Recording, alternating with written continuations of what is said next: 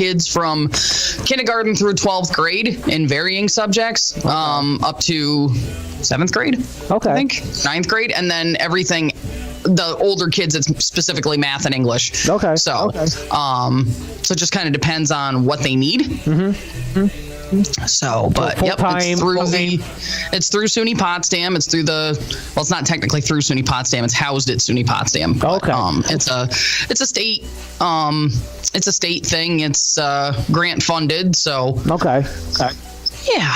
Awesome. So it starts out. It starts out here. I start doing the training and stuff on Friday. That'll take a couple of weeks, and then I'll be with them for the rest of the year, and then we'll have summer program, and I'll have to figure out exactly how that whole deal works. But okay, so you do training, and then are you starting teaching next year, or? Nope, it'll be through the end of the school year, so it's going to be a lot of review stuff with them, making sure that they're good for final exams and stuff. And then you start normally in September in the district, right? Okay. Right. Yep. Okay. All right. I'm gonna just fade up the crowd mic here. We're not going on the air yet, but I will let you know when we're going on the air. Okay. Okay. Thank you. Good afternoon, ladies and gentlemen, and welcome to the Maxey Hall softball field for today's softball contest featuring the SUNY Canton Kangaroos and your SUNY Potsdam Bears. We appreciate it. Thank you for your support and encouragement. Good luck to both teams. And now it's time to meet the starting lineups. First, for the visiting Roos. Number 6, Sophia Harris. Number 17, Madison Austin. Number 34, Mackenzie Curry. Number 13, Jordan Knapp. Number 4, Kayla Shavari. Number 42, Sophia Padilla Gunderson. Number 7, Natalie Miner. Number 3, Alexandria Makula. Number 23, Selena Tasley. The Roos are coached by Lindsay Thayer and assisted by Haley Agus. And now let's stand up and make some noise for the starting lineups of your SUNY Potsdam Bears. Starting at first base, a junior from Ronkonkoma, New York. Number 10, Anna Gratola. At shortstop, a freshman from New Britain, Connecticut. Number 3, Kaylee Dobransky. At second base, a senior from Saugerties, New York. Number 5, Vanessa Brandt. At center field, a freshman from Arlington, Vermont. Number 8, Danielle Moscarello. At catcher, a senior from Mount Sinai, New York. Number 2, Haley Legitis. At pitcher, a sophomore from Ellenburg, Depot, New York. Number 26, Anna Brown. At designated player, a freshman from Lawtons, New York. Number 22, Rebecca Holmes. At right field, a sophomore from North Salem, New York. Number 1, Hope Sandor. At third base, a junior from Hewelton, New York. Number 11, Madison McCormick. At left field, a junior from Lowville, New York. Number 9, Emily Beck. The Bears are coached by Bree Furchin and assisted by Abby Hodgson. At this time, we ask that you all please rise for the playing of our national anthem.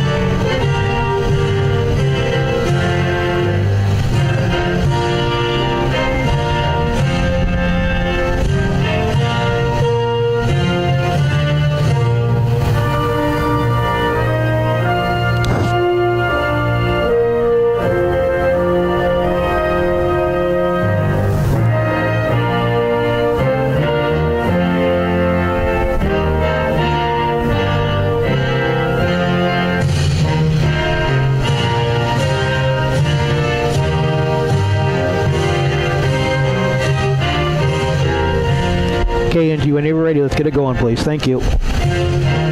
Are you ready? 3, 2, 1. Stand by. The following is a live presentation of WPDM Sports on Wild Country 100.1 FM and 1470 AM WPDM Potsdam. And good afternoon. And good afternoon. And WPDM Sports proudly present Women's College Softball live at SUNY Potsdam as the SUNY Canton Kangaroos take on the SUNY Potsdam Bears. Today's game is being brought to you by Barstow Motors, LaBerge & Curtis, the St. Lawrence Federal Credit Union, also A.W. Collins Vending and Amusement, Pepsi Cola Bottlers in Augsburg, the O'Leary Funeral Service, also like to thank Liberty Utilities, Seacom Federal Credit Union, and the Volunteer Transportation Center. My name is Chris Engel, live here at SUNY Potsdam, a double dip for us as the early contest pits the Roos and the Bears in the third meeting of the year. 2 games already played between these programs, both won by SUNY Canton, one in extra innings 15-14, the other one a 9-6 victory over at SUNY Canton. Potsdam still looking for their first win of the year with 1 week left in the regular season. As for SUNY Canton, was coached by former St. Lawrence Central product Lindsay Thayer Coleman. They are 7-18 overall. They're second place in their division in the North Atlantic Conference and in prime position for playoff spot, but still a lot of games to go in their conference. We are ready to go as SUNY Canton, the road team for both games, will be in the dark blues.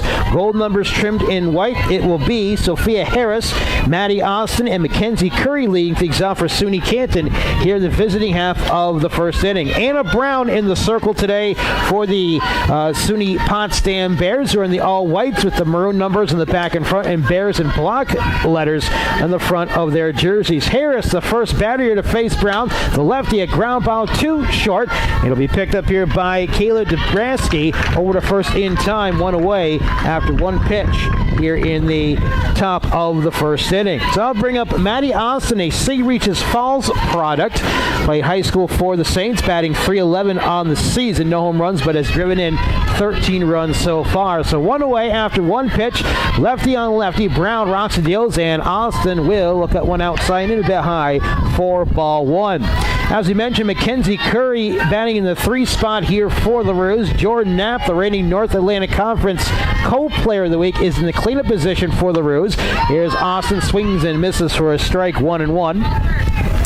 It will be Kayla Chavari, the opposing pitcher, batting 5th. Sophia Padilla Gunderson will bat 6th here for SUNY Canton. Next pitch to Austin is swung on and missed for strike 2, 1-2 the count.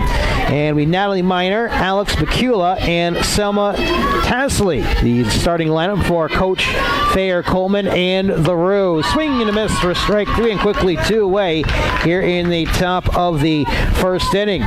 Bree Furchin, the second-year head coach for SUNY Potsdam. We'll get to the defense here in a little bit for the Bears before possibly the Roos go 1-2-3. Haley Legitis will be behind home plate as the next pitch. That's going to be low here to Curry, 1-0. Anna Gortola will be at first base. Vanessa Brandt at second. Madison McCormick at third. Kaylee Dabransky is at short. And after this next pitch, we'll get to the outfield left to right here for SUNY Potsdam. The catcher Curry at bat here for the Roos.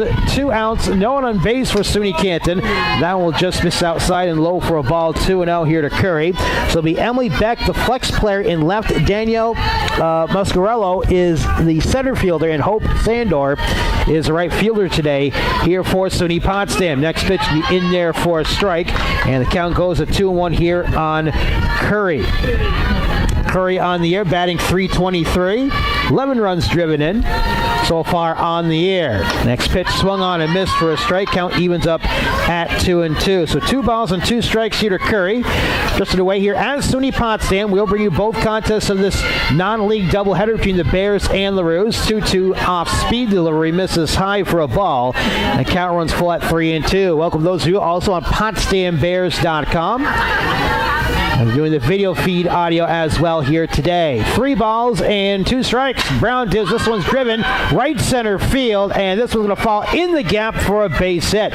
Fielding and throwing it in will be Sandor. It'll be a 2-out single here for Curry in the top of the first inning. So this top of the first will continue. This time for cleanup here, Jordan Knapp, who had a heck of a weekend this past weekend for the Roos and earning Co-Player of the Week honors in the North Atlantic Conference, batting .319 with a home run and 18 runs driven in so far this season. Knapp is at first base defensively. Runner at first. She swings the first pitch, opposite way to right, in for a base hit. This will roll towards the wall. Rounding second and going to third will be Curry. Should be held up there by Coach Thayer. And it's going to be a 2-out single here for Knapp. So runners at the corners and 2 away. This time for Kayla Chaveri. So the opposing pitcher trying to help her own cause here, batting in number 5 spot for the Roos. 2 singles, first and third, and 2 away. Still no score, but SUNY Canton threatening here in the top of the first. Fastball will miss for a ball, 1-0 to Chaveri, with Padilla Gunderson on deck for SUNY Canton. 1-0 the count. Women's college softball on this Tuesday afternoon. The 1-0 is low again for a ball, 2-0 the count. Catch us on 100.1 FM, also on 1470 AM. And we're streaming live on wildcountry.fm on the WPDM Sports Link. Runners at the corners, 2 away. The pitch, and checking her swing, but taking a strike is Chavari, as now the count runs to 2-1. So 2-1 the count. Here to the SUNY Canton pitch with 2 outs. And runners at first and third. And that one just misses high for a ball. Count runs to 3-1 here to Chavari. Right now Curry at third, Knapp at first after back-to-back singles with 2 away. First and third occupied, still no score. And Brown deals the next pitch, and that's going to be in there for a strike at the letters, and the count runs full at 3-2. So the payoff pitch here to Chaveri. And we'll see if we get motion here from the runner at first base. Swung on and fouled off towards our right. And the count remains at 3 balls and 2 strikes. Scheduled 5 p.m. start for the second game. We'll see how fast this one goes in game number 1. So Curry still at third. Knapp at first for SUNY Canton. 2 away, 2 on. And it's low for ball 4, and the bases are loaded. So it will look like we're going to get out of the top of the first pretty swiftly. It's now all of a sudden with 2 singles and a walk. Bases loaded for SUNY Canton and Sophia Padilla Gunderson. The second baseman batting .125 on the air, has only driven in 2 runs. She's played in 14 games this season and has started 9. So in her 10th start of the season, trying to get more runs driven in, to her credit. And this low and inside for a ball to Padilla Gunderson, 1-0. Natalie Miner on deck, and a Brown in the circle today for SUNY Canton. For SUNY Potsdam, no score. Bases loaded, ground ball, first base side, but it'll be foul. And the count evens up at 1 ball and 1 strike. So Curry at third, Knapp at second. Chavari is at first here for the Roos. Bases loaded here in the top of the first inning here at SUNY Potsdam. Brown deals the 1-1. Inside gets away from the catcher, Legitis. It goes to the screen, but it is a bit of a short screen from home plate to the backstop, and everyone stays put. It's going to be 2-1 here to Padilla Gunderson of SUNY Canton. Non-league affair, and the Bears still looking for win number 1 on this season. And both coaches commenting before this one, they're glad to have pretty much, from a schedule standpoint, outside of weather, any COVID issues really non-existent here in the spring, at least for them. That's low and inside for a ball, 3-1. I see everyone, for the most part, in the local colleges in action. So it's 3-1 here to Padilla Gunderson. And Brown 1 pitch away from walking the first run of the game in. Here's the 3-1 right down at the belt for a strike. And the count runs full, 3-2. So it'll be the third full count of this inning for Brown. Padilla Gunderson trying to somehow get the first run to play here for SUNY Canton. Payoff pitch, opposite way. Oh, to third baseman into left for a base hit. That'll score at least 1. As Curry comes in to score in an opposite way single to left. And SUNY Canton with the RBI single by Padilla Gunderson take a 1-0 lead. That'll come with 2 outs. Bases remain loaded. Third hit of the inning for SUNY Canton. So Knapp goes to third, Chavari to second, and Padilla Gunderson to first. Natalie Miner, the center fielder today, up to bat. Her 17th start on the year. In the 8th spot here for SUNY Canton. So Legitis ready to go behind home plate. 1-0 SUNY Canton here in the top of the first. Women's college softball this afternoon on wildcountry.fm, WPDM Sports, as Minor takes strike one all the way. And the count will go to 0-1. Alex McCula on deck for SUNY Canton.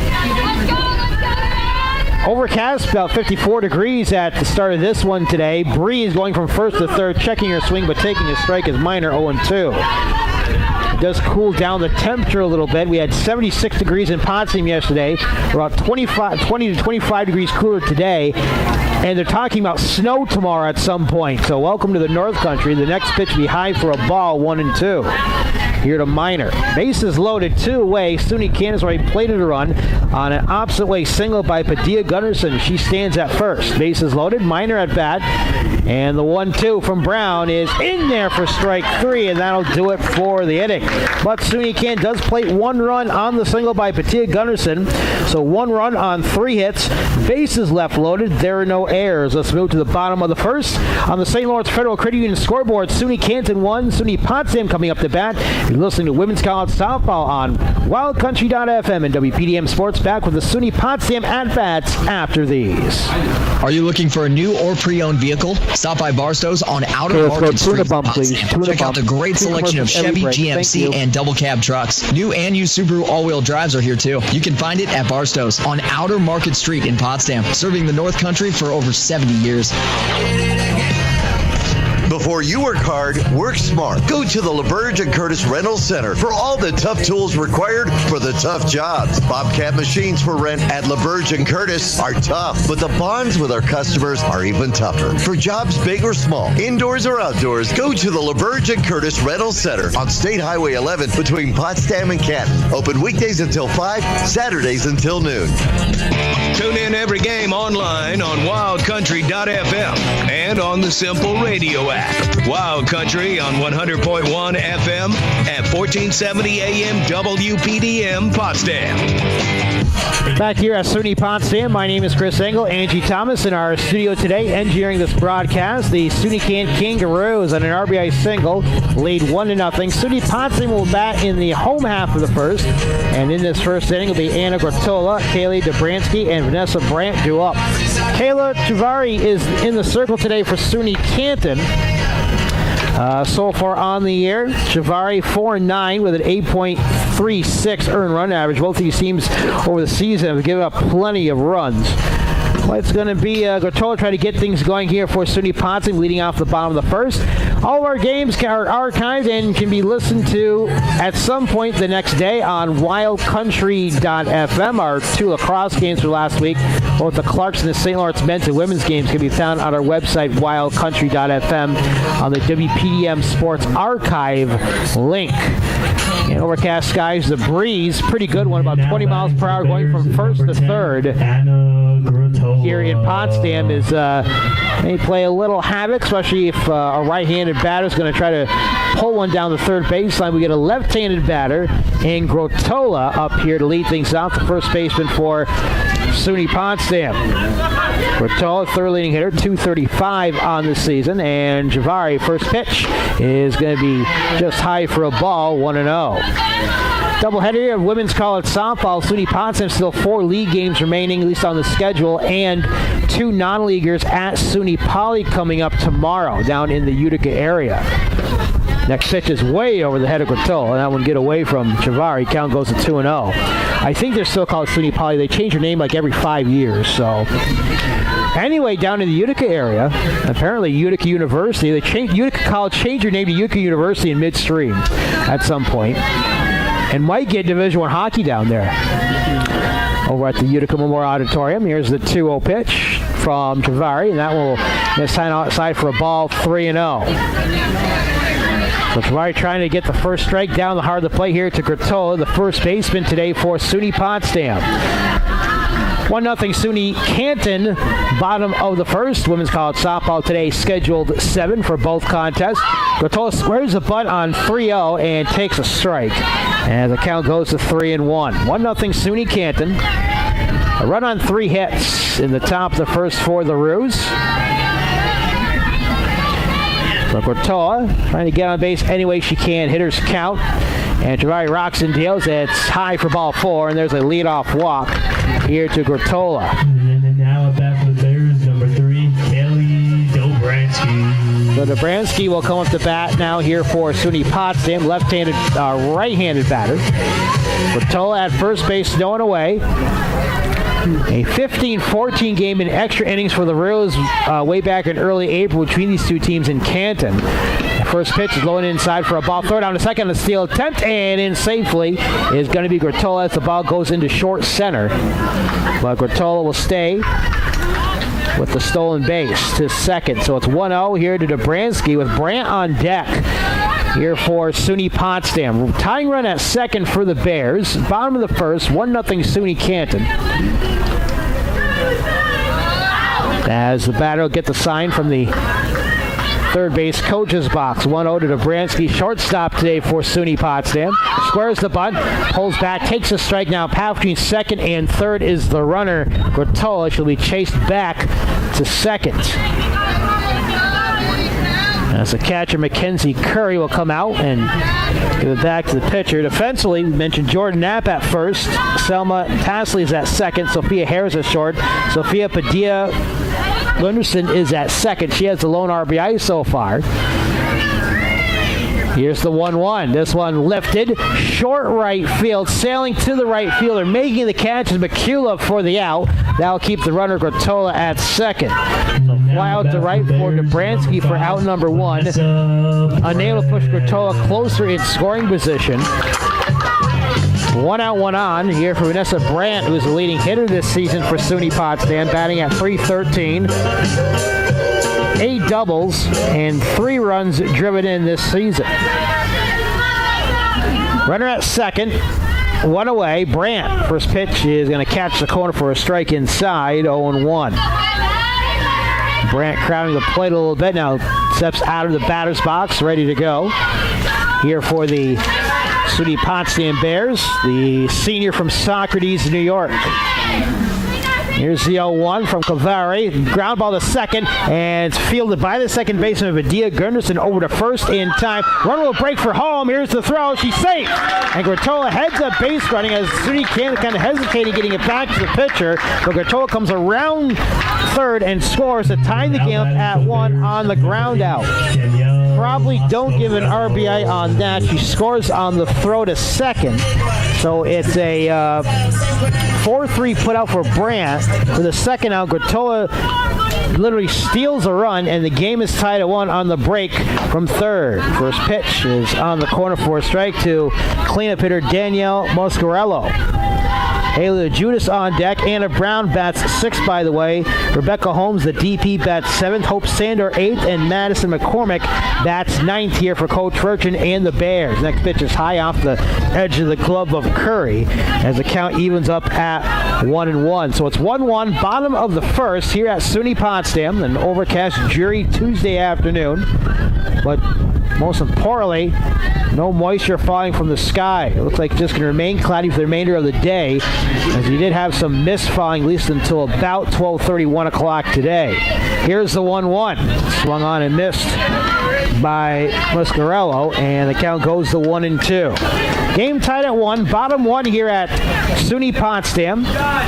The Roos and the Bears in non-league women's college softball this afternoon on WPDM Sports. And Cavari deals a 1-2. That's off the end of the bat and fouled out by the Bears center fielder. Still 1-2. 1 ball, 2 strikes to Danielle Moscarello at .250 on the season with 7 runs driven in. 1-2 pitch and takes high for a ball. 2-2. So 2 balls and 2 strikes to Moscarello. As the Bears are tied up here in the home half of the first, looking for their first win of the year. And Cavari readies herself on the 2-2, and that will sail just outside for a ball. 3-2 the count.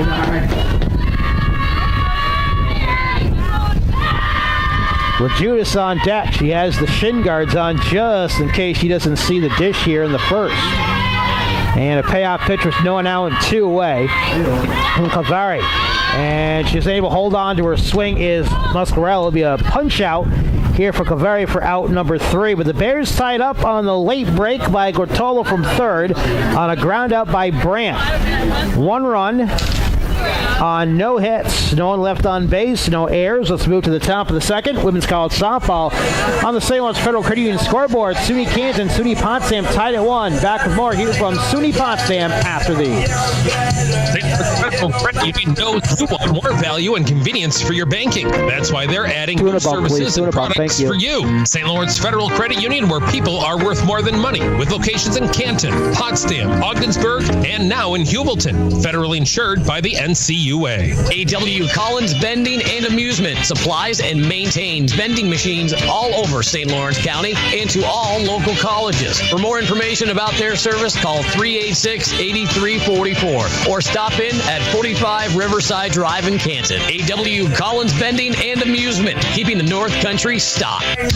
Now back to WPDM Sports on Wild Country, 100.1 FM and 1470 WPDM Potsdam. Online at wildcountry.fm and on the Simple Radio app. Bears able to scratch out a run in the bottom of the first to tie the game up at 1. Due up in the top of the second for the Roos, 8-9-1, McCullough, Tasley, and Harris. On the season, by the way, for SUNY Ken hurler Anna Brown, 9.07 ERA. She has struck out 23 so far this season. As the first pitch is in there for a strike to McCullough, 0-1. Tomorrow afternoon, weather permitting, we'll bring you high school baseball, our debut of high school baseball tomorrow. Here's a bunt attempt that we fouled off to the left side of the press box, 0-2. We Norfolk at Parishville Hopkinton starting at 4:30 tomorrow from Parishville Hopkinton Central. Thursday, the finish off our week, we'll bring you non-league boys baseball. Potsdam will be at Lisbon for a 4:30 start. Weather is seeming to be a little better on Thursday, so that's more likely. Have to be in there for a strike. Called strike 3 to Alex McCullough, and there's 1 away in the inning. So that's strikeout number 3 here for Brown in this game. Thelma Tasley, the third baseman, up now for SUNY Canton, right-handed batter. 1 out, no one on base. Top 2, game tied at 1. First pitch will get away from the catcher, Legitis, 1-0. Do check our season schedule on wildcountry.fm. At least on the schedule, our last college game of the year. We will see if there's any postseason action for some of the other colleges going around. But certainly the St. Lawrence University men's and women's lacrosse team's doing very well this season. That'll miss for a ball 2-0. Doubleheader today here at SUNY Potsdam. Scheduled 5 o'clock start for Game 2. You're listening to Game 1 of this double dip between the Bears and the Roos. Here's the 2-0 from Brown. Tesley will drive it towards the first base dugout, 2-1. In between games, Sports Information Director Dan Bronson will talk about the first place New York Mets. Go on and on for about a good 30 minutes about either how good they are or how they're going to screw it up by Memorial Day. Anyway, in the dirt for a ball, 3-1. That's right. Hey, you got to like it when Lindor gets hit in the face of Buck Showalter's literally the first one out of the dugout, ready to fight. If I see either Coach Coleman or Coach Furchin do that today, be surprised. There on the corner for a strike, 3-2. So Anna Brown is battled back to a 3-2 count against the 9th batter in the lineup. Game tied at 1, top of the second. For Bears and Roos in women's college softball today. The 3-2. This one to right field. Foul ground. Long run for the right fielder. And a foul. A long run there by Sandor. And one of the very few blind spots we have behind the dugouts here, but it does fall foul. And the count remained at 3-2 to the SUNY Canton third baseman.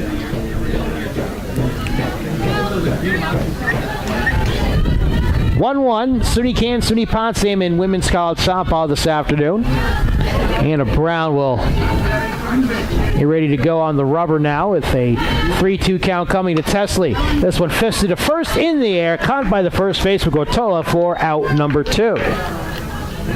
So 2 away in the inning, and that'll bring up Sophia Harris, who grounded out to short on the first pitch of the game for SUNY Canton.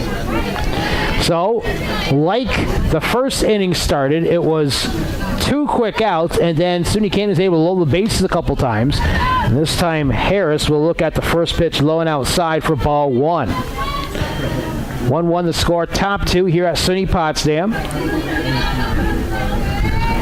On deck is Madison Austin, the pitch. On this high for a ball, 2-0. 2 balls and no strikes. Here to Harris at shortstop today for SUNY Canton.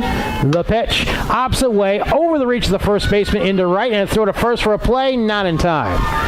Couldn't quite get the old Vladimir Guerrero 9-3 put out there, and that one had just enough airtime to allow the runner Harris to get to first safely, a 2-out single. And the 4th hit of the day for the Roos. All the hits for SUNY Canton so far have been with 2 outs.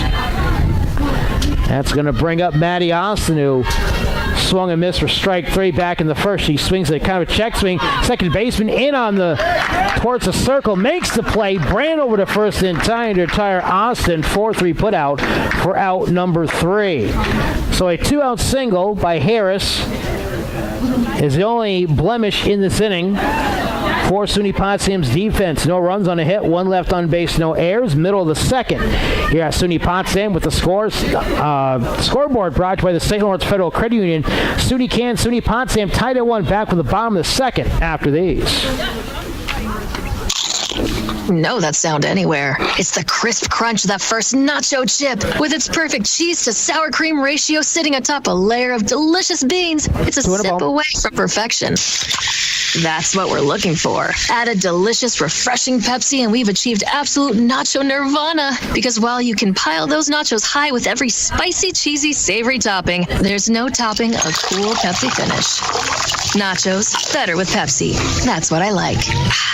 Since 1927, the O'Leary Funeral Service in Canton has offered care and compassion for the ones that others have lost and loved. Offering traditional cremation and pre-planning services, call the O'Leary Funeral Service at 386-8528 or visit o'learyfuneralservice.com. The O'Leary Funeral Service, U.S. Route 11 in Canton. Tune in every game online on wildcountry.fm and on the Simple Radio app. Wild Country on 100.1 FM at 1470 AM WPDM Potsdam.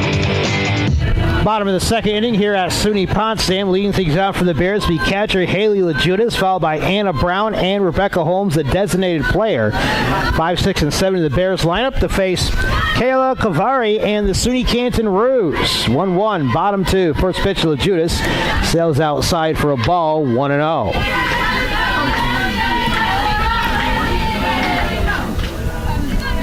We haven't quite seen the warmth of spring yet, so a little tease yesterday, and long-term forecast, Legitis will slice one foul.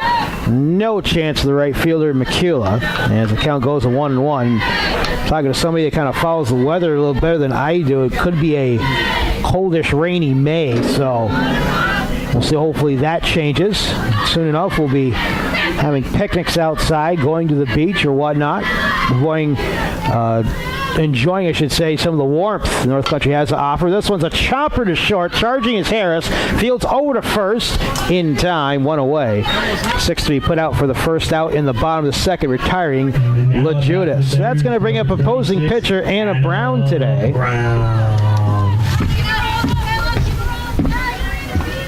Brown at .238 on the season, has 1 run driven in.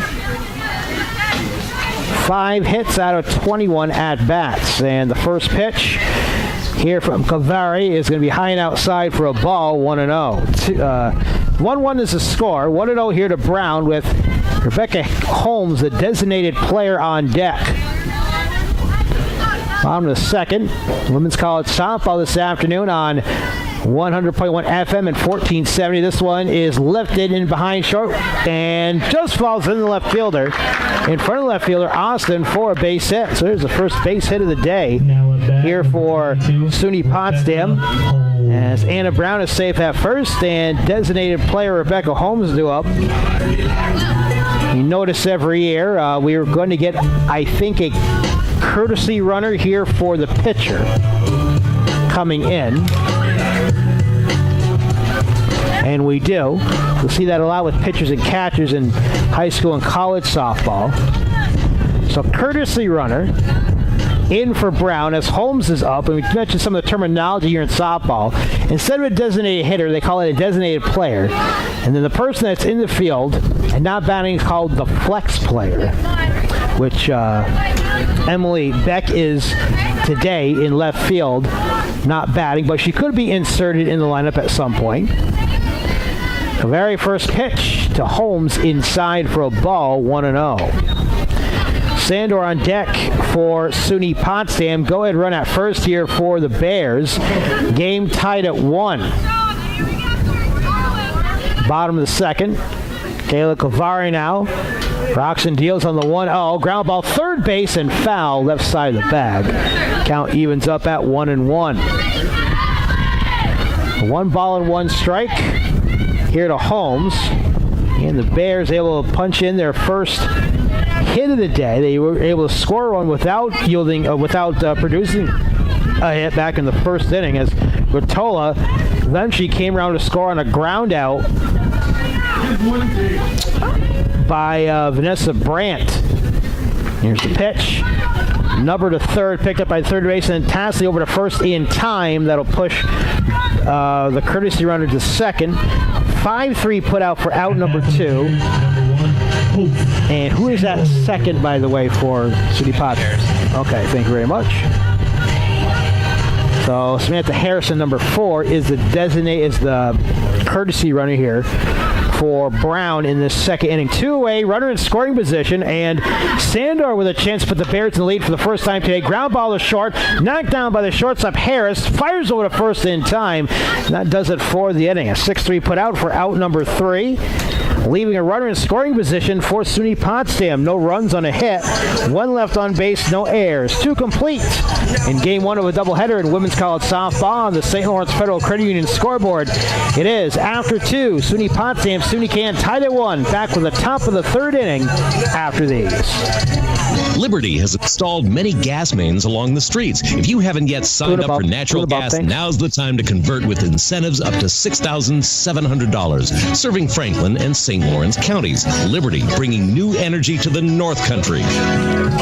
Every successful team has a game plan.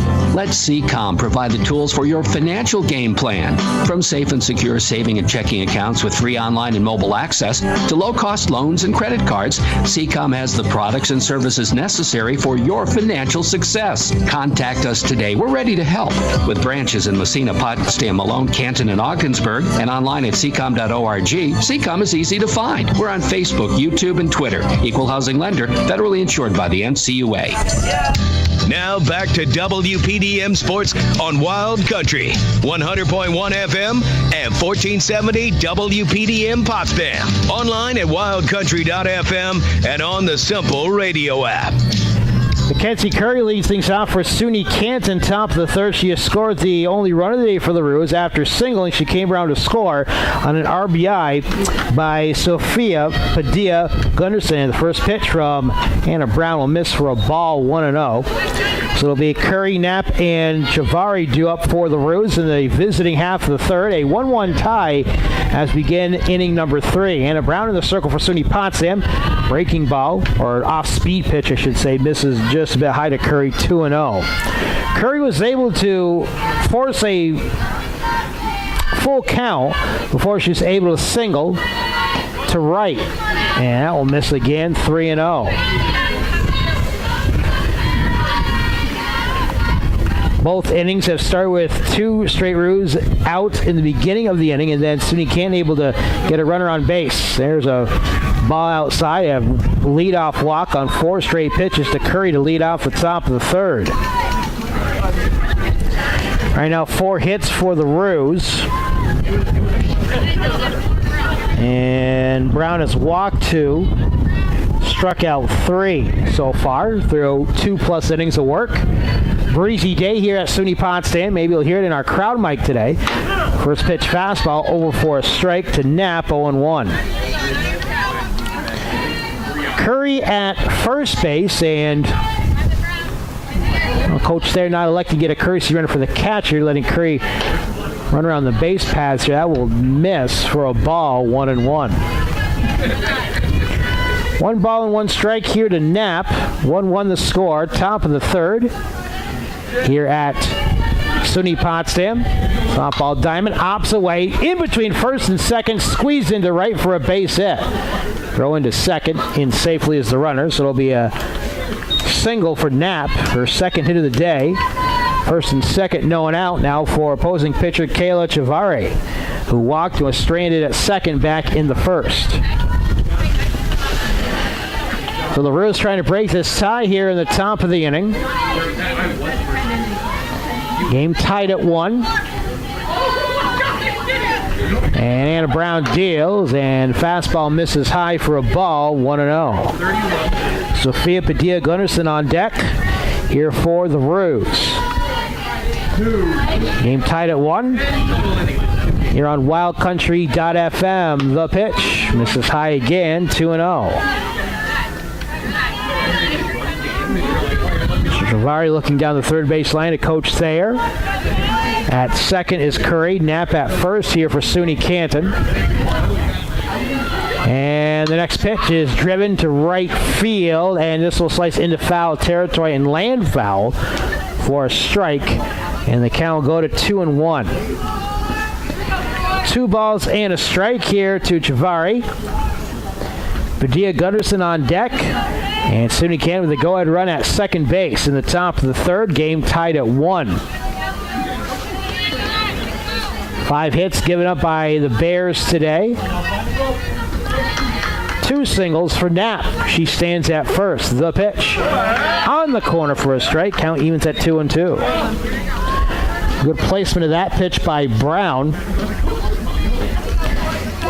And now Chavarri will have to protect. Still no one out in this inning, and 2 on.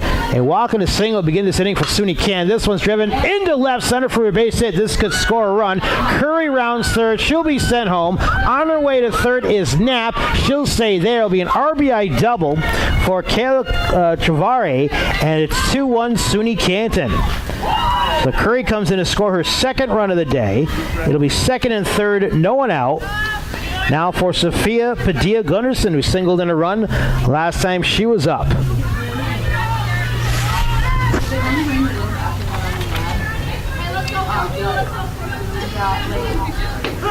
So first pitch is in there for a strike to the left-handed batter Padilla Gunnarsson, 0-1. Knapp at third, Chavarri at second here for SUNY Canton. And the pitch. This one off the glove of the second baseman into right for a base hit. That will score at least 1. As trotting in to score is Knapp on the hot shot to second. That'll make it 3-1 SUNY Canton. I'll give that an RBI single for Padilla Gunnarsson, her second RBI of the day. Chavarri will go to third. It'll be first and third. Still no one out here in the top of the third. 3-1 SUNY Canton. That's going to bring up down Natalie Miner, who was caught looking at strike 3 last time up. She looks at one all the way for a strike this time, 0-1. Still no one away here in this top of the third. SUNY Canton now taking a 3-1 lead here at SUNY Potsdam. And the next pitch is in there for a strike. Throw down to second, cut off by the second baseman. Hold the runner at third. Chavarri, as Padilla Gunnarsson will take second. And now will be second and third. And 0-2 to Miner with McCullough on deck. 3-1 SUNY Canton, top 3. And the pitch in there for strike 3. That's to be the 4th strikeout for Brown. 1 away in the inning. That's going to bring up Alex McCullough now, who was caught looking at strike 3 as well to begin the second. 2 runs in this inning for the Roos. An RBI double by Chavarri and an RBI single. This one is lifted foul to the left of Legitis. You can't quite get to it, 0-1. Alex McCullough at bat. Selma Tesley on deck for SUNY Canton. A 3-1 Roos lead, top of the third. Second baseman Vanessa Brandt playing inconsiderably here, as is the third baseman Madison McCormick. And Anna Brown deals. This one will be high for a ball. Count evens up at 1-1. 3 runs on 7 hits for the Roos so far through 2 1/3 innings, leading 3-1. And they're still battling here with 1 out and 2 in scoring position. The pitch. That's going to be in there for a strike, 1-2. 1 ball and 2 strikes here to McCullough, the right fielder today for SUNY Canton.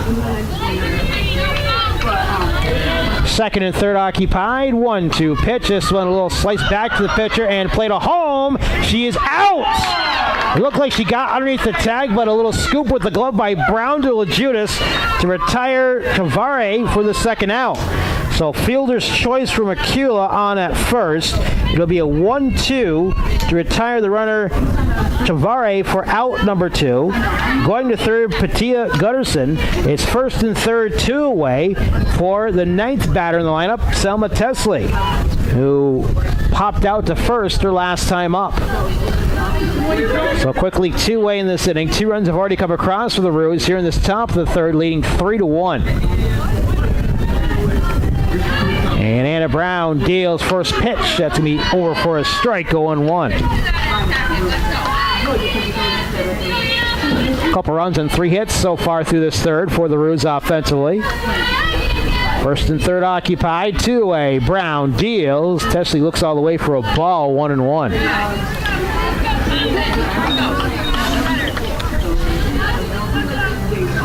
So Tavare at third, and McCullough at first for SUNY Canton. The pitch. That miss is high for a ball, 2-1.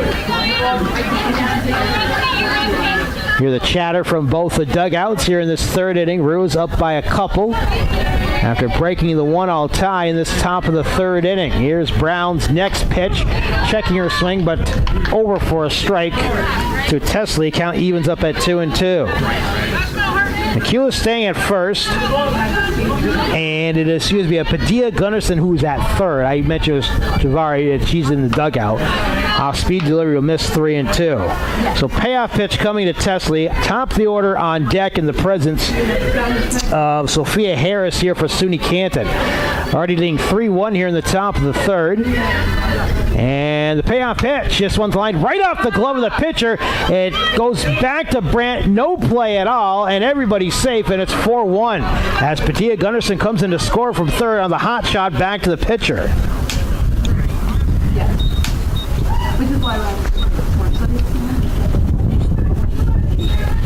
So have they ruled that? We ruled that an error? Is that going to be a hit? Okay, we're going to give it a base hit for Tesley. And now a conference in the circle between the SUNY Potsdam infielders. McHugh will go to second, and Tesley to first on the hot shot back to the pitcher. As Padilla Gutterson scores the third run in the inning with 2 away, making it 4-1.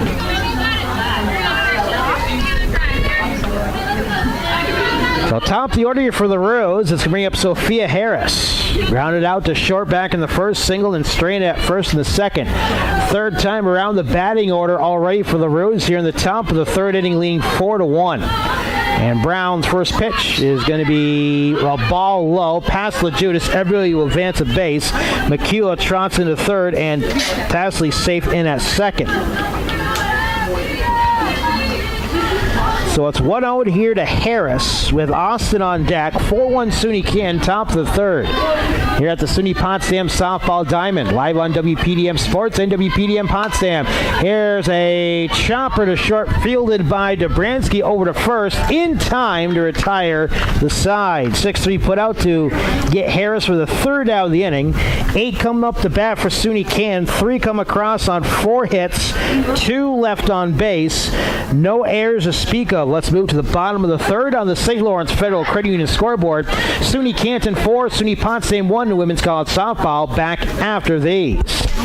In 2020, the Volunteer Transportation Center logged over 360,000 miles in St. Lawrence County, providing essential travel for health and social reasons. VTC is in need of volunteer drivers year-round, day and night. Make your own hours and get reimbursed per mile for your services with your own car. To volunteer at VTC, fill out an application. Go to volunteertransportationcenter.org to find out more information or to donate. Become a volunteer and help your neighbors get access to crucial social needs. Call the Volunteer Transportation Center at 315-634-6611. Are you looking for a new or pre-owned vehicle? Stop by Barstow's on Outer Market Street in Potsdam. Check out the great selection of Chevy, GMC, and double cab trucks. New and used Subaru all-wheel drives are here too. You can find it at Barstow's on Outer Market Street in Potsdam, serving the North Country for over 70 years.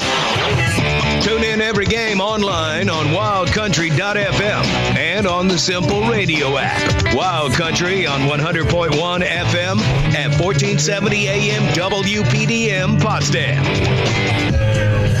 Bottom of the order for SUNY Potsdam. Hewlton product Madison McCormick is due up, followed by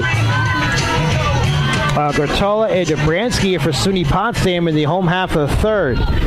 McCormick played for the women's basketball team this past winter after transferring from Roberts Wesleyan, where she played Division II basketball for a couple years. And actually, in her last season, she squared a bunt and fouled off for strike one. In her final season at Roberts Wesleyan down in the Rochester area, she played with her sister Paige, who had certainly an interesting basketball career. Started at UMass, transferred to Roberts Wesleyan, then actually had a year of eligibility left because of COVID. Ended up playing at Merrimack for a season before now an assistant coach with, as of now, Merrimack. I think she was an assistant coach / player, but doing some double duty this past winter. But Madison winding down her college career with some eligibility left. 0-1. She looks all the way, and that's on the corner for a strike, 0-2. No balls and 2 strikes to McCormick.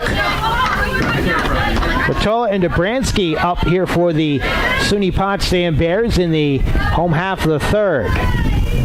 Kayla Chavari deals the 0-2. Off the end of the bat, right into the glove of the first baseman, Knapp, who just leaned in. Look what I found, and steps on the bag for out number 1 on a 3 unassisted play. Anna Grotola. So Anna Grotola will be up to bat now for SUNY Potsdam. Led off the first inning with a walk. Came around to score on a delayed break to home on a ground out by Vanessa Brandt back in the first. First pitch, Grotola will... They appeal the first. She did not go on a check swing, so it's 1-0 here to Grotola. Bransky on deck for the Bears. 4-1 SUNY Canton. Bottom of the third inning here at SUNY Potsdam. And Javari deals. This one is popped up in the infield. Calling for it is Knapp, and she'll range to her right to make the catch for out number 2. The first baseman will make the squeeze for the second out of the inning quickly. And I'll bring out Dobransky, who flew out to right field, it looks like, and back in the first inning. 4-1 Roos, 2 outs, no one on base for SUNY Potsdam, bottom 3. This one to right field again. Charging is McCullough, and in foul ground, she can't get to it. Runs out of real estate for a long strike, 0-1. Kaylee Dobransky at short today for SUNY Potsdam. Now ready to get back into the right-handed batter's box. Again, doubleheader today. Both games can be heard here on WPDM Sports and wildcountry.fm. And welcome those of you on PotsdamBears.com. Javari ready to go. And she deals one high here to Dobransky. 1-1. My name is Chris Engel. Angie Thomas back in our studios in downtown Potsdam, engineering this broadcast today. Early start for this double dip here at SUNY Potsdam. Javari deals the 1-1. Now sail outside for a ball, 2-1 the count. Drew's able to plate 3 runs on 4 hits in the top of the inning. We're in the bottom of the third. Bears looking to rally here as they've only mustered up 1 hit so far in 2+ innings. The pitch. Fisted foul just over the screen. And the count remains, or the count will go to 2-2, 2-2 the count. 4-1 SUNY Canton, bottom of the third. here at SUNY Potsdam Softball Diamond. A little rain, a lot of rain overnight, a little rain this morning, but dry and overcast for this afternoon. Here's the 2-2 to Dobransky, and that one framed but misses low and outside for a ball, 3-2. Kenzie Curry unable to pull that back in close enough to the strike zone to allow the umpire to punch out the batter. Kaylee Dobransky ready to go now to face a 3-2 pitch from Chavari. Opposite way, could be trouble, but looks like it's going to slice into foul ground as the count remains at 3-2. 3 balls and 2 strikes to the SUNY Potsdam shortstop. Kayla Chavari trying to go through this batter and get the first 1-2-3 inning for either squad today. Ground ball past the pitcher to short. Fielding is Harris over to first in time, and there's our first 1-2-3 inning of the afternoon. A 6-3 put out for out number 3. No runs, no hits, no one left on base, no errors. 3 complete here at SUNY Potsdam. Let's break on the St. Lawrence Federal Credit Union scoreboard. SUNY Canton 4, Potsdam 1. Back with more women's college softball after these messages. Before you work hard, work smart. Go to the LaBerge and Curtis Rental Center for all the tough tools required for the tough jobs. Bobcat machines for rent at LaBerge and Curtis are tough, but the bonds with our customers are even tougher. For jobs big or small, indoors or outdoors, go to the LaBerge and Curtis Rental Center on State Highway 11 between Potsdam and Canton. Open weekdays until 5, Saturdays until noon. St. Lawrence Federal Credit Union knows you want more value and convenience for your banking. That's why they're adding new services and products for you. St. Lawrence Federal Credit Union, where people are worth more than money, with locations in Canton, Potsdam, Ogdensburg, and now in Hubleton. Federally insured by the NCUA. Tune in every game online on wildcountry.fm and on the Simple Radio app. Wild Country on 100.1 FM at 1470 AM WPDM Potsdam.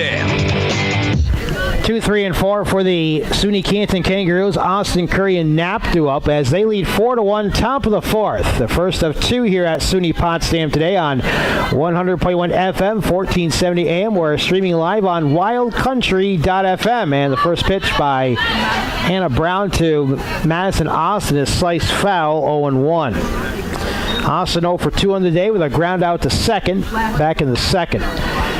Through 3 innings, 4 runs, 8 hits, no errors for SUNY Canton. 1 run on 1 hit, no errors for SUNY Potsdam.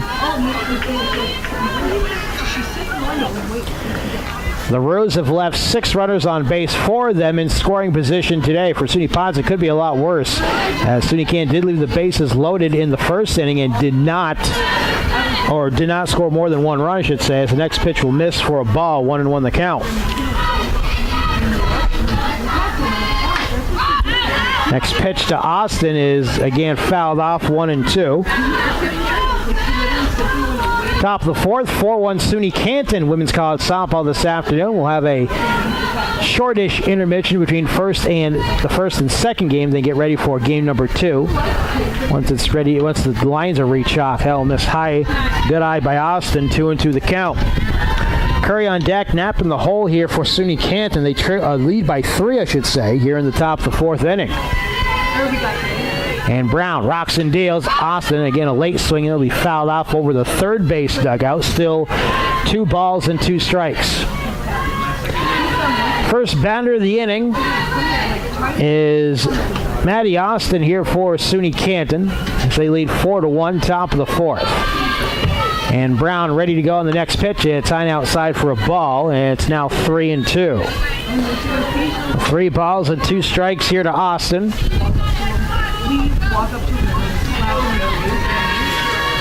Trying to get on base for the first time today.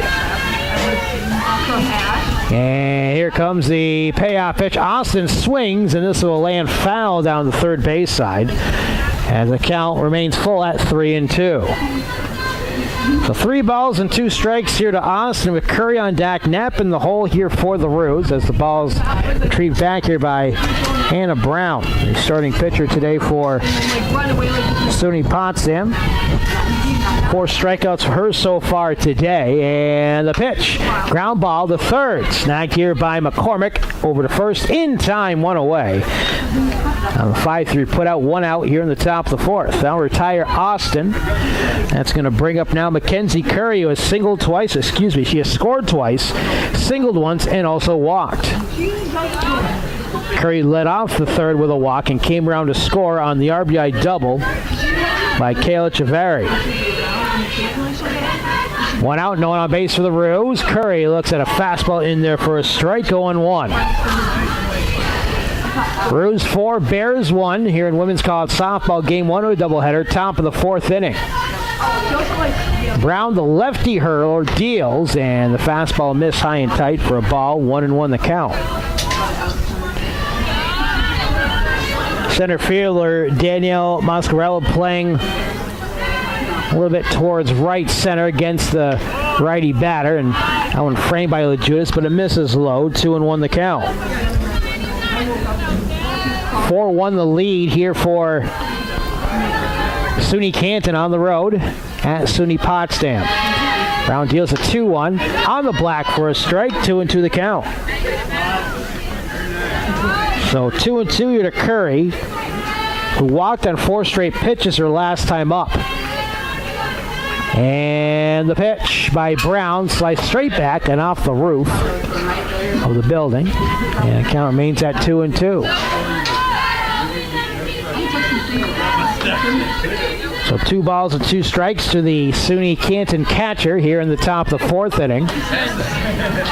Remains 4-1 for the Roos. Looking for their 8th win of the season, coming in overall at 7-18, but second in their Western Division in the North Atlantic Conference. The pitch is low outside for a ball, 3-2. 3 balls and 2 strikes to Curry, who has scored twice today, including the go-ahead run back in the 3rd. Payoff pitch from Brown. This one is lifted to right field, and the center fielder ranging over to make the catch is Moscarello for the 2nd out of the inning. That one in behind the right fielder Sandor. Moscarello playing her to push it to right center and perfectly positioned defensively. Didn't have to run a heck of a lot to get to that ball, and makes the catch for out number 2. So that's going to bring up now Jordan Knapp, who has singled twice and scored a run today. No one on base, 2 away, and the first pitch misses low to Knapp, 1-0. 1 ball, no strikes to Knapp. Chavari on deck for SUNY Canton. Roos 4, Bears 1, top of the 4th here at SUNY Potsdam. And the 1-0 nub foul off the umpire. Count evens up at 1-1. The 1 ball and 1 strike to Knapp. 2 away, no one on base for SUNY Canton here in the top of the 4th. And in the circle, Brown deals. Chopper to short, charging Dobransky. She boots it, and everybody's safe. Crossing first base will be Knapp on the E6. That'll be our first error of the day. And that'll be with 2 outs now for Kayla Chavari, who walked and doubled so far today and drove in a run back in the 3rd, helping her own cause. So Knapp standing at first base after the error at short. First pitch is just high for a ball, 1-0 here to Chavari.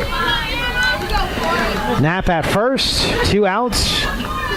A 4-1 SUNY Canton lead in the top of the 4th inning here on wildcountry.fm, WPDM Sports. The pitch again misses high from Brown, 2-0. Knapp standing at first base. 3-run lead for the Roos, plating 3 in the 3rd. Right now the difference in this game. They've been able to produce 8 hits. That one will miss again for a ball, 3-0.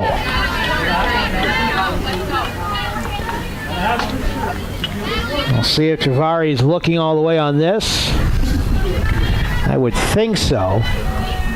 And she does, and that will catch the corner for a strike, 3-1.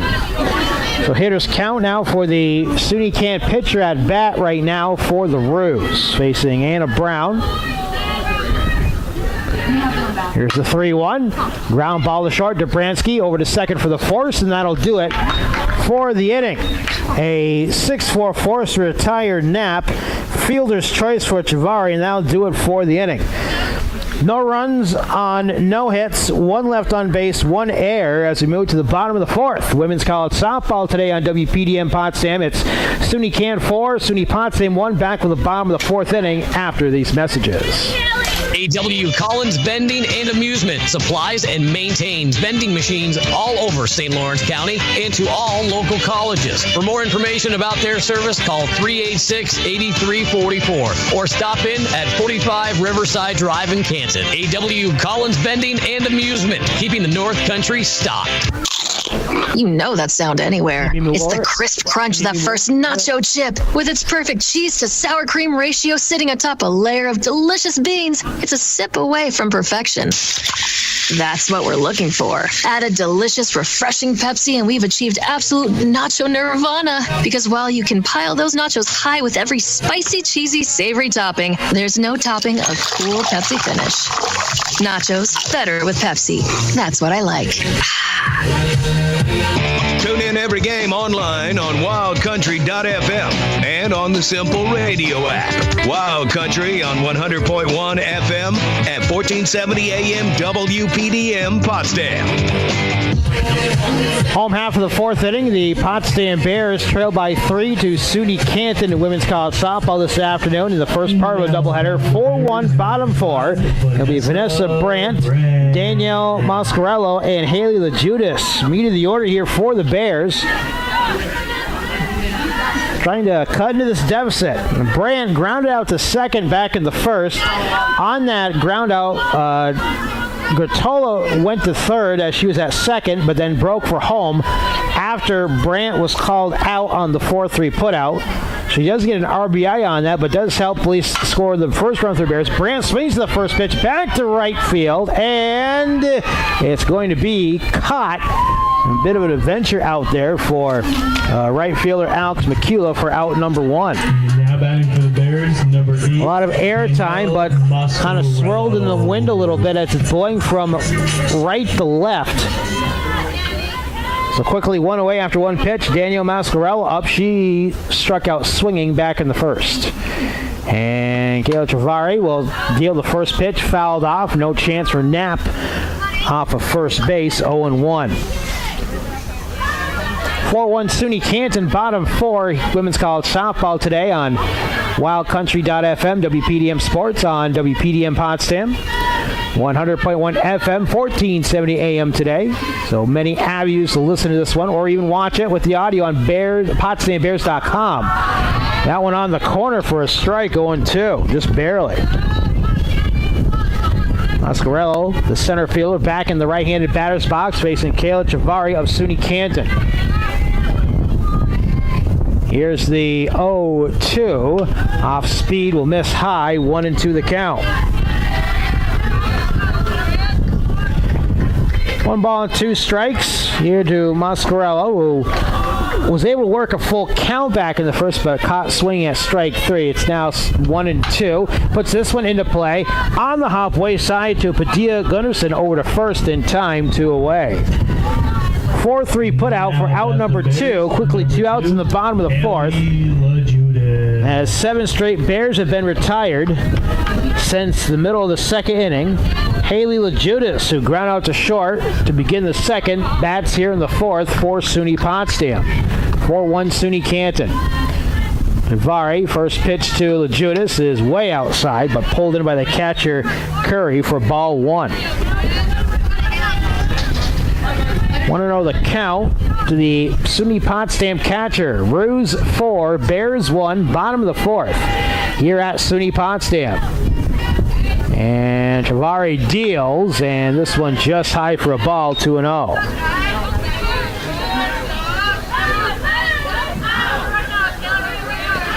Two balls and no strikes to Legitis. 0-for-1 on the afternoon. Game 1 of 2 here today at SUNY Potsdam. This one tipped back to the screen. Now it's 2-1. That was a good pitch to swing at, too. And Legitis trying to go opposite way to right. And the wind swirling from the first baseline to the third baseline here today. Going in the southeastern direction. Not warming it up all that much. Here's the 2-1 from Chavarri, and this one's lifted to right field. McCullough in foul ground, unable to get to it. And the count will even up at 2-2. Of the series, he played in 56 games during not the first 2 games. So 2-2. Here to Legitis. Bears down 3, home half of the 4th. They'll be the home team for both games today. Here's the 2-2 from Chavarri. Now be blowing inside for a ball as it hits the dirt. Full count. Both pitchers have shown some pretty good control here today. Maybe one pass ball for SUNY Potsdam. I don't think we've had a pass ball for SUNY Can here today. Here's the 3-2 pitch from Chavarri. Swung on. A 2-hopper to short. Harris fields over to first in time. The Bears are retired in order for the second straight inning. 8 in a row retired here by the Roos as the SUNY Potsdam Bears go down in order. No runs, no hits, no one left on base, no errors. 4 complete in game 1 of a doubleheader. On the St. Lawrence Federal Credit Union scoreboard, it is SUNY Can 4, SUNY Potsdam 1 in women's college softball. Back after these. Since 1927, the O'Leary Funeral Service in Canton has offered care and compassion for the ones that others have lost and loved. Offering traditional cremation and pre-planning services, call the O'Leary Funeral Service at 386-8528 or visit o'learyfuneralservice.com. The O'Leary Funeral Service, U.S. Route 11 in Canton. Liberty has installed many gas mains along the streets. If you haven't yet signed up for natural gas, now's the time to convert with incentives up to $6,700, serving Franklin and St. Lawrence counties. Liberty, bringing new energy to the North Country. Now back to WPDM Sports on Wild Country, 100.1 FM and 1470 WPDM Potsdam. Online at wildcountry.fm and on the Simple Radio app. Sophia Gunderson will lead things out for SUNY Can here in the 5th inning, followed by Natalie Miner and Alex McCullough, due up 6, 7, and 8 for Coach Lindsay Thayer Coleman and the SUNY Can Kangaroos, who lead 4-1 in this first part of a doubleheader in women's college softball. The only run of the day for SUNY Potsdam came on Grottola's break to home from third on a ground out by Vanessa Brandt. A 3-run third for SUNY Can, helped out by Padilla Gunderson's RBI single. She has 2 hits today, has scored a run. 2 RBIs, matter of fact, for Padilla Gunderson in number 6 spot, as first pitch from the lefty Brown is in there for a strike, 0-1. SUNY Can 4, SUNY Potsdam 1, top of the 5th, 7 scheduled for game number 1 here at SUNY Potsdam. As Brown will deal the 0-1, swung on and missed on a pitch low for a strike, 0-2. No balls and 2 strikes to Padilla Gunderson. 2 for 2 on the afternoon. And the pitch, breaking ball in there for strike 3. 1 away in the inning. A backbreaker there, and that'll be strikeout number 5 for Brown on the day. 1 away in the 5th inning. And I'll bring up Natalie Miner, who has struck out both times and both looking at the 3rd strike. Top of the 5th, 4-1, SUNY Canton. She squares the bunt, lays it down, out of the circle. Brown fields over to first. Pulled in by the second baseman, Brandt, who was covering for a 1-4 putout for out number 2. And quickly 2 away in the inning. That's going to bring up Alex McCullough. Advanced on a fielder's choice and also singled in 2 at-bats today. Her 3rd upcoming here, quickly 2 outs in the top of the 5th for SUNY Canton. They lead SUNY Potsdam 4-1. Top of the 5th, briskly moving contest. First pitch is chopped at and missed for a strike, 0-1. Almost a running slap bunt attempt there by McCullough. Thelma Tesley on deck for SUNY Canton. The Roos lead by 3 here in the top of the 5th inning. The pitch, another slap bunt attempt. Stays in play. Inside line, fire to first. Yes, in time. Dug out by the first baseman, Gratola. And beats the runner, McCula, by half a stride. 2-3 for the third out. And for the first time, SUNY Canton is retired in order. No runs, no hits, no one left on base, no errors. Let's move to the bottom of the 5th. On the St. Lawrence Federal Credit Union scoreboard, SUNY Canton still leads SUNY Potsdam 4-1. Back with more after these messages. Every successful team has a game plan. Let CCOM provide the tools for your financial game plan. From safe and secure saving and checking accounts with free online and mobile access to low-cost loans and credit cards, CCOM has the products and services necessary for your financial success. Contact us today. We're ready to help. With branches in Messina, Potsdam, Malone, Canton, and Ogdensburg, and online at ccom.org, CCOM is easy to find. We're on Facebook, YouTube, and Twitter. Equal housing lender, federally insured by the NCUA. In 2020, the Volunteer Transportation Center logged over 360,000 miles in St. Lawrence County, providing essential travel for health and social reasons. VTC is in need of volunteer drivers year-round, day and night. Make your own hours and get reimbursed per mile for your services with your own car. To volunteer at VTC, fill out an application. Go to volunteertransportationcenter.org to find out more information or to donate. Become a volunteer and help your neighbors get access to crucial social needs. Call the Volunteer Transportation Center at 315-634-6611. Tune in every game online on wildcountry.fm and on the Simple Radio app. Wild Country on 100.1 FM at 1470 AM WPDM Potsdam. Anna Brown swings and misses for strike 1 to lead off the bottom of the 5th. Brown, Holmes, and Sandor do up for the Bears, 6-7-8. They trail 4-1, bottom of the 5th. Kayla Chavari throwing a one-hitter now through 4+, and that one's taken for a strike 0-2 here to Brown. Right now the line for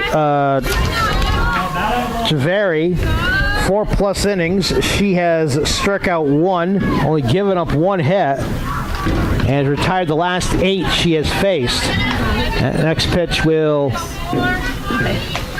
miss for a ball, 1-2 the count. So the DP, Holmes on deck, Sandor in the hole here for the Bears. Bottom 5, 4-1 SUNY Canton. And the pitch swung on and missed for, that's fouled off. Or did she catch it? No, she didn't. Okay, so it'll just be a, she didn't catch it, so it'll be a foul ball. Count remain. And now the question is, they're going to throw to first. Did she drop the ball on the swinging third strike? I think the home plate umpire said she tipped it and the catcher dropped it, which means a foul ball. SUNY Canton seems to think that the catcher caught it, but it's going to be 1-2 still. Okay, so it's still 1-2 the count. Here to Anna Brown of SUNY Potsdam. She scattered 8 hits in the circle in her efforts, giving up 4 runs, striking out 6, however. She pops one up foul. Right behind us. On top of us, I should say, 1-2. SUNY Canton 4, SUNY Potsdam 1, bottom of the 5th here at SUNY Potsdam Softball Diamond on WPDM Potsdam, 100.1 FM, 1470 AM, and on wildcountry.fm on the WPDM Sports Link. The pitch, ground ball, deep in the left short, slips through for a base hit. Maddie Austin will fire it into second. That'll be the second hit of the day for the Bears, and the second hit as well for Brown. She's the only one that's managed to get the hits today for the Bears. She was stranded at second last time, now is at first. Then I'll bring up Rebecca Holmes, who grounded out to third her last time up. Tying run on deck here for the Bears in the bottom of the 5th inning. 4-1 SUNY Canton. And Javari deals. Check swing into play. It's caught by the first baseman, Knapp, coming off the bag, and she'll make the catch for the first out of the inning. That'll keep Brown at first. Tough break there. If Holmes follows through on that swing, that's easy to right field and could at least push Brown to third. But it's an out and a runner at first for Sandor, who grounded out to short to end the second. We're in the bottom of the 5th. Davari, first pitch swung on. Knapp with a chance. No, she's going to run out of room. On the first base side, it'll be a strike to Hope Sandor, 0-1. Maddie McCormick on deck for SUNY Potsdam. The Bears down 4-1 at home to SUNY Canton. Women's college softball. You can also, thanks for listening as well on PotsdamAthletics.com. On the video link, and also the audio link can be found on PotsdamBears.com. The next pitch misses for a ball. 1-1 the count. One away, runner at first. Bears down 3. Tying run still on deck here for SUNY Potsdam. And the pitch is low. A scoop there by Curry, 2-1. Not much has gotten by these catchers today, and hasn't really been much inside the dirt as well. These pitchers have controlled themselves pretty nicely. Again, probably only one pass ball between both Chavari and Brown here this afternoon. The pitch. This is high, 3-1 the count. Starting at 4:30 on our WICY Sports Link at wildcountry.fm, we have high school softball, Augsburg Free Academy at Malone. That's a 4:30 start with Paul Walbridge on the WICY Sports Link on wildcountry.fm. Brown at first, one away. It's a 3-1 count to Sandor. She looks all the way for ball 4. And she takes the arm guard off.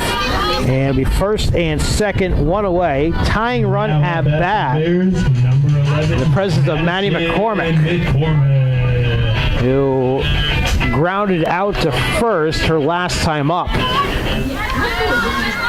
I don't know, in this situation, he's going to sacrifice here. We'll see. It is the bottom of the order. 5th inning, kind of a tough call. She's going to swing away at the first pitch and look actually low and inside all the way for a ball, 1-0. So Coach Furch is going to let her swing away here in the 9th spot with 2 on base, 1 out. She represents the tying run, does McCormick. But at this stage of the game, I don't think the SUNY Potsdam coaching staff wants to sacrifice an out for a run for an out. That one will get away. It's a high riser over the reach of Curry, and that'll help matters as runners will advance to second and third on the wild pitch. So Brown to third. Sandor goes to second. It's now 2-0 to McCormick. Now the pendulum has swung in her favor here a little bit. Tying run at bat, but 2 in scoring position now for the Bears in the bottom of the 5th. We're in sign of wildness in a while here for Chavari, as the next pitch is going to be on the corner for a strike, 2-1. So Anna Brown leads out for the single, and then a pop out to first by Holmes. Sandor walks. I got to make sure I mark that down. Walks on a 3-1 pitch. She's at second. Brown at third. And the 2-1 to McCormick. Swings and fouls it off.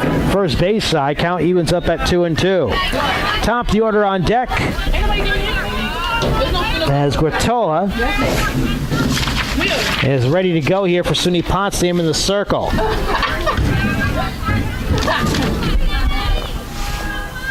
Kayla Chavari trying to keep things at 1 here. Offensively for the Bears. The pitch, this one is lifted to center. This could score a run. Center fielder makes the catch. Here comes the runner in from third. She will score on the sacrifice over the third, and she is out. So a 9. The run will count. So I believe it's 9-6-5 for the third out on the flyout by McCormick. A sac fly for her. The run will count for the second out as Brown comes in to score, but then Sandor's out 8-6-5, I should say, for out number 3. That'll leave Gratola, the leadoff hitter, on deck, but the Bears do scratch out a run on the sac fly by McCormick. 1 run on 1 hit. No one left on base, and there are no errors in the inning. So 5 complete here at SUNY Potsdam, and now the score through 5 innings as we go to the top of the 6th on the St. Lawrence Federal Credit Union scoreboard. SUNY Can 4 and SUNY Potsdam 2. Back with the top of the 6th inning after these. Are you looking for a new or pre-owned vehicle? Stop by Barstow's on Outer Market Street in Potsdam. Check out the great selection of Chevy, GMC, and double cab trucks. New and used Subaru all-wheel drives are here too. You can find it at Barstow's on Outer Market Street in Potsdam, serving the North Country for over 70 years. Before you work hard, work smart. Go to the LaBerge and Curtis Rental Center for all the tough tools required for the tough jobs. Bobcat machines for rent at LaBerge and Curtis are tough, but the bonds with our customers are even tougher. For jobs big or small, indoors or outdoors, go to the LaBerge and Curtis Rental Center on State Highway 11 between Potsdam and Canton. Open weekdays until 5, Saturdays until noon. Tune in every game online on wildcountry.fm and on the Simple Radio app. Wild Country on 100.1 FM at 1470 AM WPDM Potsdam. First pitch to Selma Tesley is grounded back to the pitcher Anna Brown for the first out of the top of the sixth. I think it's a 1-3 for out number one. So the Bears able to get a sacrifice RBI fly by Madison McCormick, scoring the run in from third. However, Hope Sandor is caught in an 8-6-5 putout at third for the third out of the inning when the top of the order was on deck. We'll see if that comes to haunt the Bears here as the next pitch is swung on and lifted to the right, and it falls in for possibly a base hit. Hope Sandor charging in. That one a tough one to get a long run for her, but opposite way hit for Sophia Harris of SUNY Canton, which would be the ninth hit of the day for the Roos. 1 out, 1 on. Now for Maddie Austin, who's 0 for 3 on the day. SUNY Canton 4, SUNY Potsdam 2. Top of the sixth here at SUNY Potsdam. I think it's gone darker. I mean, the dark, scary-looking clouds above us. First pitch is in there for a strike, 0-1 to Austin. So Harris at first, 1 away, 1 on. Roos up 4-2 here in the top of the sixth at SUNY Potsdam. Women's college softball on WPDM Sports today. Austin look up one high for a ball, 1-1 the count. 4 runs on 9 hits, no errors for SUNY Canton. 2 runs, 2 hits, 1 error for SUNY Potsdam.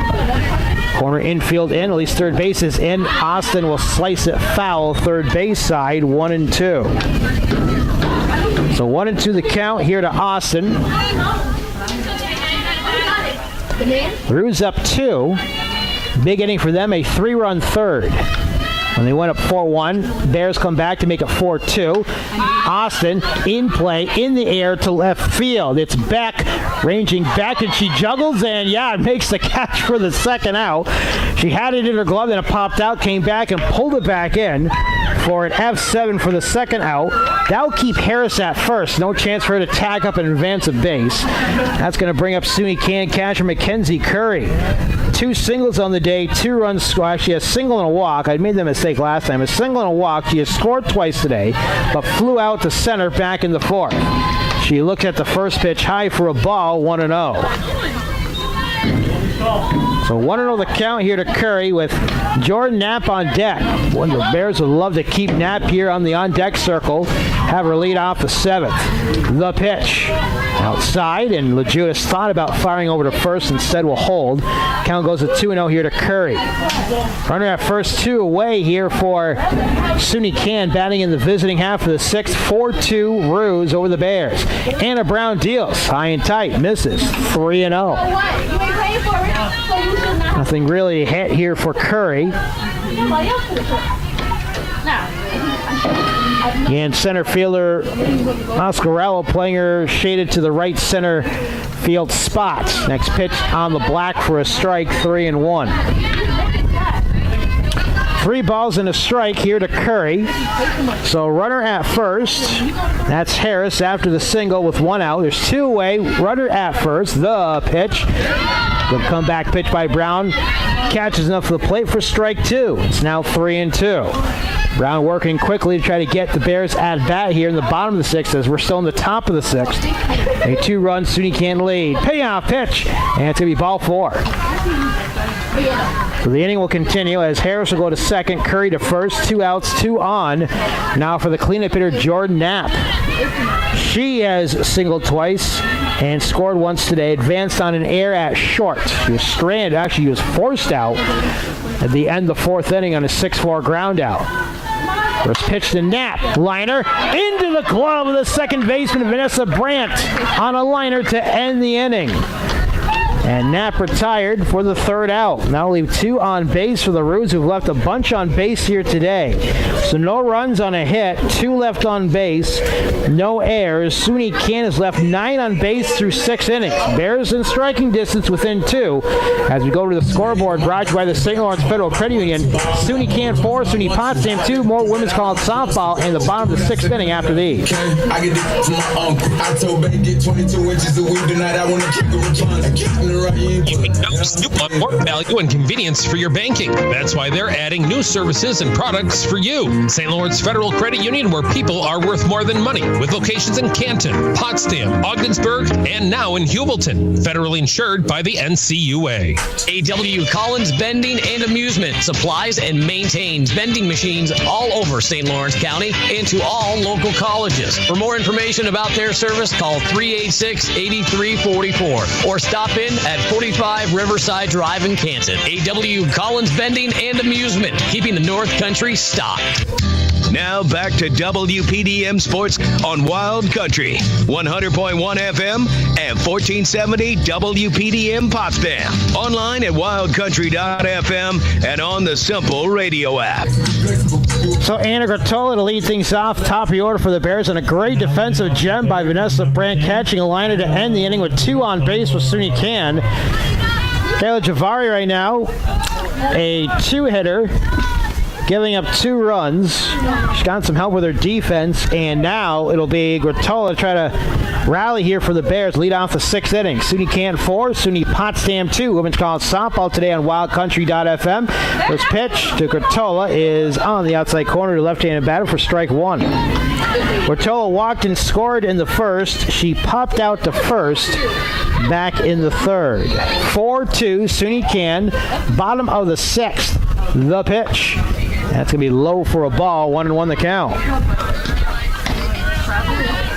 1 ball, 1 strike to Gratola. Kayla Dobransky and Vanessa Brandt due up for the Bears in the home half of the 6th inning as they trail by 2. And Javari ready to go. The pitch on the 1-1. Outside for a ball. 2-1 the count. Gratola back into the left-handed batter's box, the only lefty in this lineup today for SUNY Potsdam. Here's the 2-1 from Chavari. That's a comebacker to the pitcher, Chavari, from the circle. The first in time, 1 away. 1-3 put out for out number 1. That's going to bring up Kaylee Dobransky now, 0 for 2 on the afternoon.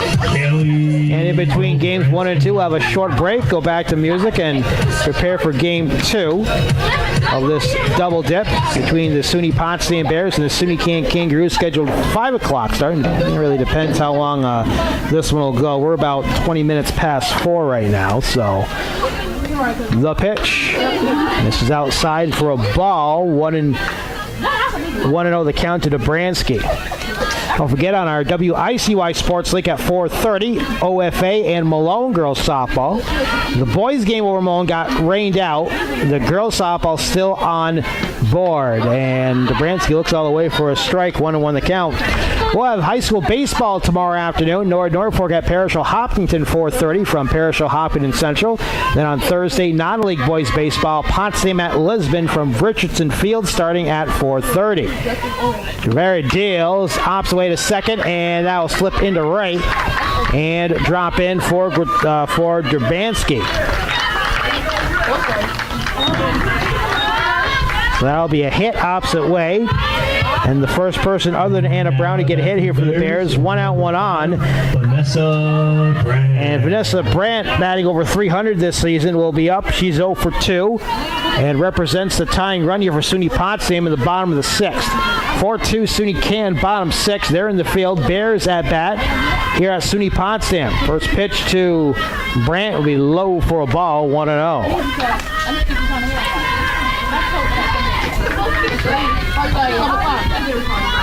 SUNY Can 4, SUNY Potsdam 2. Your women's college softball this afternoon on 100.1 FM and 1470 AM. Kayla Javari ready to go on the 1-0. Brandt look all the way for a ball, 2-0 the count.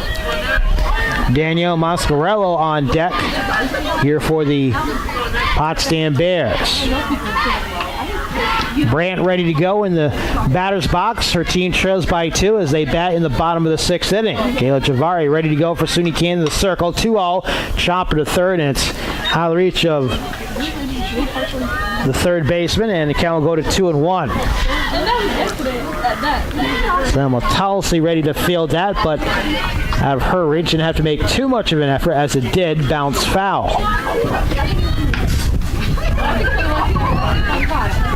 Well, the scoreboard light's the brightest thing here at the SUNY Potsdam Diamond. It is cloudy and dreary and windy here this afternoon. That one's high and outside for ball 3-1, but most importantly, dry. 3-1 here to Brandt. Moscarello on deck for the Bears. A 4-2 SUNY Canton lead, bottom of the 6th here on wildcountry.fm. Hitters count 3-1. One away, runner at first. Brandt swings, and to left field it goes. Could be trouble, and it's going to go in for a base hit to the wall. Rounding third and coming home is going to be Dobransky. Here's the throw. She is out. She tried to dance around the tag of Curry. It's going to be a triple here for Brandt, but Dobransky was sent home. Caught on a 7-6-2 relay for the second out. And when you haven't won a game all year, you take some chances, and Brandt drives a triple to left field, and Dobransky unable to score. So that'll bring up Danielle Moscarello. The tying run's still at bat. 2 away in the inning on a great relay from left field. Maddie Austin beginning that issue. It was out of her reach in left field, but from the wall goes to the shortstop. First pitch is going to be in there at the knees for a strike to Moscarello, 0-1. So 2 great relays in this game by the SUNY Canton outfield. An 8-6-5 to end the 5th, and then a 7-6-2 to peg out Dobransky, coming home for the third Bear run. Fastball outside misses, 1-1 the count.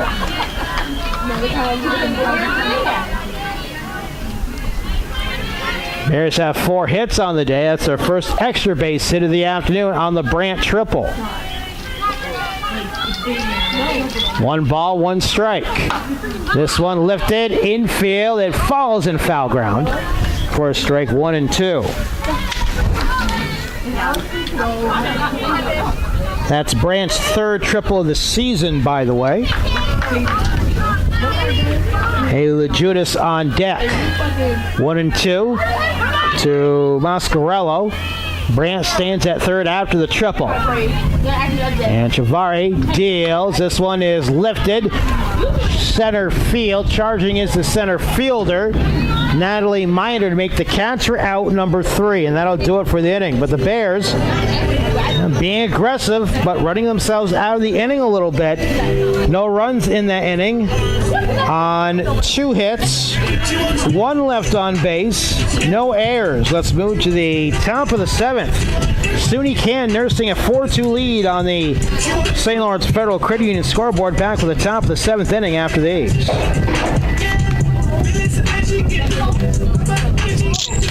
You know that's not fair.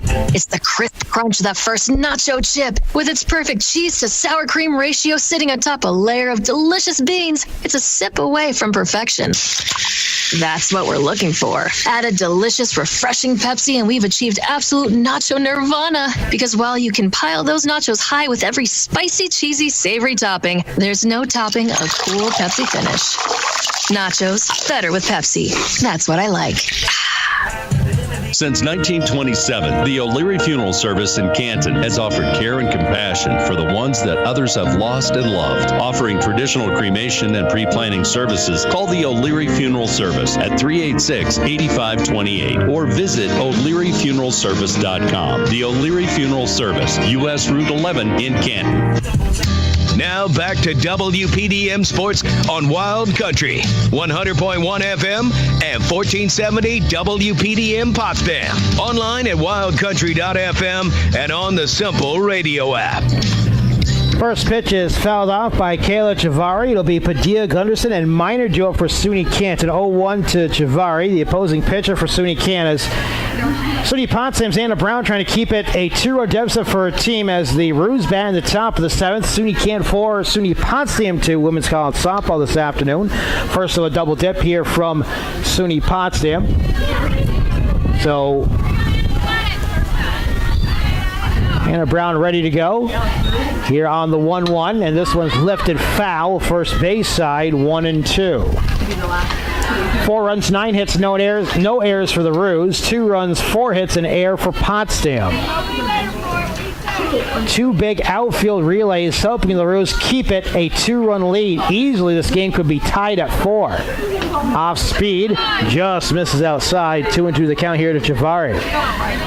Kayla Chavari on the day. An RBI double back in the third. Advanced on a fielder's choice. She has also walked today with her fourth at bat right now. 2-2. Gets a piece of it on a low fastball, and the count remains at 2-2. We're in the top of the seventh here at SUNY Potsdam. A lead here of 4-2 for SUNY Canton, who bats in the visiting half of the seventh. For Potsdam, they're going to have 5, 6, and 7 due up in their lineup in the bottom of the inning. Off speed, and Chavari can't hold her swing and swings and misses for strike 3. One away. For Brown, that'll be her 6th strikeout of the day. 1 out for Sophia Padilla Gunderson. 2 hits, 2 RBIs for Sophia this afternoon.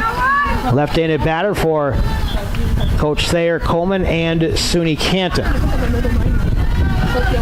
Drews up by 2. Anna Brown deals the first pitch. Laid in there for a strike, 0-1. No balls and a strike here to Padilla Gunderson. A productive day for her at bat with a couple singles. Also a run scored. She swings and misses in that fastball, 0-2. So no balls and 2 strikes to the SUNY Canton second baseman. The pitch. Breaking ball in there for strike 3. 2 away. 7 strikeouts for Anna Brown. And quickly 2 outs here in the inning for SUNY Canton. That's going to bring up Natalie Miner. A 0-for-3 day with a couple strikeouts, both looking. 2 outs, top 7. And the pitch to Miner at the knees for a strike, 0-1. Brown has settled down nicely. Only giving up a single to walk in the last 2+ innings. Breaking ball laid in there for a strike, 0-2. Nice change of speed by the SUNY Potsdam pitcher here today. Brown, the sophomore, played at Northern Adirondack Central, in there for strike 3. And Brown strikes out the side to end the top of the 7th. No runs, no hits, no one left on base, no errors. Bottom of the 7th. Last ups for the SUNY Potsdam Bears. As on the St. Lawrence Federal Credit Union scoreboard, SUNY Canton 4, SUNY Potsdam 2. Back with the bottom of the 7th inning after these. Liberty has installed many gas mains along the streets. If you haven't yet signed up for natural gas, now's the time to convert with incentives up to $6,700. Serving Franklin and St. Lawrence counties. Liberty, bringing new energy to the North Country. Every successful team has a game plan. Let CCOM provide the tools for your financial game plan. From safe and secure saving and checking accounts with free online and mobile access to low-cost loans and credit cards, CCOM has the products and services necessary for your financial success. Contact us today. We're ready to help. With branches in Messina, Potsdam, Malone, Canton, and Ogdensburg, and online at ccom.org, CCOM is easy to find. We're on Facebook, YouTube, and Twitter. Equal housing lender, federally insured by the NCUA.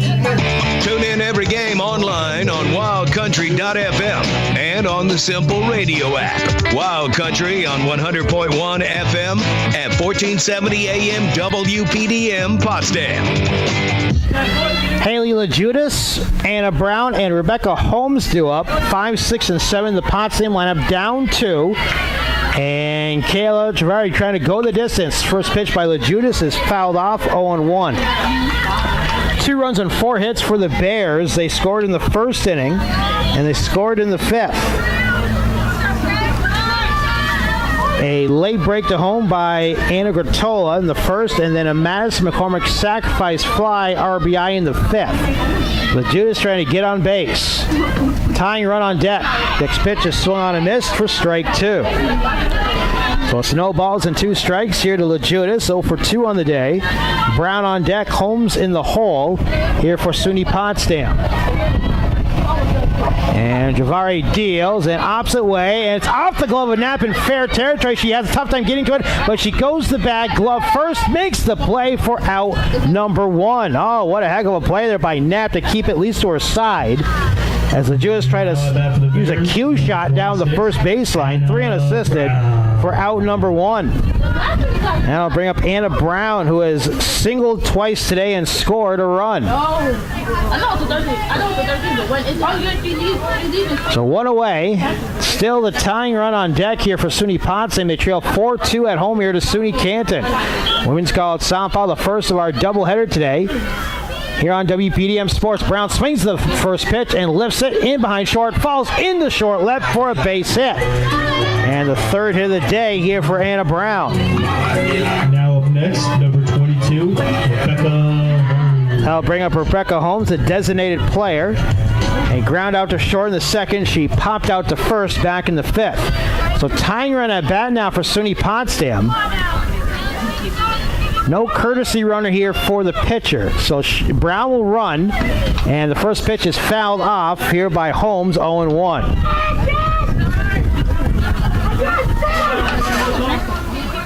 The most important person on the base paths right now for SUNY Canton is the one at that bat, because that represents a tying run. Brown, they could let her score, and they still lead by 1. They don't want to get the tying run at bat here in the bottom of the 7th. It's an 0-1 here to Holmes. Swings and a grounder foul towards the on-deck circle, 0-2. 4-2 SUNY Canton, 1 out, 1 on here for the Bears. We'll have the tying run at bat here in the bottom of the 7th inning. A good one here to start our day here at SUNY Potsdam. We get another one right after this one. 0-2. Javari deals inside, almost gets the batter, but it misses. 1-2 the count. Brown remains at first here for SUNY Potsdam after the 1-out single, her third hit of the day, and the 5th for SUNY Potsdam this afternoon. 1-2. And Javari rocks and deals, and that's going to miss high for a ball. 2-2 the count. So 2 balls and 2 strikes to Holmes, with Hope Sandor on deck for SUNY Potsdam. Kayla Javari ready to go on the 2-2. And the pitch, this one's lined to left, and charging in is Austin to make the catch for the second out. That'll push the runner Brown back to first. A loud second out there off the bat of Holmes. And there's 2 away in the inning. So now Hope Sandor representing the tying run, but I think we get a pinch hitter. So that's going to be Kat Tompkins coming up, number 16. The pinch hit here for Sandor in the 8th spot. Bears, number 16, Kat Tompkins. So she comes in the 7th, the pinch hit. Anna Brown remaining at first. Tying run at bat for SUNY Potsdam, trailing 4-2 to SUNY Canton here in the bottom of the 7th inning. Kayla Javari trying to close things out here for SUNY Canton. First pitch is low for a ball, 1-0. Madison McCormick is on deck here for SUNY Potsdam. 1-0 to Tompkins, pinch hitting in the 7th inning for Sandor. 4-2 Roos, 2 outs, runner at first. And the pitch swung on, ground ball. A squilver to second, picked up over to first in time, and SUNY Canton takes game 1 of this doubleheader over SUNY Potsdam by a score of 4-2. A 4-3 putout to retire Tompkins. In that inning, no runs on a hit, 1 left on base, no errors. We'll come back, wrap things up for game number 1. Your final on the St. Lawrence Federal Credit Union scoreboard. SUNY Canton 4, SUNY Potsdam 2. We'll quickly wrap things up for game 1 and get ready for game 2 after these messages. In 2020, the Volunteer Transportation Center logged over 360,000 miles in St. Lawrence County, providing essential travel for health and social reasons. VTC is in need of volunteer drivers year-round, day and night. Make your own hours and get reimbursed per mile for your services with your own car. To volunteer at VTC, fill out an application. Go to volunteertransportationcenter.org to find out more information or to donate. Become a volunteer and help your neighbors get access to crucial social needs. Call the Volunteer Transportation Center at 315-634-6611. You know that sound anywhere. It's the crisp crunch of that first nacho chip. With its perfect cheese to sour cream ratio sitting atop a layer of delicious beans, it's a sip away from perfection. That's what we're looking for. Add a delicious, refreshing Pepsi and we've achieved absolute nacho nirvana. Because while you can pile those nachos high with every spicy, cheesy, savory topping, there's no topping a cool Pepsi finish. Nachos, better with Pepsi. That's what I like. Before you work hard, work smart. Go to the LaBerge and Curtis Rental Center for all the tough tools required for the tough jobs. Bobcat machines for rent at LaBerge and Curtis are tough, but the bonds with our customers are even tougher. For jobs big or small, indoors or outdoors, go to the LaBerge and Curtis Rental Center on State Highway 11 between Potsdam and Canton. Open weekdays until 5, Saturdays until noon.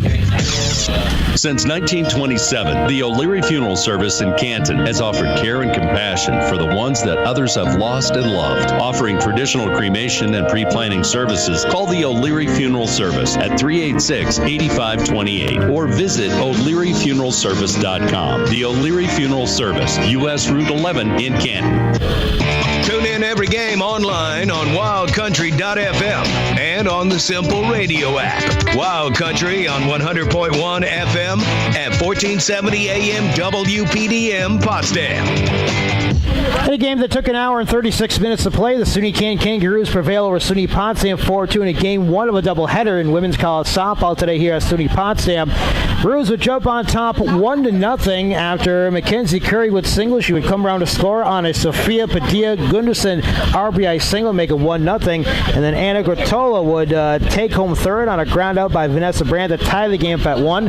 Magic inning for the Roos, a 3-run third, where we saw an RBI double by Kayla Chaveri helping her own cause. Again, RBI double by her, RBI single by Padilla Gunderson to make it 3-1. And RBI single also by Selma Tasley in that inning, in that 3-run third. Bears, they made a 4-1 on that Tasley RBI. Bears will cut it to 2 on a sacrifice fly RBI by Madison McCormick, scoring Anna Brown. But 2 great outfield relays really saving the day for the Roos. An 8-6-5 put out for the third out to end the 5th. And then when the run came in, when Brown came in to score on the sac fly by Madison McCormick, the runner, Kaylee Dobransky, came all around from first to try to score, but was pegged out on a 7-6-2 put out for the second out of the 6th inning. Bears left the tying run at bat after Brown singled in the 7th inning. A ground out by Tompkins would end the game. 4-2 is your final. Chaveri ends up striking out 1, walking 1, scattering 5 hits, giving up 2 runs, both unearned here for SUNY Canton. Anna Brown takes the tough luck loss, striking out 8, scattering 9 hits, giving up 4 runs. So again, your final, SUNY Canton 4, SUNY Potsdam 2 in women's college softball. That was game 1. Game 2 in about 20 minutes. So stick around in about 20 minutes. We'll have the start of game 2 between SUNY Potsdam and SUNY Canton in women's college softball. Again, I'd like to thank everyone here at SUNY Pots for all their help. We'll be back in about 20 minutes for game 2 of our women's college softball doubleheader between SUNY Potsdam and SUNY Canton. For Angie Thomas back in our studio, I'm Chris Sangler saying so long for now. See you back in about 20 here on wildcountry.fm and WPDM Sports on WPDM Potsdam, a Marks Communications station.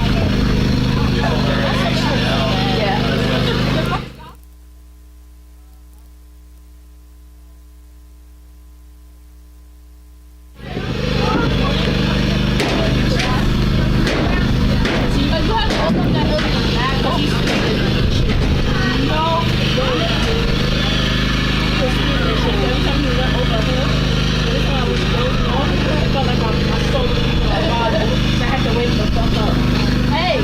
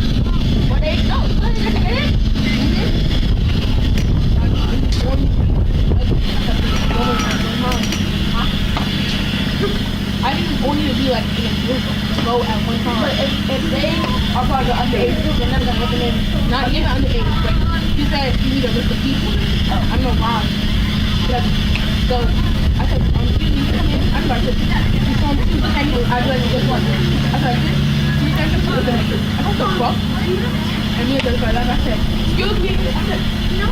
But she came. Look at me. I have hostility. She walked like this. I said, we need the big one. There's too much sharing. And I said, if we have a party for the week at the week around before the fashion show, would you come? She said, I said Friday. She said, yeah. But I said, yeah. And tell her to. Good evening, ladies and gentlemen. SUNY Potsdam Softball invites you to now turn your attention to the field and join us in celebrating our seniors, Haley Legitis and Vanessa Brandt. Turn it up! The volume high? Guys, line up. Our first senior is Haley Legitis. Haley is joined on the field by her parents, Margaret and Dean Legitis. Haley has started 47 of her 50 games played over the course of her 4-year career. Legitis currently sits in 9th place in the record books for career fielding percentage with a .974. During her time at Potsdam, Haley majored in sociology and minored in communications and criminal justice.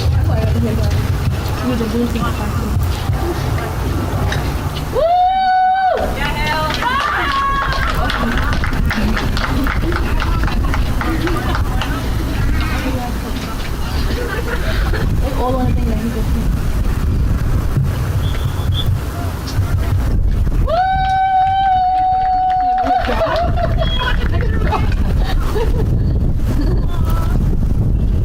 did. Our second senior is Vanessa Brandt, Ness, as we've come to know her. Ness is joined on the field by her parents, Bill and Jill Brandt. Ness has started 73 of her 74 games played over the course of her 4-year career. Brandt appears in the record books 5 times. She is ranked 12th in career batting average with a .288, 12th in career on base percentage with a .346, 13th in career stolen bases with 17, 6th in single season batting average with 400, and 4th in single season highest on base percentage with a .464. During her time at Potsdam, Ness majored in business administration and minored in sociology. Next year, Ness will be attending Clarkson University to obtain her MBA and returning for the Bears as an assistant coach. Thank you both for your contributions to our program.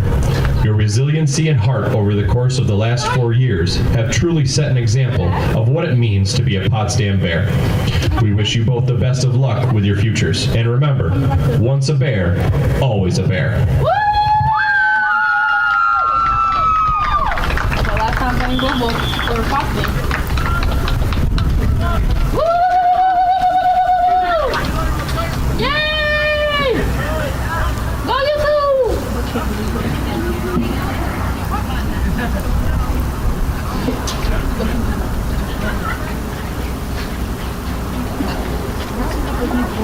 Like those who can't.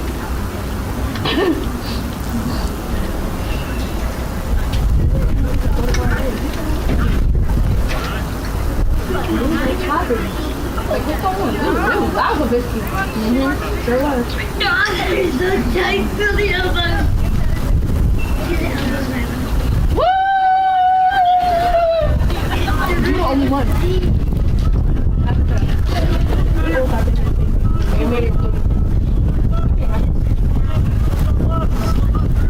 Look, I can run that one time. They made it for 4 years. But I said, who even did that?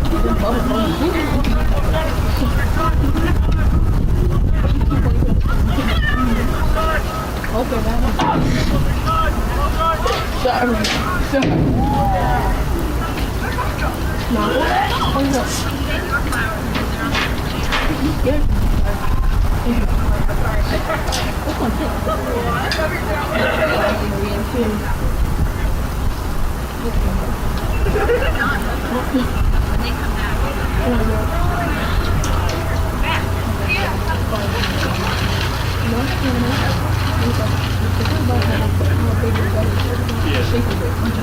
This one's it. I mean, that's not too good. You have to mad bad in his body. Well, I feel like people are still gonna say that. It's gonna be like, I'm just trying to It's not big, but it doesn't look like a button. But not button, but it's big.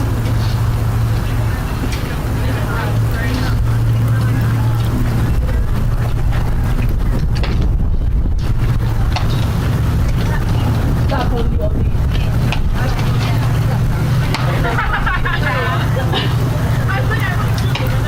There's a lot of fucking kids in here. Okay. Probably not in the flowers. Oh, not in that tray. What? One more?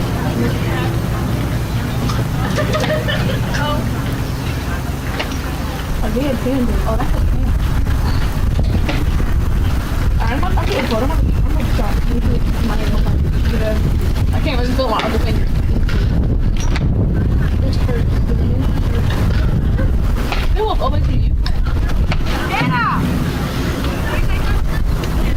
So then, does it kind of work?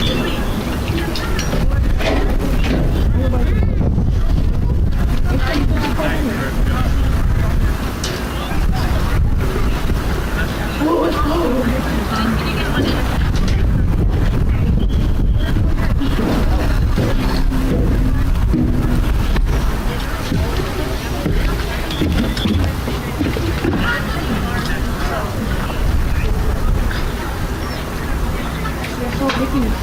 It is hard.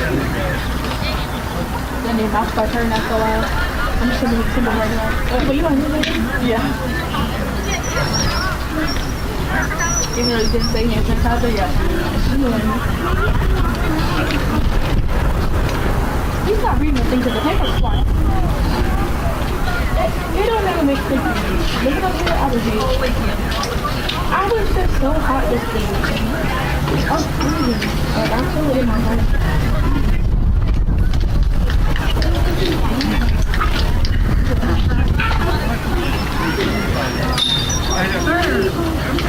Girl, wear your pants.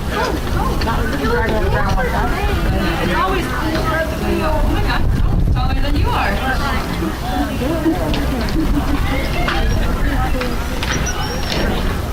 No, I gave her the one I was going to give you. This one though, not a little.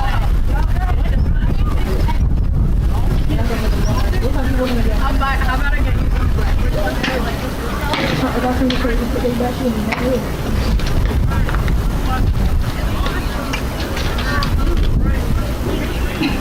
And I know that's not cool too. Like, yo, when it's blowing, like, drying it out. Got games from when you were playing. Don't with like.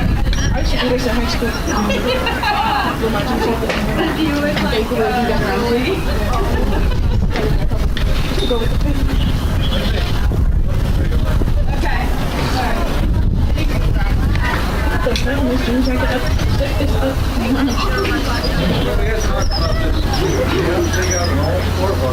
That's what was it just said.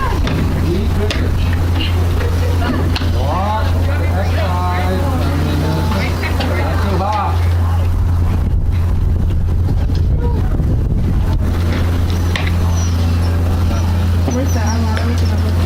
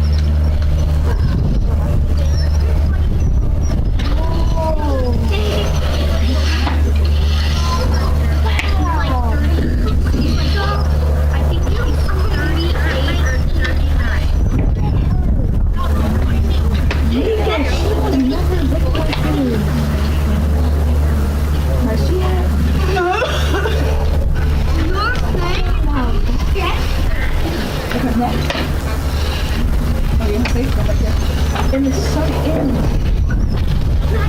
This like, no, this can't be real life. Yeah. We can actually work. Work now? Or you can eat this? 3 weeks ago. She didn't know.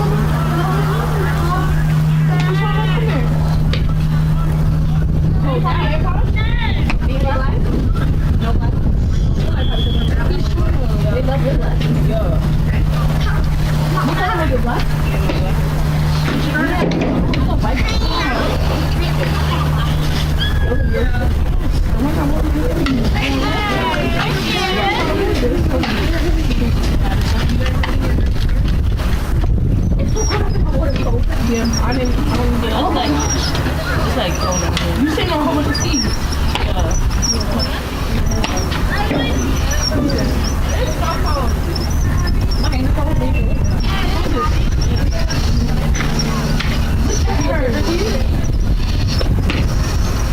You don't look at the same.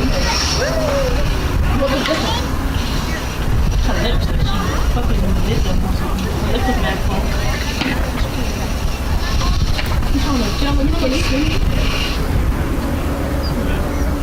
Okay, let me show you this. What? I'm trying to go on my bubble. She lost weight. But I had said that to somebody. I was like, she's getting mad skinny. Why can't you lose weight? Yeah, she's skinny. Every single day. Yeah, she is. This is sad. Oh my God. This is the announcements. I don't know if it came out.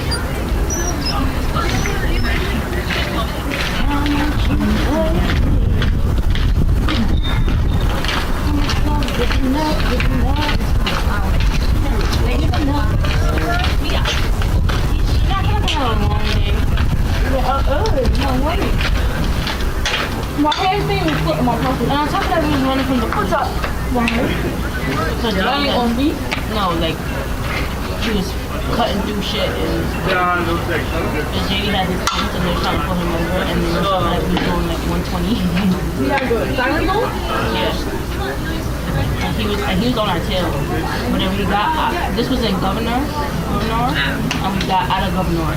So it's not in their jurisdiction no more. Yeah, you know what? Whatever he read, yeah, he gets copy of that. I recorded it before he started putting it on. He started running the shit first.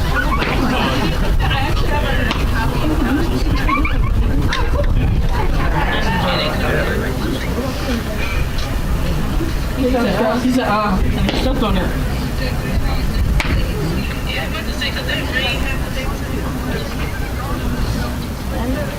That's we need a PBA card.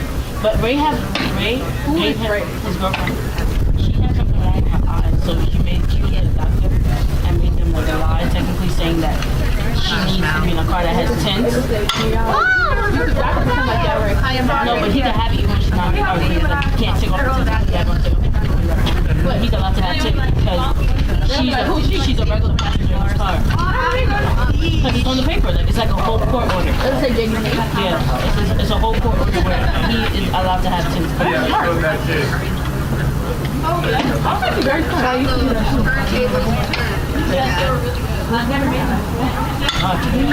Your eyes is light brown, and I never saw that before. Like yeah. I don't remember looking into your fucking eyes. And lashes bringing out.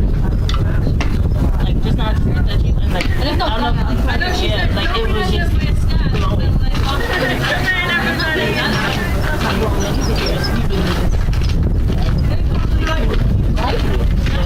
Yeah, dark eyes. Now it's like actually when you look that way, I feel like sorry about that. Yeah, thank you very much. Yeah. I got dark brown.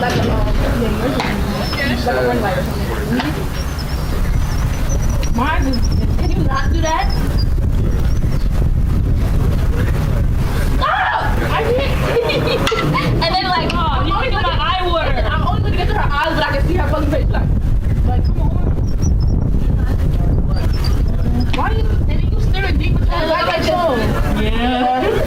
What the fuck? Maybe I can feel myself giving up. Yo. So what she have her. She not talking to me right now. Why? I don't know. Because bitches and their boyfriends like to ask me about situations or when I get my input, they don't like my answer. Why do they keep doing that? And basically, I I was about to say, James got actually my friend. Glad I didn't say it. Basically, whatever day it was, like probably 2 days ago, Malika and James was fighting in the room, and James was holding on to Malika saying, stop, stop, stop. But Malika, she's playing so much, she's not listening, so he's squeezing her. So she's laughing while he's dead at her. She's like, I'm about to put my head back and headbutt you. He said, Malika, don't do that dumb shit. He said, don't do it. He took her head, headbutt him the fuck out of him. He was like, you know how James does it?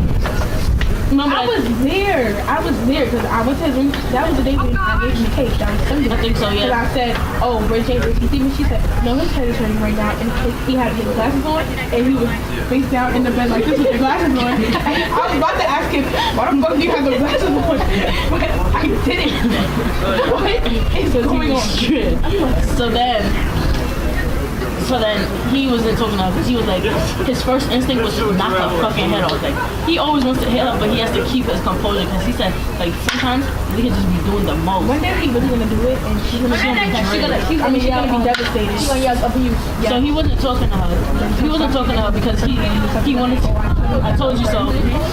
So he wasn't talking to her because he was like, he needs some space, like, to relax. Damn, you just headbutt me. Time to think about what the hell is happening. The head out the fuck out of him. And he was like, she was like, he said that he's always doing shit when people are around. Like, stop doing that. Like, why are you doing that? So then now, today he's speaking to her again. No, she did it. But anyways, she's speaking to her again today, and then she went in the room now. Now her head is hurting. So he's like, yeah, this is my time to shine. So he took his hand and he slapped her head. She's like, ah, my head hurts. Stop, James. He said, slap. Again? Yes. I would have repeatedly did it. And then I didn't see it. So then I'm going to James' room. My Christmas stuck in my mouth. Yeah, I thought you tasted something good. You're like, it's good. So then I'm going to the room now, and I'm by the door. I'm down the hall. I'm by the bathroom. I can hear him like, cause that shit's not fucking funny. Walking in the room, and she goes like this. And she tries not to bounce, and she walks away. That hurts. So she tries not to bounce. She takes her, and she walks away. So I can laugh, and so we got to tell her. I'm like, Leo, I really think you just be getting mad for no reason. Like, I'm like, what you thought we were doing with the guys? No. You didn't say nothing. I said, it was a lie. Yeah. No. You were trying to get something out so fast. Now you got it. But anyway. What was that with that? You said you went to the room and you were talking about bunk. Oh yeah, so now I'm telling Malika. She trying to bunk me. So I was like, Malika. Oh, not bouncing. I said, no. I said, Malika, you know you're very short. And you're a hypocrite. She was like, what? I don't even care. She was like, oh, okay. I was like, am I personal? You can take it out. She was getting like loud. Okay, I'm going back next week. I promise I'm going to bring you back some chicken with allowing. I got 20 pieces if you want some. Wait, what's that word? Like, when you do something, it's not a problem when I do it. She's a hypocrite. It's called a hypocrite? Yeah. No, a hypocrite is when you tell somebody not to do it and you do it. But what Tony's saying is like, wait, what did you say? It's the same thing, like with actions and words. Like you're telling me you don't like that I'm doing it, but I'm doing it to you. You're being a hypocrite. Same thing? So yeah, I told her that she a hypocrite, and she's like, how would you tell that? If it was you, I was like, well, if it was me, I don't ever go to an extent where. That's what Malia probably is. She don't know the words. You know what's happened to my last name? You should really just take the picture. Make the picture short. What's up, Malia? Yeah, I had broke my. I really wish you would get that on my knees.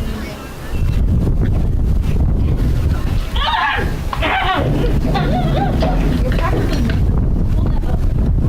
If they look through that hole over there, you can see your underwear. Where is your damn door? But Malia, she don't know the way to stop. Like, just like Reggie Carr, she over here really has ready to break the glass. She done. And now Reggie's blaming me for his car being in the car. She she hitting JD. Now JD bumper broken. James head hurting. Like she just always doing something. Bitch, you don't want to like stop. And that's how people always laughing on you. And then you wonder why you be embarrassed and niggas calling you microwave head because you don't stop. And she was already mad because in the car. They was on the group call. They was on the car, so the car was connected to the speaker was connected to the car, and they was all talking. And then Malia and Zion started arguing, and then Malia kept saying, "Nah, you really on my." Like she's implying that he's on her dick multiple times, multiple occasions. So then James was like, "All right, Malia, you see, I can't help you when you're doing shit like this. So expecting him to talk back to you like that." And then Zion gonna say, "Yeah, because." I know he said no, because I was laughing. I have to find out. But also, like, I hope James don't be implying like that gives him the right to say something like that. I would hope not. That's still not okay.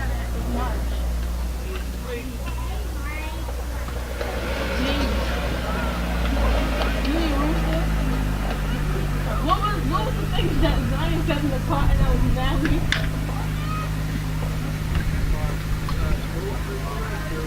Something about she opened up the stand. He said more than that. Oh yeah.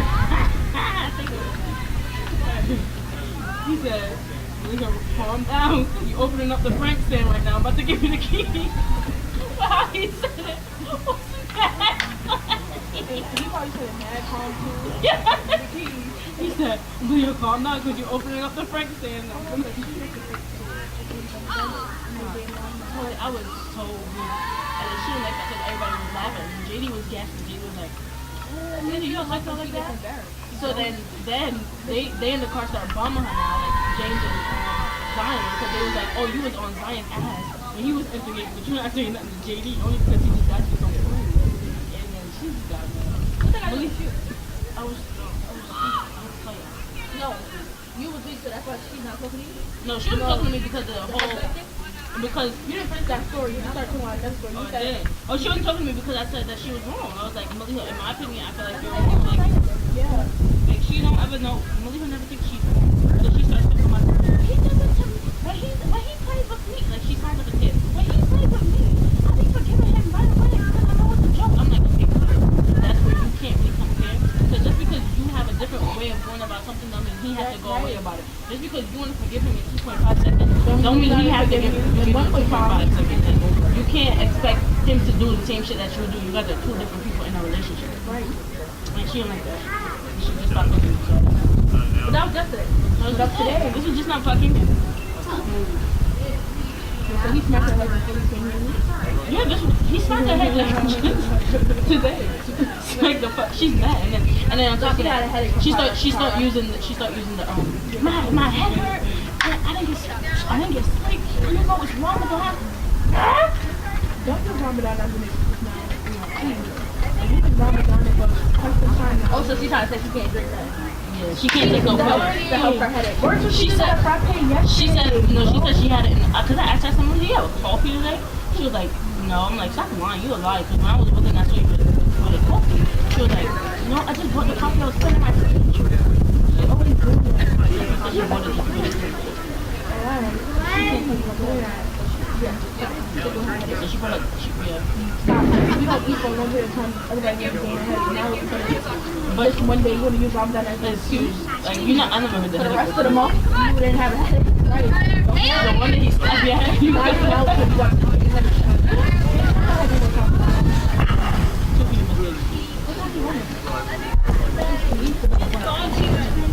Are you ready? 3, 2, 1. Stand by. The following is a live presentation of WPDM Sports on Wild Country 100.1 FM and 1470 AM WPDM Potsdam. And good afternoon. No.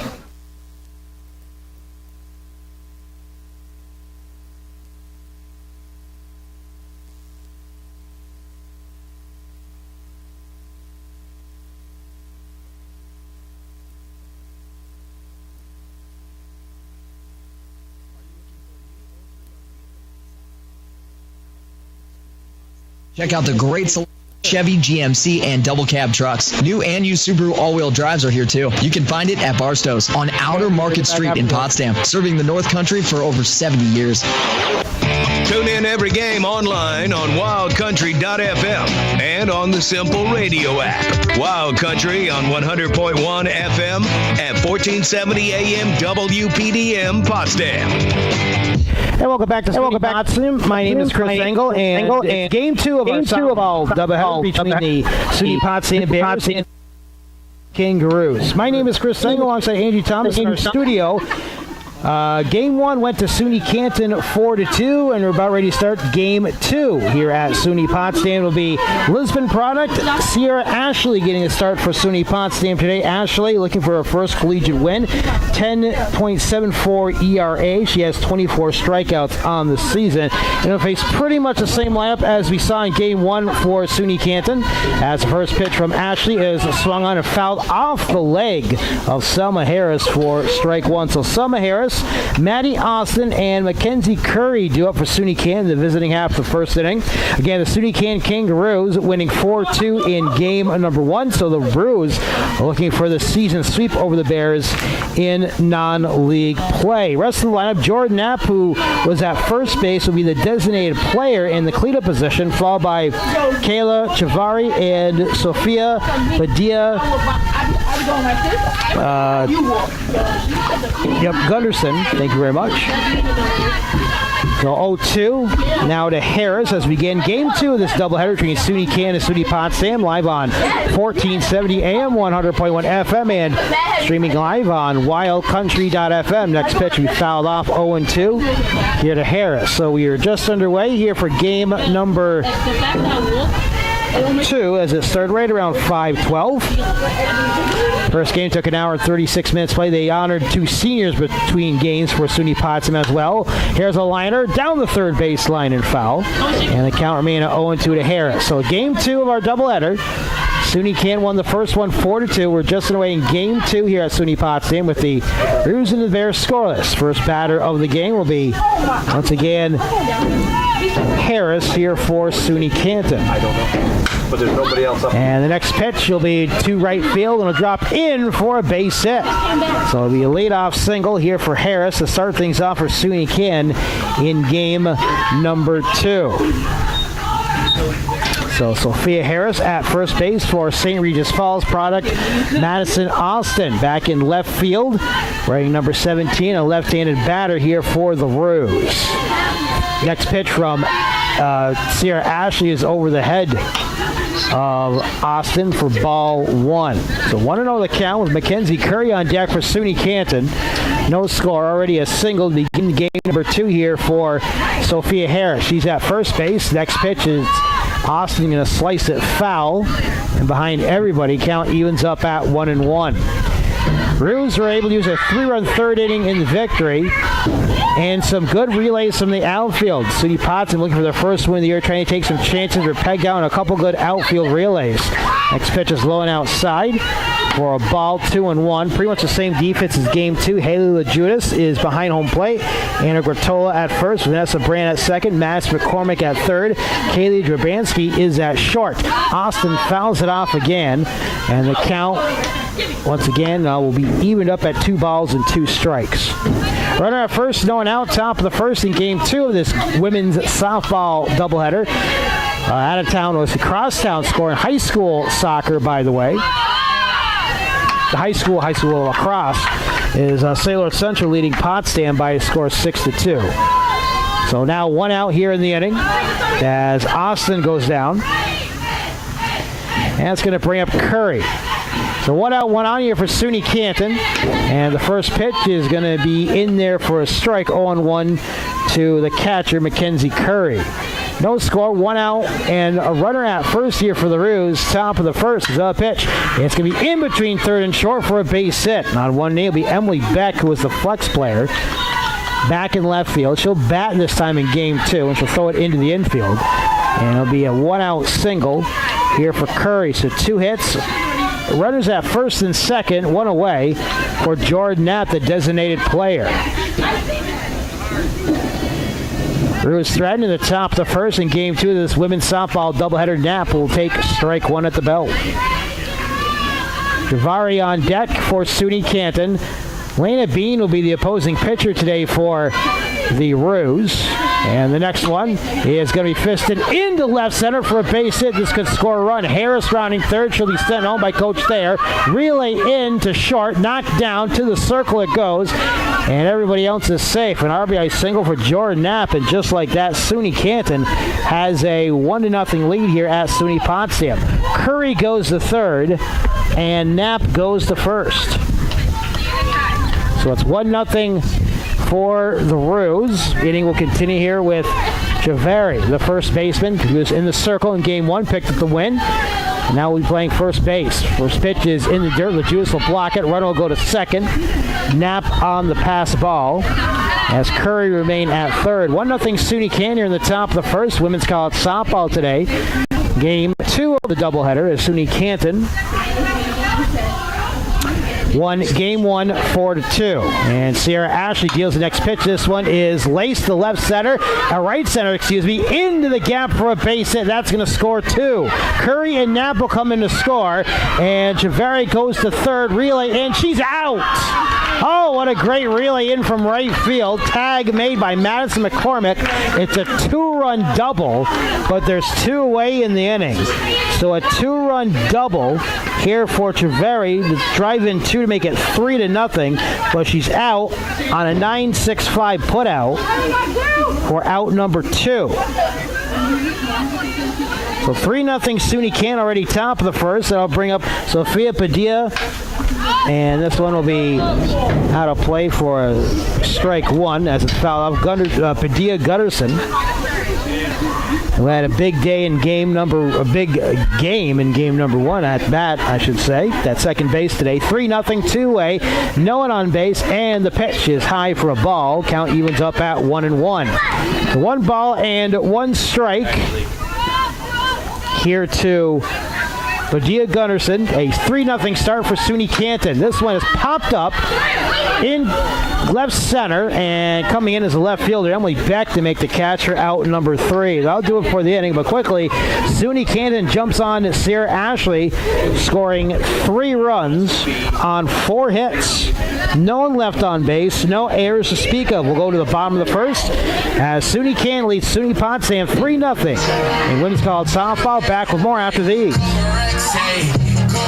Before you work hard, work smart. Go to the LaBerge and Curtis Rental Center for all the tough tools required for the tough jobs. Bobcat machines for rent at LaBerge and Curtis are tough, but the bonds with our customers are even tougher. For jobs big or small, indoors or outdoors, go to the LaBerge and Curtis Rental Center on State Highway 11 between Potsdam and Canton. Open weekdays until 5, Saturdays until noon. What's that? St. Lawrence Federal Credit Union knows you want more value and convenience for your banking. That's why they're adding new services and products for you. St. Lawrence Federal Credit Union, where people are worth more than money, with locations in Canton, Potsdam, Ogdensburg, and now in Hubleton. Federally insured by the NCUA.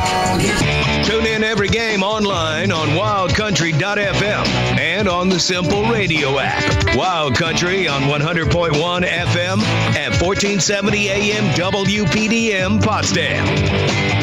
Lena Bean will get the start today for SUNY Canton in game number 2. Bean, 9.22 ERA. She's 3-9 this season with 39 strikeouts in 68 1/3 innings pitched so far this season for SUNY Canton. She'll face this lineup: Coach Bree Furchin and the SUNY Potsdam Bears, Anna Gratola, Kayla Dobransky, and Vanessa Brandt will lead things off. Number 10, Anna Gratola. Followed by Danielle Moscarello, Haley Legitis, and Kat Tompkins, who will be the designated player, batting 6th. Emily Beck, Hope Sandor, Maddie McCormick, rounding out the lineup for SUNY Potsdam, bottom 1. So SUNY Canton with a 4-2 win in game 1 are now already lead 3-0 in game 2 in the first inning, as SUNY Potsdam finally seeded this year to face Lena Bean. And the first pitch will be a fastball, a miss for a ball, 1-0 here to Gratola. Thank you very much. Tolo. And the next pitch to Cortolo is off the end of the bat. Ground ball to short. Over to first. In time. One away. Nice job by Sophia Harris to get the 6-3 put out for out number one to retire Cortola. I had it right the first time. That's my mistake.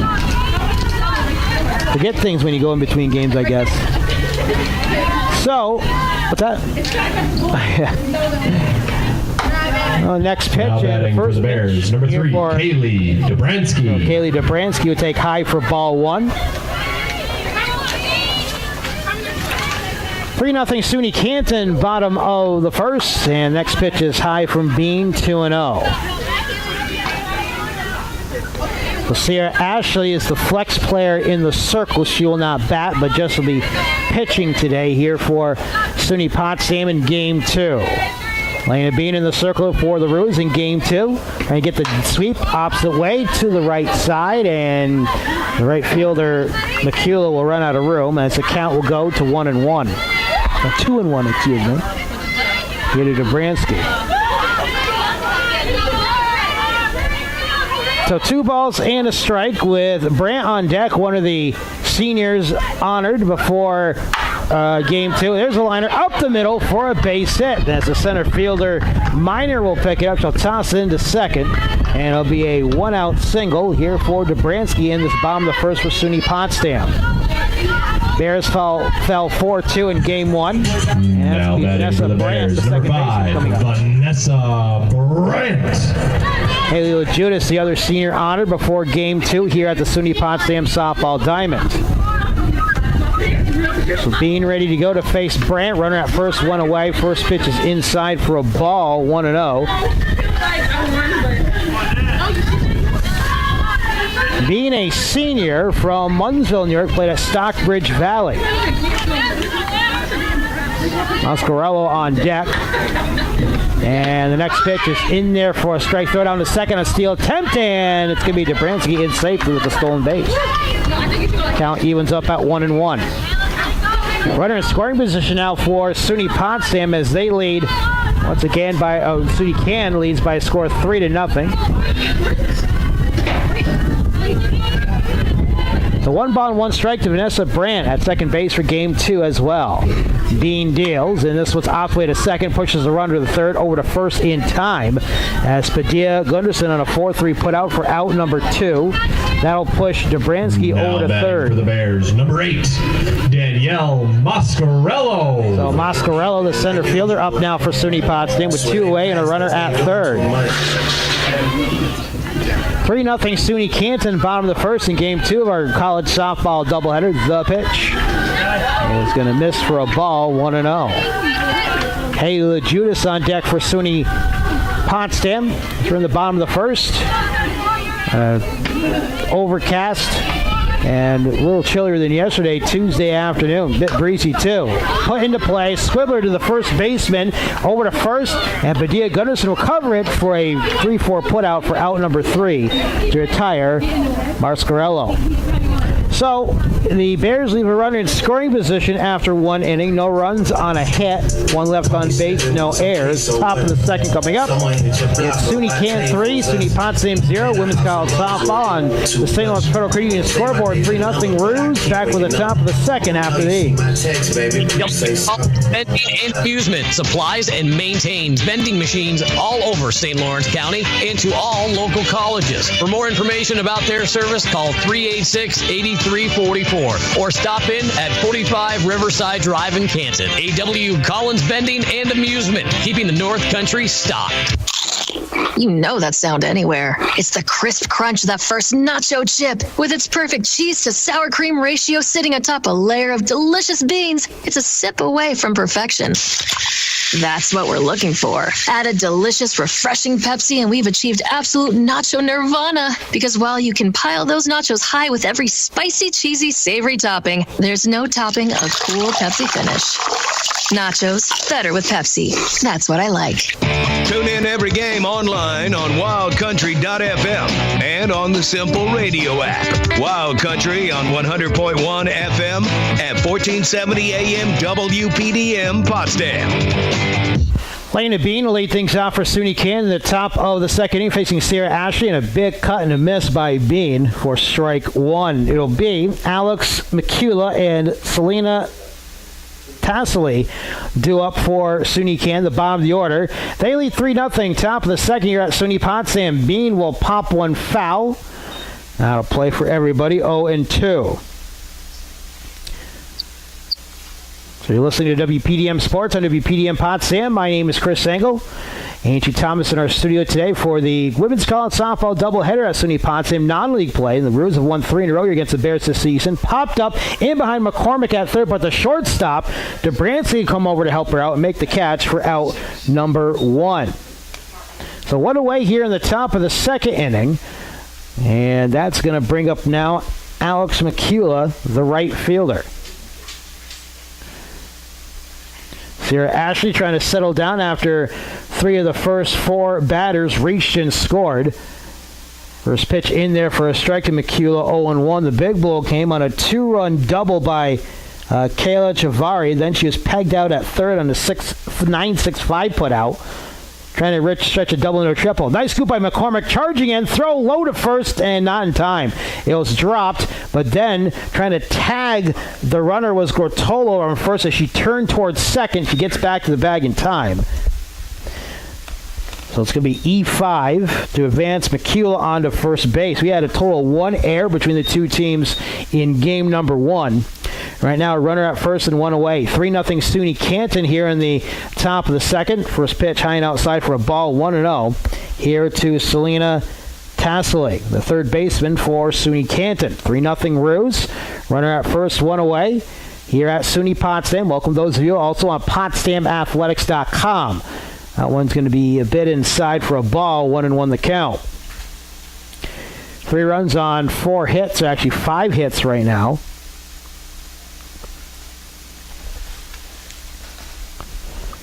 And the next pitch, strike 2.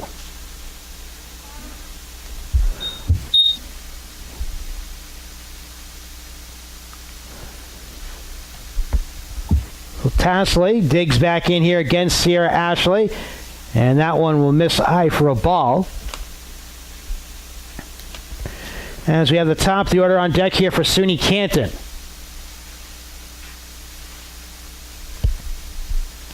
Runner at first, 1 out. Ashley deals, and it is high for ball 3. Yes, so that was ball 3. So it's now, no, it was ball 4. Yep, umpire confirms it was ball 4. Okay. I missed one there. So it's first and second, and 1 away here for the top of the order, and that's going to be Sophia Harris, the first baseman. She singled and came around to score back in the first inning. So 2 on, 1 out. She swings the first pitch, drives a grounder into left for a base hit. Runners will hold. Relay as Ashley came over to cut off the throw at the line, and it goes all the way to the on-deck circle. And lucky for the Bears, the runner, McCullough, didn't break for third, but it's going to be a single here for Harris, her second hit of game 2. Bases loaded here for Madison Austin. So an error, a walk, and a single loads the bases as it's 3-0 SUNY Canton here in the top of the second. And Ashley ready to go, and Austin drills it to left field, charging and dropping in foul territory is the ball. Out of the reach of Emily Beck, and it's 0-1 to Austin. So bases loaded full of Kangaroos here in the top of the second inning. As they lead 3-0, look at attack on more here against Sierra Ashley. Game 2 of this doubleheader. SUNY Canton won the first one 4-2, leading 3-0 top of the second game 2, and looking to bust this game open early on. And the pitch, Austin almost gets her inside, but misses. 1-1 the count.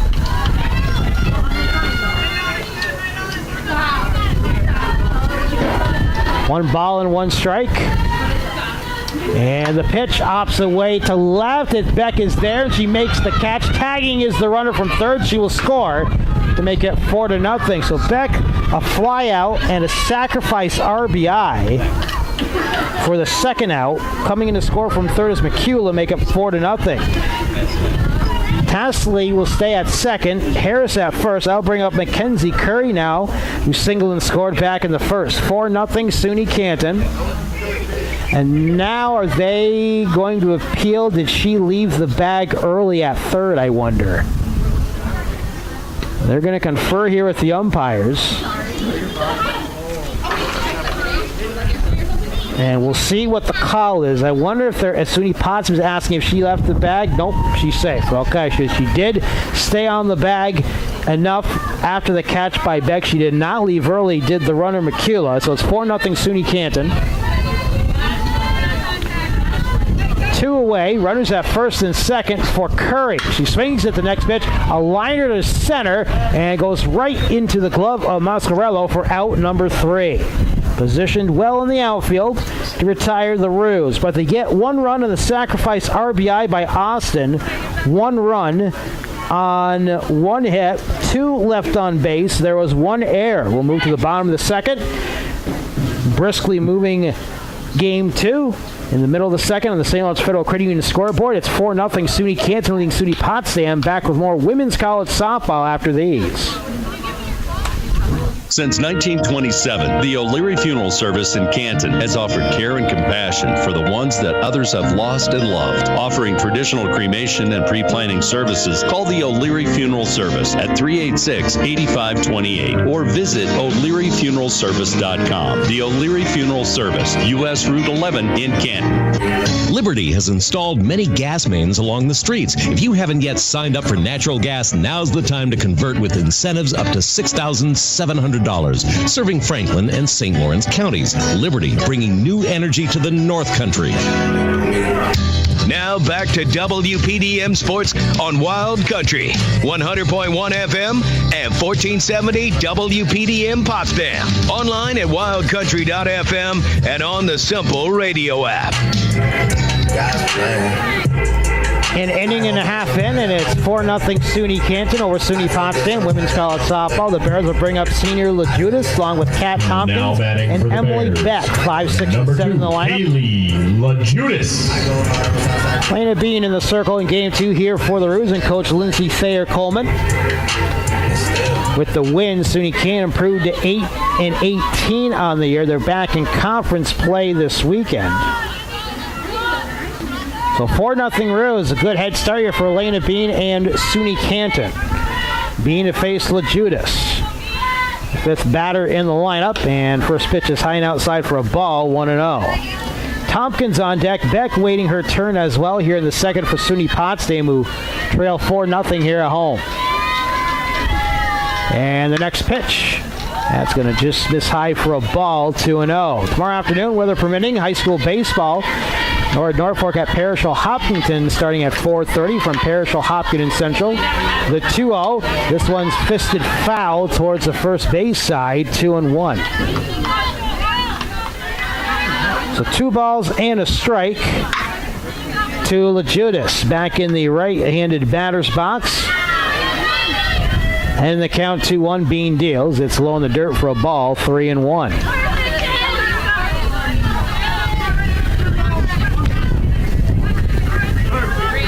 Overcast all afternoon long today here at SUNY Potsdam as Bean ready to deal the 3-1. This is going to be a squibber to short charging Harris. Fields over to first in time, 1 away with a 6-3 put out for out number 1. Now bring up designated player Kat Tompkins. Number 16, Kat Tompkins. You saw her pinch hit and ground out to second to end game 1. Tompkins, the sophomore for Pleasant Valley, New York, played at Arlington High School. First pitch from Bean. Tompkins looks all the way for ball 1 low. Emily Beck on deck here for SUNY Potsdam. The pitch, 1-0, and almost catches the batter on the elbow, but misses 2-0 to count to Tompkins. 3 in the first, 1 in the second for SUNY Canton. They lead 4-0. Women's college softball here on this late afternoon, early evening, game 2. Ground ball is short, range over Harris. Nice scoop off a couple hops over to first in time, 2 away. That'll bring up now Emily Beck. Now batting for the Bears. On the 6-3 put out to Tompkins. Beck from Loudville, New York, played at Beaver River in the Frontier League, representing Lewis County. So it'll be Beck to face Bean. First pitch to Beck is going to miss outside for a ball, 1-0. 4-0 SUNY Canton, bottom 2. Thursday, we're back with high school baseball. Looks like the weather will cooperate. Thursday for Potsdam at Lisbon, starting at 4:30. The pitch. Fisted foul towards the visiting on deck circle, 1-1. 4 runs and 5 hits so far here for the SUNY Canton Kangaroos. 1 hit so far for SUNY Potsdam. As Beck looks low and outside for a ball, 2-1.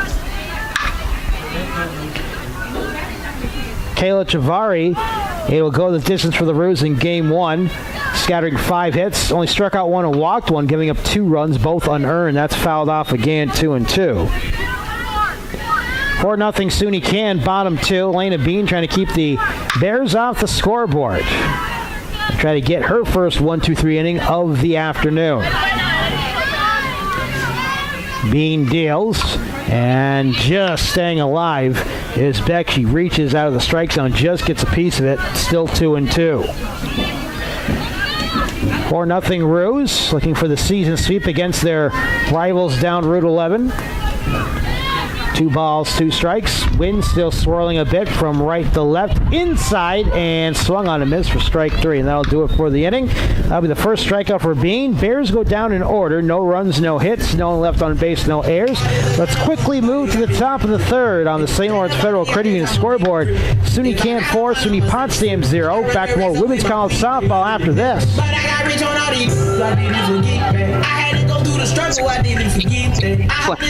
CCOM provide the tools for your financial game plan. From safe and secure saving and checking accounts with free online and mobile access to low-cost loans and credit cards, CCOM has the products and services necessary for your financial success. Contact us today. We're ready to help. With branches in Messina, Potsdam, Malone, Canton, and Ogdensburg, and online at ccom.org, CCOM is easy to find. We're on Facebook, YouTube, and Twitter. Equal housing lender, federally insured by the NCUA. Tune in every game online on wildcountry.fm and on the Simple Radio app. Wild Country on 100.1 FM at 1470 AM WPDM Potsdam. Top of the 3rd inning here for SUNY Canton. It's going to be Jordan Knapp, the designated player, followed by Kayla Chavari and Sophia Padilla. Gunderson. There you go. I can't read my own handwriting. Let's do this so we can. There we go. And the first pitch is swung on by Knapp and fouled off down the left field line. Way foul, 0-1. An RBI single for Knapp back in the 1st inning. She also came around to score on Chavari's 2-run double. Right now it is a 4-0 lead for SUNY Canton. Knapp swings at the next pitch, pops up foul ground. First baseman is there, makes the catch. Cortolo for out number 1. I'll bring up Chavari now, who had the 2-run double. She tried to stretch it into a triple, got pegged out for the second out of the 1st inning, but has 2 RBIs to her credit, helping the Roos to this 4-0 lead. 1 out, no one on base, top of the 3rd. SUNY Canton leading 4-0. Women's college softball this afternoon here on wildcountry.fm, WPDM Sports. Sierra Ashley in the circle today for SUNY Potsdam in game 2. She misses high for a ball, 1-0. Check our schedule for the season on our website, wildcountry.fm. 1-0 from Ashley. And miss high for a ball, 2-0. 2 balls and no strikes to Chavari as the Roos lead 4-0 on the road here at SUNY Potsdam. The pitch. That'll be on the corner for a strike, 2-1. So 2 balls and a strike to Chavari. Roos up 4-0. Ashley scattered 5 hits in the first 2+, high and outside for a ball, 3-1. 3 balls and a strike to the now SUNY Canton first baseman. 3 in the first, 1 in the second for SUNY Canton. The pitch. A grounder. Dobransky at short. Tosses over to first in time. 2 away. And quickly 2 outs here against SUNY Canton. The Bears trying to get out of this third inning unscathed. They're going to bring up Padilla Gunderson now, who flew out to left her last time up. 2 away, no one on base to the Roos. The pitch. 1 outside for a ball, 1-0. SUNY Canton has equaled their run total from game 1 already here through 2 2/3. But no one on base, 2 away. Padilla Gunderson looks at 1 outside again for a ball, 2-0. Atlanta Bean on deck for the SUNY Canton Kangaroos, who lead by 4 here in the top of the 3rd inning. Ashley deals, and that will break in and be in there for a strike, 2-1. 2-1 the count here to Padilla Gunderson of SUNY Canton. She swings at the 2-1. This one's fouled off. Count evens up at 2-2. 2 balls and 2 strikes here to Padilla Gunderson with the SUNY Canton Kangaroos leading 4-0 bottom 3rd. And the next pitch from Ashley, reached on, gets past the pitcher. Drbanski turns, fires, not in time. Infield single here for Padilla Gunderson. Nice play. It was just out of the reach of Ashley, and Drbanski was there but made a pivot, turned her body fully around, got some velocity on that throw, was just not quite enough. An infield single for Padilla Gunderson. That'll bring up Bean, who popped out to short her last time up. Runner at first, 2 away, top of the 3rd, 4-0 Roos, and Bean looks all the way for ball 1. Throw back to first by Legitis, and back in head first is the runner, Padilla Gunderson. 4-0 SUNY Canton, top of the 3rd. Women's college softball here on WPDM Sports, also on PotsdamAthletics.com. Bean looks all the way and missed inside for a ball. And the count runs to 2-0 on the SUNY Canton pitcher. She did not play at all in game 1. Coach Thayer resting her to hopefully pitch 7 innings in game 2. Here's the next pitch, Bean, and that missed her low, and it's going to be out of the strike zone anyway. 3 balls and no strikes. We'll see if the green light is on here with Bean with 2 away and a runner at first. That's Padilla Gunderson after the infield single. The pitch. That's going to be in there for a strike, 3-1. So Bean looking all the way. Now we got a hitter's count here for Bean, 3-1. 2 away, runner at first for SUNY Canton, up by 4 runs. Top of the 3rd, game 2 of this softball doubleheader. The pitch. This one's looped into left for a base hit. Tossing it in is Beck, and she overthrows it, and that will advance the runners to 2nd and 3rd. So that'll be a single as Bean heads to 2nd on the air. So E7 to advance the runners is still a hit. 2nd straight single given up by Ashley. Now we'll bring up Alex McCula. So McCula advanced on an air and scored on a sacrifice fly in the 2nd inning. 2 in scoring position with 2 away, 4-0 Roos. Here Ashley swung on, slapped the left in for a base hit. That's the score. Padilla Gunderson from 3rd. RBI single now for McCula. It's 5-0 SUNY Canton. So the Roos building a 5-0 lead. Bean stays at 2nd. McCula at 1st for Selena Tassily. She swings the first pitch and works it foul, 0-1.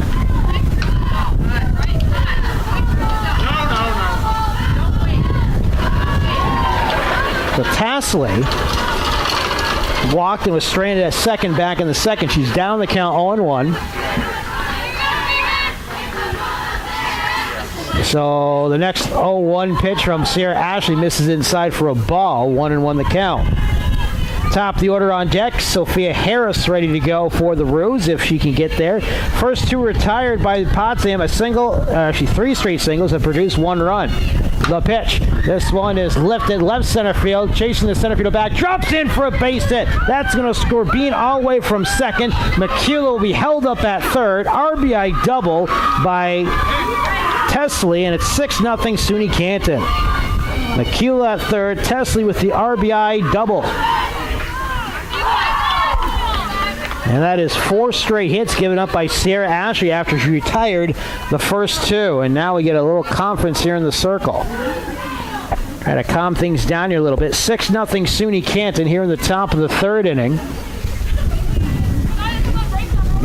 With McCullough at third, Tesley at second, and Harris due up here for SUNY Canton. Sophia Harris, the senior from Liverpool, New York, has 2 singles and a run scored here in Game 2. So 6-0 the lead here for SUNY Canton in Game 2 of this doubleheader.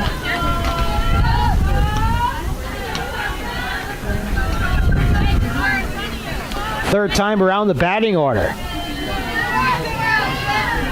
And Sarah Ashley struggling here to retire the side here in the 3rd. First pitch to Harris. Gets away from the catcher, Legitis. Here comes McCullough into score, standing up to make it 7-0. So pass ball. Tesley will move to 3rd. And it's 1-0 to Harris. So McCullough scored twice, already 7-0 here for SUNY Can. Next pitch is inside, gets away from the juice again, but the runner will stay at 3rd.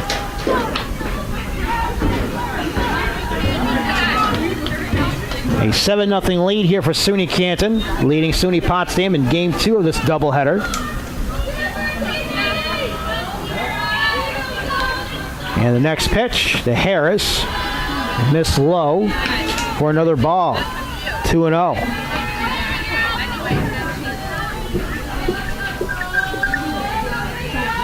Runner at 3rd, still 2 outs in this inning. All runs have come with 2 outs. That one down the heart of the plate for a strike for the first strike of the count, 2-1.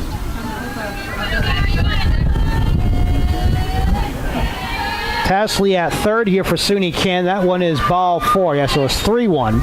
And now that was ball 4. And that'll be a walk. And it's now 1st and 3rd. 2 away here for Maddie Austin, who sacrificed in a run back in the 2nd inning. Runners to the corner, still 2 away. 7-0 Roos. The pitch. Austin shows bunt, pulls back for a strike, going 1. A lot of movement can go on here, put some pressure on the defense.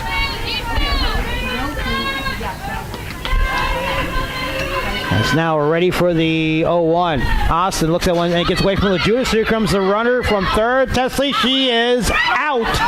She couldn't quite get to the base, and that'll do it for the inning. So a 2-1 caught stealing for the 3rd out. Harris will lead off the 4th now,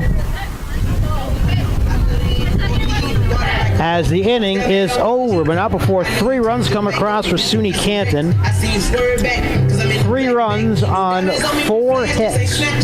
1 left on base, and there is 1 error in the inning. So let's move to the bottom of the 3rd on the St. Lawrence Federal Credit Union scoreboard. It's now 7-0 SUNY Canton leading SUNY Potsdam. Back for more women's college softball after these. 60,000 miles in St. Lawrence County, providing essential travel for health and social reasons. VTC is in need of volunteer drivers year-round, day and night. Make your own hours and get reimbursed per mile for your services with your own car. To volunteer at VTC, fill out an application. Go to volunteertransportationcenter.org to find out more information or to donate. Become a volunteer and help your neighbors get access to crucial social needs. Call the Volunteer Transportation Center at 315-634-6611. Now back to WPDM Sports on Wild Country, 100.1 FM and 1470 WPDM Potsdam. Online at wildcountry.fm and on the Simple Radio app. Bottom of the 3rd here for SUNY Potsdam, live here at the SUNY Potsdam Softball Diamond. My name is Chris Engel. big start here for SUNY Canton, 7-0 after they beat the Bears in game 1, 4-2.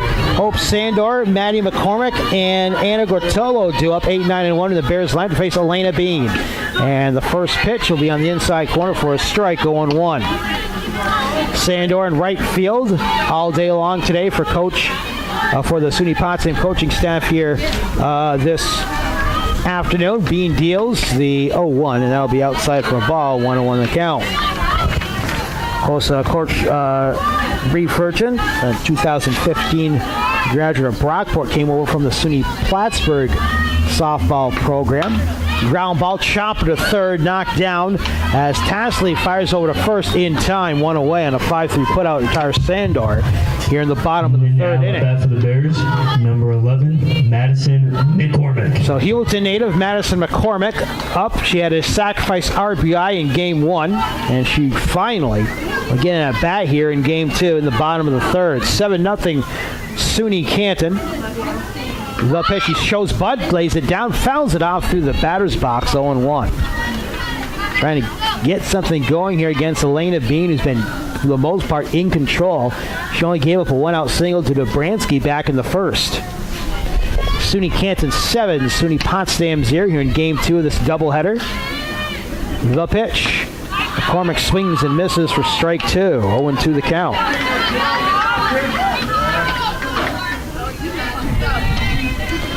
No balls and 2 strikes. Here to Maddie McCormick. As Bean deals in the circle, McCormick swings and misses for strike 3, 2 away in the inning. That'll be the second strikeout by Bean. And quickly 2 away here in the bottom of the third. Now batting for the Bears, number 10, Anna Gratola. So Anna Gratola, who grounded out to short in the first, will be up with 2 outs and no on base here in the third. Lefty will swing at the first pitch, pop it up right field. Long run here from Akila, but she falls in front of her and the center fielder, Minor, for a base hit. That one died in the wind. It looked like he was going a lot further, but it falls in. The second of the day for the Bears. 3, Kelly Dobransky. So Dobransky, who singled and was stranded at third, will be up now here for the Bears. 2 hits given up by Bean. 2-way runner at first for SUNY Potsdam as they trail 7-0. Swing and a miss. Strike 1. Throw down to second. There's the throw, and the throw by Curry is a bit short. Juggled a bit by Harris, and a stolen base for Grotolo.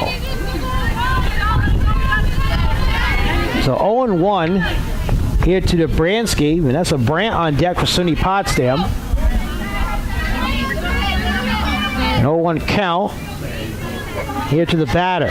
Bean deals. This one opposite way. And long run for the right fielder McKeela, but a land foul, 0-2. No balls and 2 strikes to Dobransky. Canton up 7-0 here in the bottom of the third inning. Women's college softball here on WPDM Sports this afternoon. Lena Bean deals, and holding back on her attempt was Dobransky. She inched over and thought she could reach it, but held the bat back for a 1-2 count now. Rotolo at second after the single and stolen base. The pitch. And outside for a ball, Rotolo takes a big stride off the second base bag and finally be chased back by the catcher, Curry. Count evens up at 2-2. 2 balls, 2 strikes, 2 away. Rotolo at second here for the Bears. They trail 7-0. Home half of the third inning. Here from the SUNY Potsdam softball diamond on senior day. 2-2 pitch, turned down the third baseline, but way foul. And the count remains at 2-2 here for Dobransky. Rotolo will be hustling back to second base. Dobransky, freshman from Connecticut, will ground it to third, but it's foul again. First 2 retired in this inning by Bean. Rotolo keeps the inning going with a flare to right field. Advance to second on a stolen base. 2-2 to Dobransky. Elena Bean in the circle for SUNY Canton deals a 2-2. Lengthy at bat continues as it's fouled off to the right side. Rotolo back to second base. 7-0 lead here for the Roos, bottom 3. Trying to keep it goose eggs for the Bears. That one will miss high for a ball, 3-2. So 3 balls and 2 strikes here. 3 balls and 2 strikes, to Dobransky. And the next pitch, the 3-2. This one is a squibber to short. Harris on the hop over to first. Pulls the first baseman off the back. She's safe. Throw to home, and Grotolo's safe for the first Bear run. On the second will go Dobransky, so it's an E6. Run comes in to score from second. That's Grotolo to make it 7-1. And Dobransky on the air goes to second. So it makes it 7-1 with Vanessa Brandt up now here for SUNY Potsdam.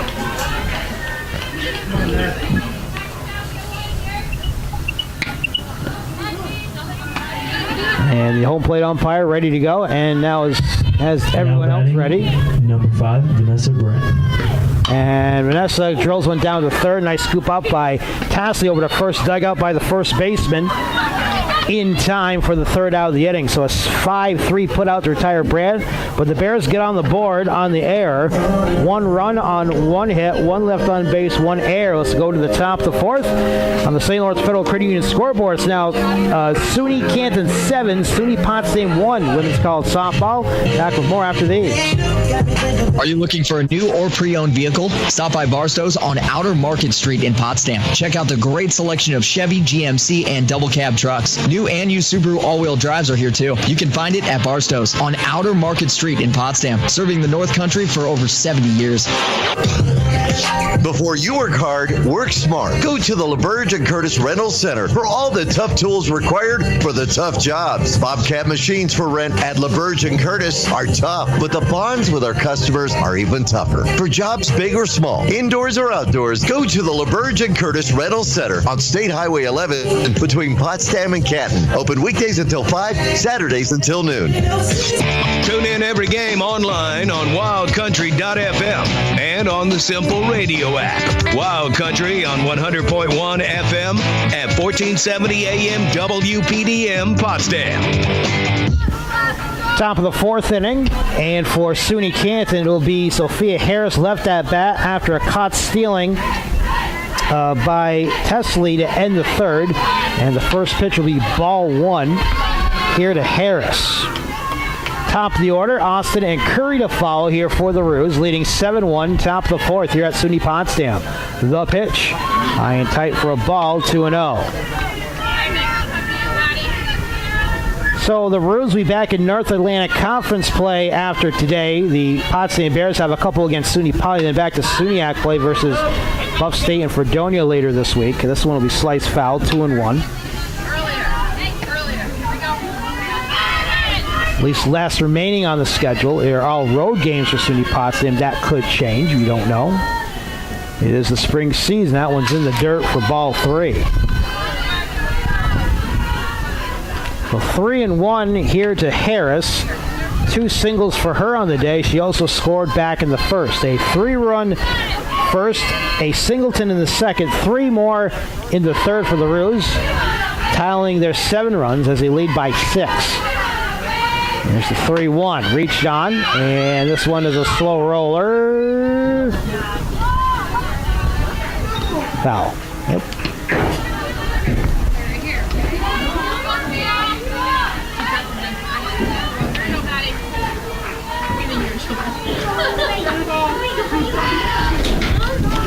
So 3 balls and 2 strikes. Ashley deals. Austin now will slice it foul. Again, 3-2.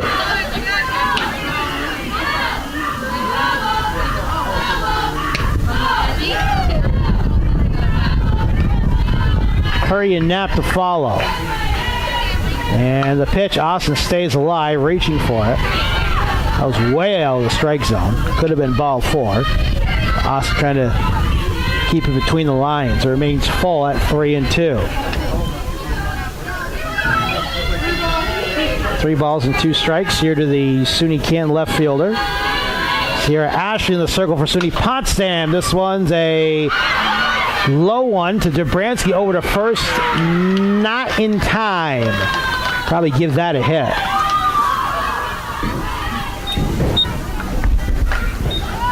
So Austin with the leadoff single at first base now for Mackenzie Curry, who singled and scored back in the first. Coach Furchin now will be replacing Sierra Ashley. 22 for 12. And it'll be Rebecca Holmes coming in now to pitch here for the SUNY Potsdam Bears. So Ashley, Austin is her responsibility, but Ashley's going to go 3+ in this game. Give up right now 7 runs, could be 8. 10 hits. Walked 1. And struck out 1 so far through 3+. She could still give up 8 runs if Austin comes in to score from first. With the warm-ups, we'll take a quick break. Again, it is 7-1 SUNY Canton leading SUNY Potsdam. Back after this.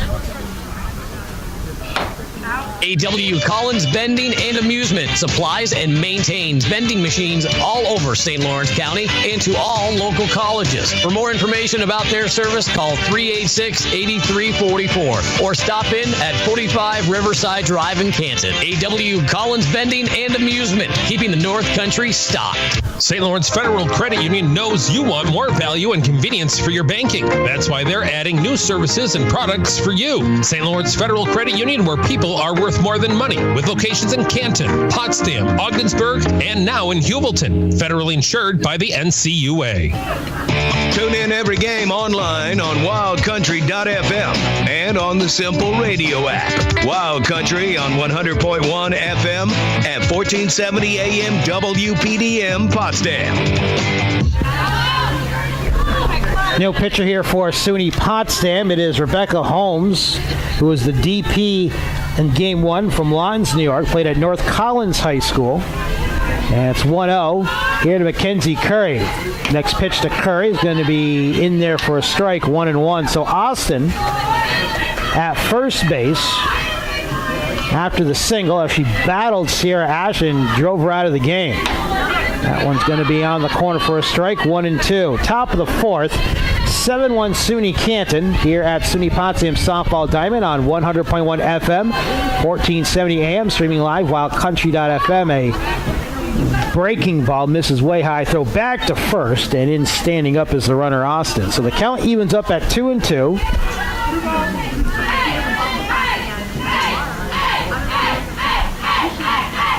And the pitch outside for a ball, 3-2. 3 balls and 2 strikes to Curry with Jordan Knapp on deck. Middle of the order here for the SUNY Canton Kangaroos, leading by 6. The pitch fouled off, and the count remains full at 3-2. A 7-1 SUNY Canton lead. 10 hits in the game here for the Roos through 3+.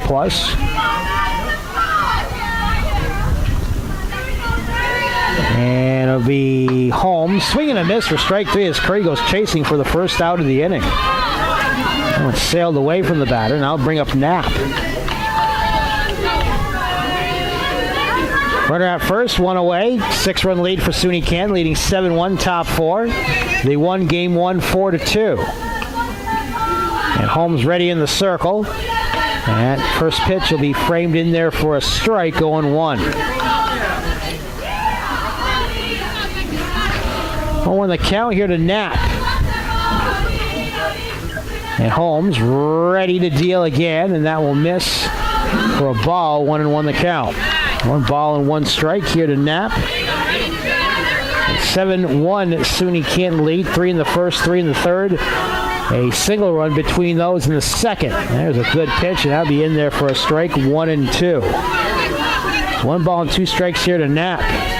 Holmes coming in and firing bullets here out of the bullpen here for SUNY Potsdam. 1-2 pitch, round ball to second, charging Brandt over to first for the second out. That'll push Austin to second.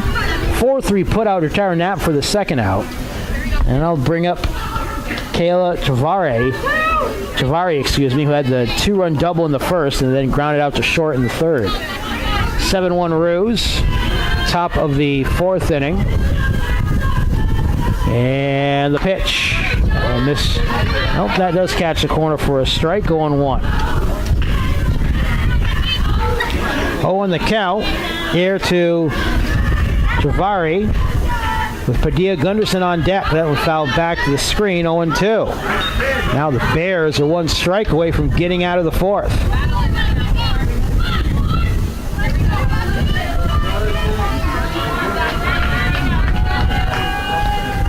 0-2. Off speed. In there for strike 3, and the inning is over. So coming on relief is Holmes to get the first 3 batters. She faced 2 via the K. And a runner left in scoring position. No runs on a hit. 1 left on base, no errors. Bottom of the fourth, women's college softball continues here on WPDM with SUNY Canton leading SUNY Potsdam 7-1 on the St. Lawrence Federal Credit Union scoreboard. Back after these. You know that sound anywhere. It's the crisp crunch of that first nacho chip. With its perfect cheese to sour cream ratio sitting atop a layer of delicious beans, it's a sip away from perfection. That's what we're looking for. Add a delicious, refreshing Pepsi and we've achieved absolute nacho nirvana. Because while you can pile those nachos high with every spicy, cheesy, savory topping, there's no topping a cool Pepsi finish. Nachos, better with Pepsi. That's what I like.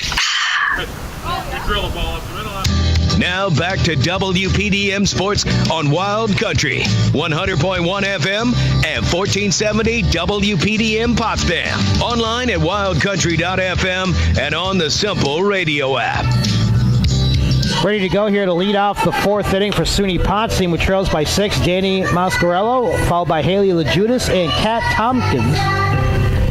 4, 5, and 6. Middle of the order here for Coach Burton and the SUNY Potsdam Bears. Number 8, Danielle Playing Bean, scattering 2 hits so far, giving up 1 run. The Roos have scored 7 runs on 10 hits. So it'll be Mascarello, who grounded in a 3-4 putout to end the first. The bat here in the fourth inning faced Bean. First pitch is inside and catches the corner for a strike, 0-1. 0-1 count to the Potsdam batter and center field, Danielle Moscarello.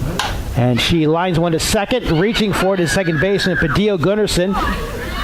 And she does hold on to it for the first out of the inning. Dove head first to just get it glove before it hit the ground. So 1 away in the fourth inning for Haley Legitis, who grounded out to short to lead off the second. Bears down 6 here, bottom 4. As Bean set to go here for Legitis. First pitch misses low for a ball, 1-0. SUNY Canton 7, SUNY Potsdam 1, bottom of the fourth here at SUNY Potsdam Diamond. In the back of campus, right next to the turf field. Fastball misses high, 2-0 here to Legitis. Tompkins on deck. Bears' only run came in the third inning, as Gortola scored on a throwing error. Swing and a miss for a strike, 2-1. Curry fires it back to Bean, ready to go to deal the next pitch very quickly. The Roos up 6, bottom 4. Roos won game 1, 4-2, heard on WPDM. The pitch. Off the end of the bat, down the right field line and foul. And the count will even up at 2-2. 2 balls and 2 strikes. Here to Legitis. 7-1 SUNY Can, bottom of the fourth in this women's softball doubleheader. Trying to brain up towards the north, but still some dark clouds towards the south. Here's the pitch. In the dirt, blocked by Curry, 3-2. 3 balls and 2 strikes here to Legitis. Tompkins on deck, 1 out, no one on base for SUNY Potsdam, who trails 7-1 here in the bottom of the fourth. Lane of Bean ready to go in the circle. Here's the payoff pitch. Fisted foul, and running out of real estate is the SUNY Can first baseman.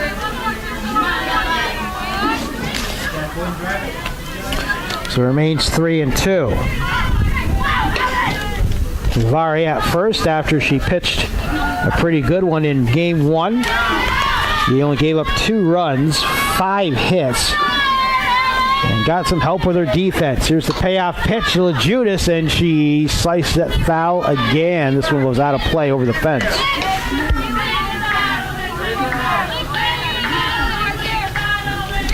It remains 3-2. To Legitis. The payoff pitch again, ball 4, and it's a 1-out walk. Now bring up Tompkins, who ground out to short her last time up. Or do we get a Bears, number 16? We're going to get a courtesy runner here for the catcher. We will. 20 for 2. Okay. So that's going to be Giovanna Marco coming in to pinch run as the courtesy runner for the catcher Legitis.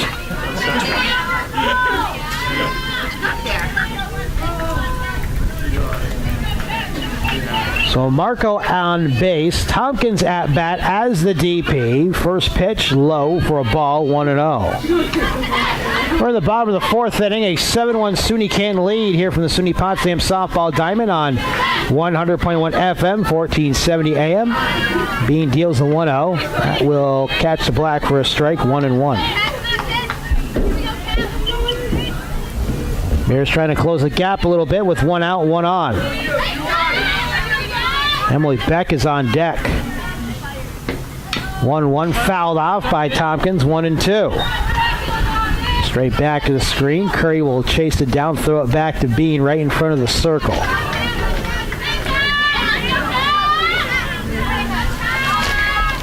Center fielder Meyer playing a little bit towards right center. As the 2-strike count comes, and we popped up to second. Padilla Gunnarsson makes the catch, route number 2. Her second put out of the inning. That one a little more routine than the other one. That'll keep the runner Marco at first. That'll bring up Beck, who was swung and missed at strike 3 to end the second. 9, Emily Beck. A 6-run SUNY Canton lead, bottom 4. First pitch back, comebacker to Bean in the circle. Tosses over to first to end the inning on a 1-3 put out. So the Bears get a walk with 1 out. Nothing comes of it. No runs, no hits, 1 left on base, no errors. We go to the top of the 5th. SUNY Canton leads SUNY Potsdam 7-1 in women's college softball. Back after these. Since 1927, the O'Leary Funeral Service in Canton has offered care and compassion for the ones that others have lost and loved. Offering traditional cremation and pre-planning services, call the O'Leary Funeral Service at 386-8528 or visit o'learyfuneralservice.com. The O'Leary Funeral Service, U.S. Route 11 in Canton. Liberty has installed many gas mains along the streets. If you haven't yet signed up for natural gas, now's the time to convert with incentives up to $6,700. Serving Franklin and St. Lawrence counties. Liberty, bringing new energy to the North Country. Tune in every game online on wildcountry.fm and on the Simple Radio app. Wild Country on 100.1 FM at 1470 AM WPDM Potsdam. But I still hate because I'm a granny. So it'll be Holmes that comes back to pitch the 5th inning for SUNY Potsdam. Sierra Ashley's day is done. Looks like 3+, 7 hits, walked 1, struck out 1, gave up 7 runs. Her official line here today. If SUNY Potsdam does not come back, she would take the loss. And Holmes trying to keep it close here for SUNY Potsdam and not have her team go down by 8 runs. That's the key now as we're in the 5th inning in the 8-run mercy rule. First pitch to Padilla Gunnarsson is low for ball 1. Padilla Gunnarsson, Bean, and McCula on ready to go here in the 5th inning. That one is fouled back to the screen. 1-1 the count. 7-1 SUNY Canton, leading SUNY Potsdam Women College Softball, top of the 5th inning here at the SUNY Potsdam Diamond. Live on WPDM Sports. The 1-1 from Holmes. And a riser that misses about shoulder high. 2-1 the count. So 2 balls and a strike to Padilla Gunnarsson, who singled and scored back in the 3rd inning. Yes, 3rd inning. That's going to be in there for a strike. 2-2. 2 balls and 2 strikes. Holmes coming on a relief here of Sierra Ashley in game 2 of this women's softball doubleheader. That's going to be low for a ball, full count.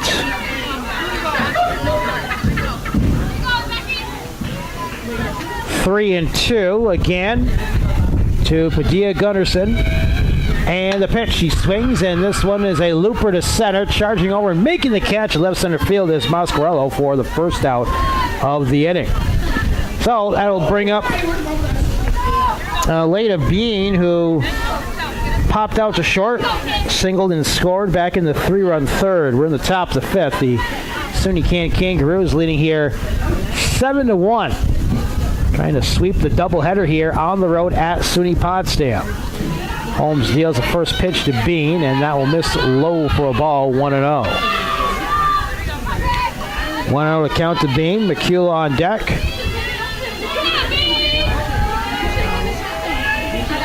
And the pitch. That will miss outside for a ball, 2-0. 2 balls and no strikes to Bean.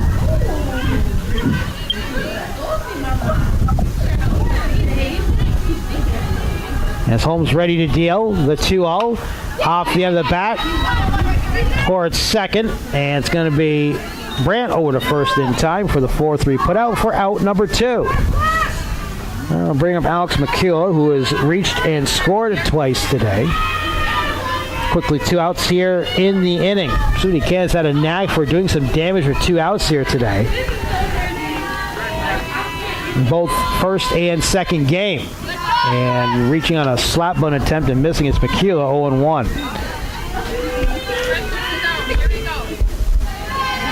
Tesley on deck here for the Roos. Lead by 6 in the top of the 5th inning. Their slap bunt attempt is missed for strike 2. 0-2 the count here to McCullough. Tesley on deck, bottom of the order here for SUNY Canton, trying to tack on some runs here in the 5th inning.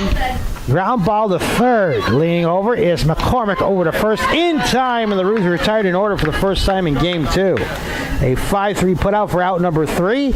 No runs, no hits, no one left on base, no errors. Bottom of the 5th we go. Bears need a rally here, down 6 on the St. Lawrence Federal Credit Union scoreboard. SUNY Canton 7, SUNY Potsdam 1, women's college softball. Back after these. Every successful team has a game plan. Let CCOM provide the tools for your financial game plan. From safe and secure saving and checking accounts with free online and mobile access to low-cost loans and credit cards, CCOM has the products and services necessary for your financial success. Contact us today. We're ready to help. With branches in Messina, Potsdam, Malone, Canton, and Ogdensburg, and online at ccom.org, CCOM is easy to find. We're on Facebook, YouTube, and Twitter. Equal housing lender, federally insured by the NCUA. Now back to WPDM Sports on Wild Country, 100.1 FM and 1470 WPDM Potsdam. Online at wildcountry.fm and on the Simple Radio app. Now leading off for the Bears, number 1, Hope Sandor.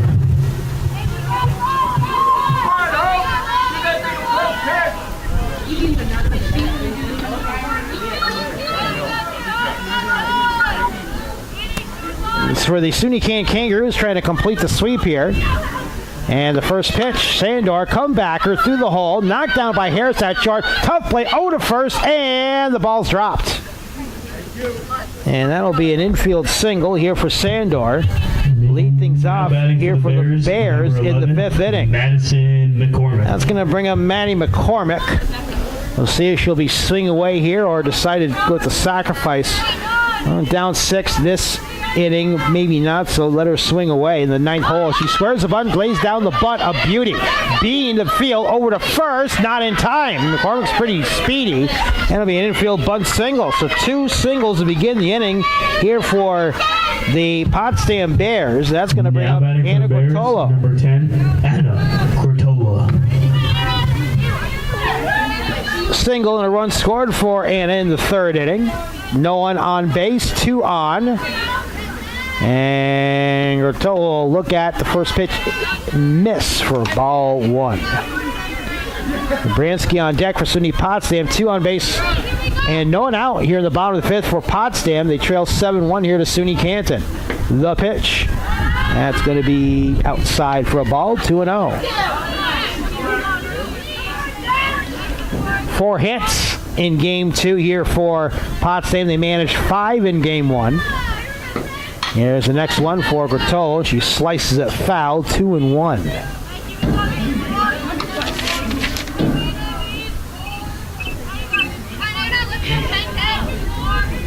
Grottolo from Long Island. She looks at one in there for a strike. 2-2.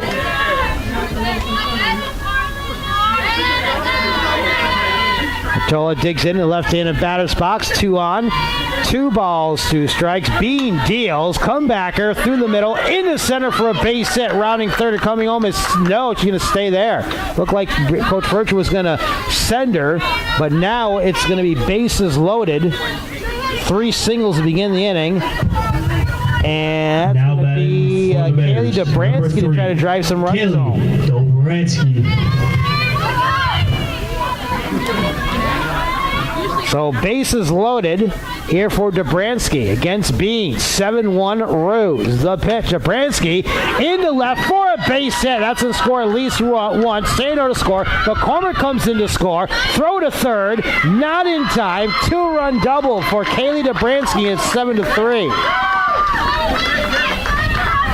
So Sandor and McCormick come in to score. And Grottolo into third safely. First extra base hit of the day here for SUNY Potsdam, and Vanessa Brandt 2 in scoring position. And the best batter in the lineup coming up here for Potsdam. It's now 7-3 near the bottom of the 5th inning. Brandt digs in against Bean. She looks at the first pitch outside for a ball. 1-0. No outs, by the way, still in this bottom of the 5th. Bears have clawed back to get it within 4. And the pitch, Brandt, grounder to short. This should score a run. Throw to first in time. Throw to home, not in time. As Grottolo, comes in to score, make it 7-4. So it's a 4-3 ground out for Brandt. RBI, 1 away. Dobransky goes to third. It's now 7-4. Now Danielle Moscarello up to bat. 2 on the day. So standing at third is Dobransky. It's a 7-4 SUNY Canton lead here in the bottom of the 5th. And the pitch. And it'll be in there for a strike at the knees. 0-1. Single, double. Ground out RBI. 3 have come across here. And the pitch. Ground ball, opposite way to second. This should score another run. It'll be Padilla Gutterson over to first. And Dobransky comes in to score, make it 7-5 on a 4-3 put out.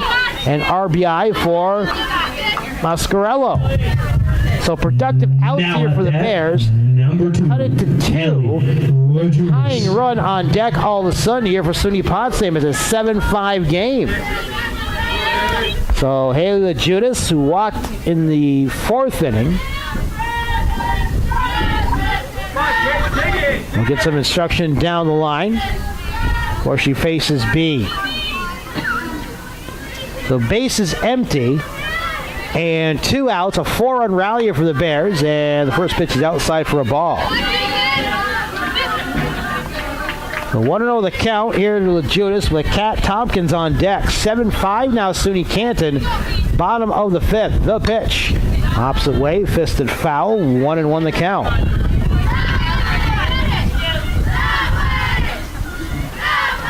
Four runs on 4 hits in this inning. Actually, 2 RBIs driven in on ground outs to second here for SUNY Potsdam. The pitch. That will be just outside for a ball. 2-1. 2 balls and a strike here to Legitis. SUNY Canton 7, SUNY Potsdam 5 all of a sudden here in the bottom of the 5th inning. The pitch. Riser misses. 3-1. Bean, who is completely in control in this game, all of a sudden has given up 4 here very quickly here in this bottom of the 5th. Next pitch. ball 4 on the 3-1. So Legitis walks for the second time today. Pat Tompkins up now, the designated player. Bears, number 16, Kat Tompkins. She's 0 for 2. Coach Furchin will summon Tompkins over to discuss things as Coach Lindsay Thayer will come out to talk to her pitcher. Trying to calm things down here a little bit. An efficient first 4 innings for Bean, giving up a run on a couple hits. In this inning, it's been 4 runs on 5 hits. And she just walked Legitis for the second straight time. That's only the second walk she's given up here today.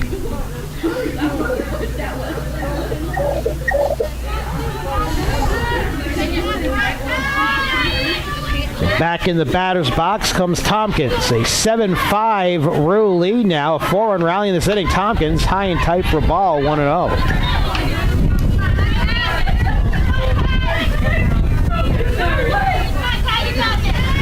The count. Beck on deck. Tompkins at bat for Potsdam. Tying run at bat, by the way. Now miss high and tight for ball 2.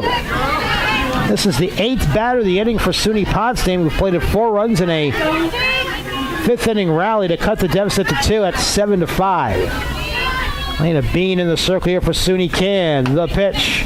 That will miss outside. Ball 3.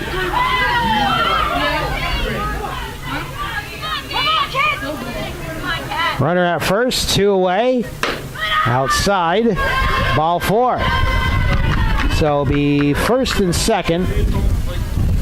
Are we going to get a pinch runner here for Tompkins? Looks like we will. 4 for 16. So coming in to pinch run for Tompkins will be Samantha Harrison from Willsboro. Now batting for first the Bears, and second, 2 away. Now the tying run here is at first base in the presence of Harrison. That's an important one too. 7-5 Rose. The pitch. In for Beck. And ball 1. Beck 0 for 2 in the day. Sandor on deck. Bears have batted around. That one's going to be in there for a strike. 1-1. So Harrison at first. And Legitis is at second. After 2 straight walks given up by Bean. This one swung on and missed for a strike, 1-2. And the Roos are 1 strike away from getting out of a jam. Tying run at first here for SUNY Potsdam. SUNY Can leading 7-5, bottom 5. The pitch. Misses outside, 2-2.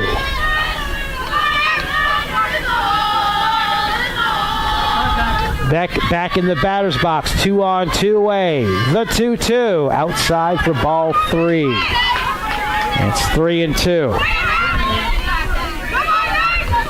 The 3 balls and 2 strikes for Beck. And the payoff pitch. Opposite way, lined right into the glove of the first baseman Kavari for out number 3.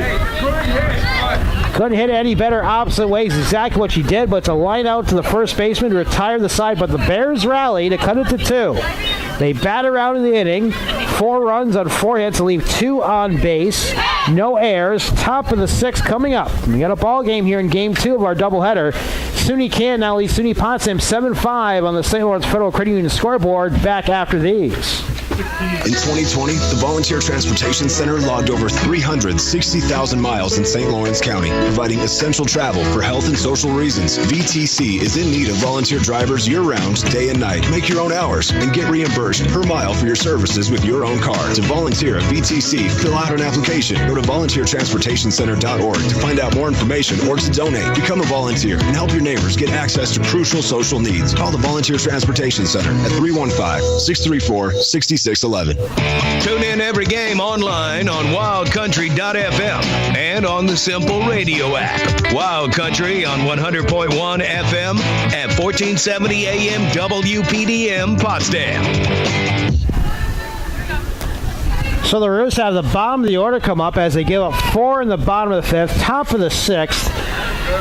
And it's going to be Selena Tassily due up 9-1-2. Harrison Austin to follow as the Roos now lead 7-5. So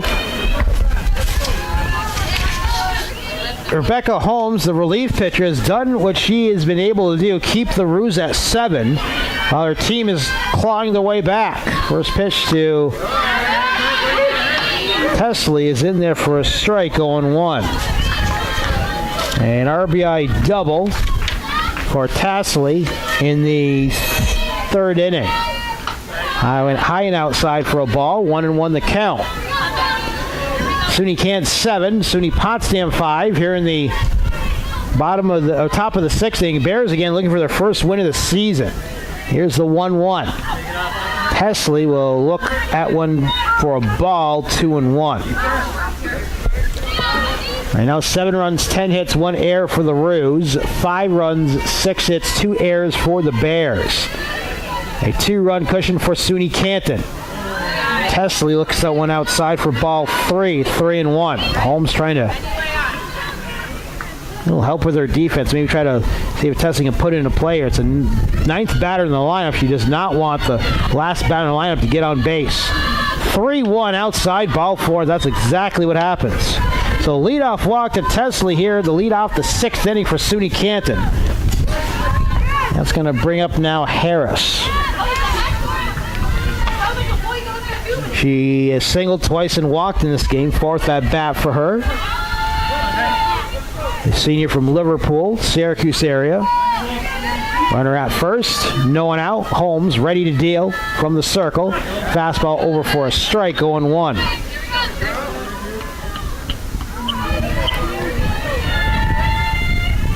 So 0-1 the count. Here to Harris. And the pitch from Holmes in there for a strike, 0-2. So Harris has kept the bat on the shoulder the first 2 pitches here from Holmes. Tesley at first base, 0-2 coming. And it's going to be ball 1. Gets away from the juice a little bit. Runner stays at first. 7-5 SUNY Canton. Top of the 6th here at SUNY Potsdam. And the pitch again, a late swing back to the pitcher, trying to go for a double play, the second for 1, and that is it. So it's going to be a 1-6 retire Tesley for the first out. Fielder's choice for Harris, ending up at first base, 1 out in the inning. That's going to bring up Maddie Austin, who sacrificed in a run in the 2nd, singled and was stranded at 2nd in the 4th. Left-handed batter against the righty Holmes. And the first pitch to Austin, she swings at one, it's kind of in on the hands and fouled off, 0-1. Harris at first for SUNY Canton. They lead 7-5 here in the top of the 6th. Women's college softball here on WPDM Sports. Second game of a doubleheader right now. First one went to SUNY Canton 4-2. Austin puts into play. Back to the pitcher Holmes. She hesitates second, go over to first with the easy play for out number 2. It'll be 1-3 to retire Austin for the second out. That'll push Harris into scoring position at second base and bring up Mackenzie Curry. Curry with a single and a run scored back in the first. She's 1 for 3 today. She was the first strikeout victim for Holmes when she came on relief 2 innings ago. First pitch, inside for a ball, 1-0. SUNY Canton 7, SUNY Potsdam 5 here in the top of the 6th inning at SUNY Potsdam. Holmes trying to keep the Roos at 7. The pitch. This is inside for a ball again, 2-0. We're in the top of the 6th inning here at SUNY Potsdam. A 2-run cushion for the Roos. They led 7-1 at one point. Bears rallied with 4 in the 5th. They get within 2. 2 out of Curry. It's a bouncer off the plate. Now 3-0. Harris still standing on the second base bag. Brandt was going over to second and making sure that if trying to get her leaning off the bag, she might catch her off guard. Looking all the way is Curry on the fastball, and it's in there for a strike, 3-1. Hitters count here for the SUNY Canton catcher. 2-away, runner at second. Roos up 7-5, top 6. Holmes trying to keep the Roos at 7. And here it comes. This one's a comebacker. Slow roller charging to Brancy. Fields over to first in time. That does it for the inning. 6-3 put out for out number 3. Roos leave a runner in scoring position. So no runs on no hits, 1 left on base, no errors. Bottom of the 6th. Can the SUNY Potsdam rally continue? St. Louis Federal Credit Union scoreboard sees SUNY Canton up 7-5 on SUNY Potsdam. Back for more college softball after these. Are you looking for a new or pre-owned vehicle? Stop by Barstow's on Outer Market Street in Potsdam. Check out the great selection of Chevy, GMC, and double cab trucks. New and used Subaru all-wheel drives are here too. You can find it at Barstow's on Outer Market Street in Potsdam, serving the North Country for over 70 years. Before you work hard, work smart. Go to the LaBerge and Curtis Rental Center for all the tough tools required for the tough jobs. Bobcat machines for rent at LaBerge and Curtis are tough, but the bonds with our customers are even tougher. For jobs big or small, indoors or outdoors, go to the LaBerge and Curtis Rental Center on State Highway 11 between Potsdam and Canton. Open weekdays until 5, Saturdays until noon. Now back to WPDM Sports on Wild Country, 100.1 FM and 1470 WPDM Potsdam. Online at wildcountry.fm and on the Simple Radio app. Bottom of the 6th inning here at SUNY Potsdam. And for the Roos, they up by 7-1 at one point, gave up 4 in the 5th. Hope Sandor, Maddie McCormick, and Anna Gortola up here for SUNY Potsdam. The same trio that started the 4-run rally back in the 5th. They try to do it again here against Elena Bean, as the Bears need 2 to tie and 3 to take the lead. If they take the lead, then it would be last up for the Roos in the top of the 7th inning. Sandor, first pitch. This is inside for a ball from Bean, 1-0. Can this be SUNY Potsdam's day to get off the schneid for 2022? They've rallied with 4 in the 5th, trailed by 2 here in the bottom of the 6th. Sandor inside again, misses for ball 2. SUNY Canton scored 3 in the 1st, 1 in the 2nd, 3 in the 3rd. They actually go up 7-0 in the game at one point. The Bears have scored 5 in a row. 2-0, and that's low. Misses the spikes of the batter. Now 3-0 the count. 3-0 here to Sandor. Bears trail by 2 here in the bottom of the 6th to SUNY Canton. Bean deals 3-0, and taking all the way to Sandor on the 3-0 pitch for a strike, 3-1. McCormick on deck here for SUNY Potsdam. Sandor led off the 5th inning rally with a single and came around to score on the double by Dobransky. And she looks at a strike, too. She had a little hitch in her stride there and wanted to pull the trigger but couldn't quite do so. It's now 3-2. Here to Sandor. And Bean deals a payoff pitch. Ground ball, hard one to short. Booted by Harris. Recovers over to first in time. 1 away. On a 6-3 put out for out number 1. Nice recovery there by Harris at short. Now batting for the Bears, number 11. 1 out in the inning. Madison McCormick. Good start here for Bean and SUNY Canton. I'll bring up Madison McCormick, the 9th batter in the lineup. She had a bunt single to advance on base and came around to score on Dobransky's double. First pitch, she squares the bunt again and fouls it off. 0-1. 0-1 here to McCormick. Mack in the right-handed batter's box. The former Hewelton Bulldog ready to go. Down the count, 0-1. The pitch swings and pops it up and unplayable. Left side of the grandstand, 0-2. Trying to catch maybe the corner infielders in too much, trying to poke it over their heads, but couldn't quite pull the ball as was in close to her fingers. So it's 0-2 to McCormick. 7-5 SUNY Canton. Bottom of the 6th here at the SUNY Potsdam softball diamond. Being ready to go, the 0-2. Waste pitch misses high, 1-2 the count.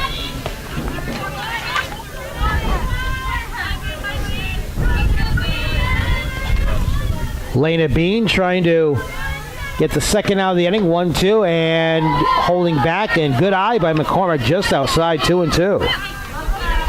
SUNY Canton 7, SUNY Potsdam 5, bottom of the 6th here at the SUNY Potsdam Diamond on WildCountry.fm, WPDM Sports. The pitch. McCormick looks at one on the corner for strike 3.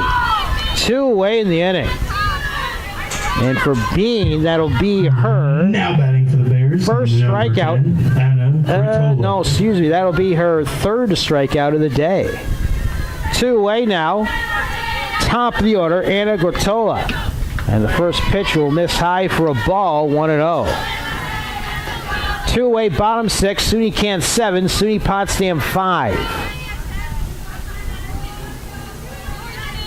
And the next one, Gortola looks at one on the corner for a strike, 1-1. 7-5 Roos, bottom 6 here at SUNY Potsdam. Bean ready to deal. And that's on the corner for a strike again, 1-2. And now Gortola trying to bear down here a little bit and protect the plate. 1-2 the count. Dobransky on deck. And the pitch. This one's lined into right center for a base hit. It slips past the center fielder. Gortola on her way to second, trying to leg out a triple. Really comes in, and Coach Furch will hold her with a triple. A 2-out triple for Gortola. And the tying run at bat, the presence of Kaylee Dobransky. Number 3, Kaylee Dobransky. So Dobransky ready to go here in the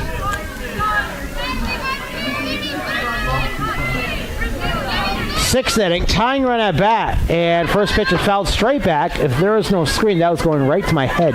Or maybe aim for Dan. Actually, the ball's aimed for Dan Baratz. He's right behind me. 0-1 the count.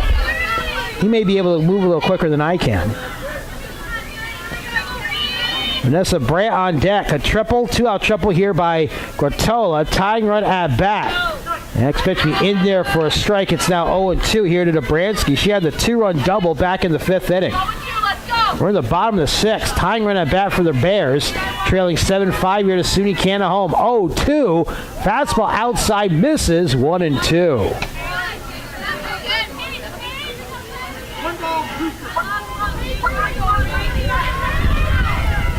1-2 again to Dobransky, and the pitch. It's low. A nice block by Curry. Count evens at 2-2. And 2 balls and 2 strikes. And Bean trying to keep it at 7. Here's the 2-2. Inside. Did it get the batter? No, it didn't. But the count runs full at 3-2. 3 balls and 2 strikes.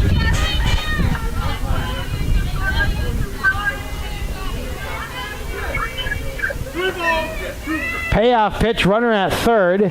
Here for Kaylee Dobransky. Here it comes, a ground ball to second, knocked down. Throw to first, a bouncer, not in time. It's 7-6. Infield single?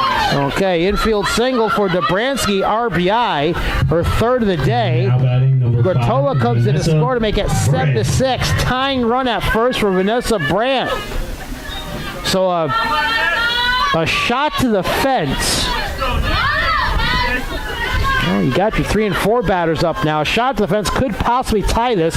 Dobransky, pretty speed on the base pass, but again, they hit her.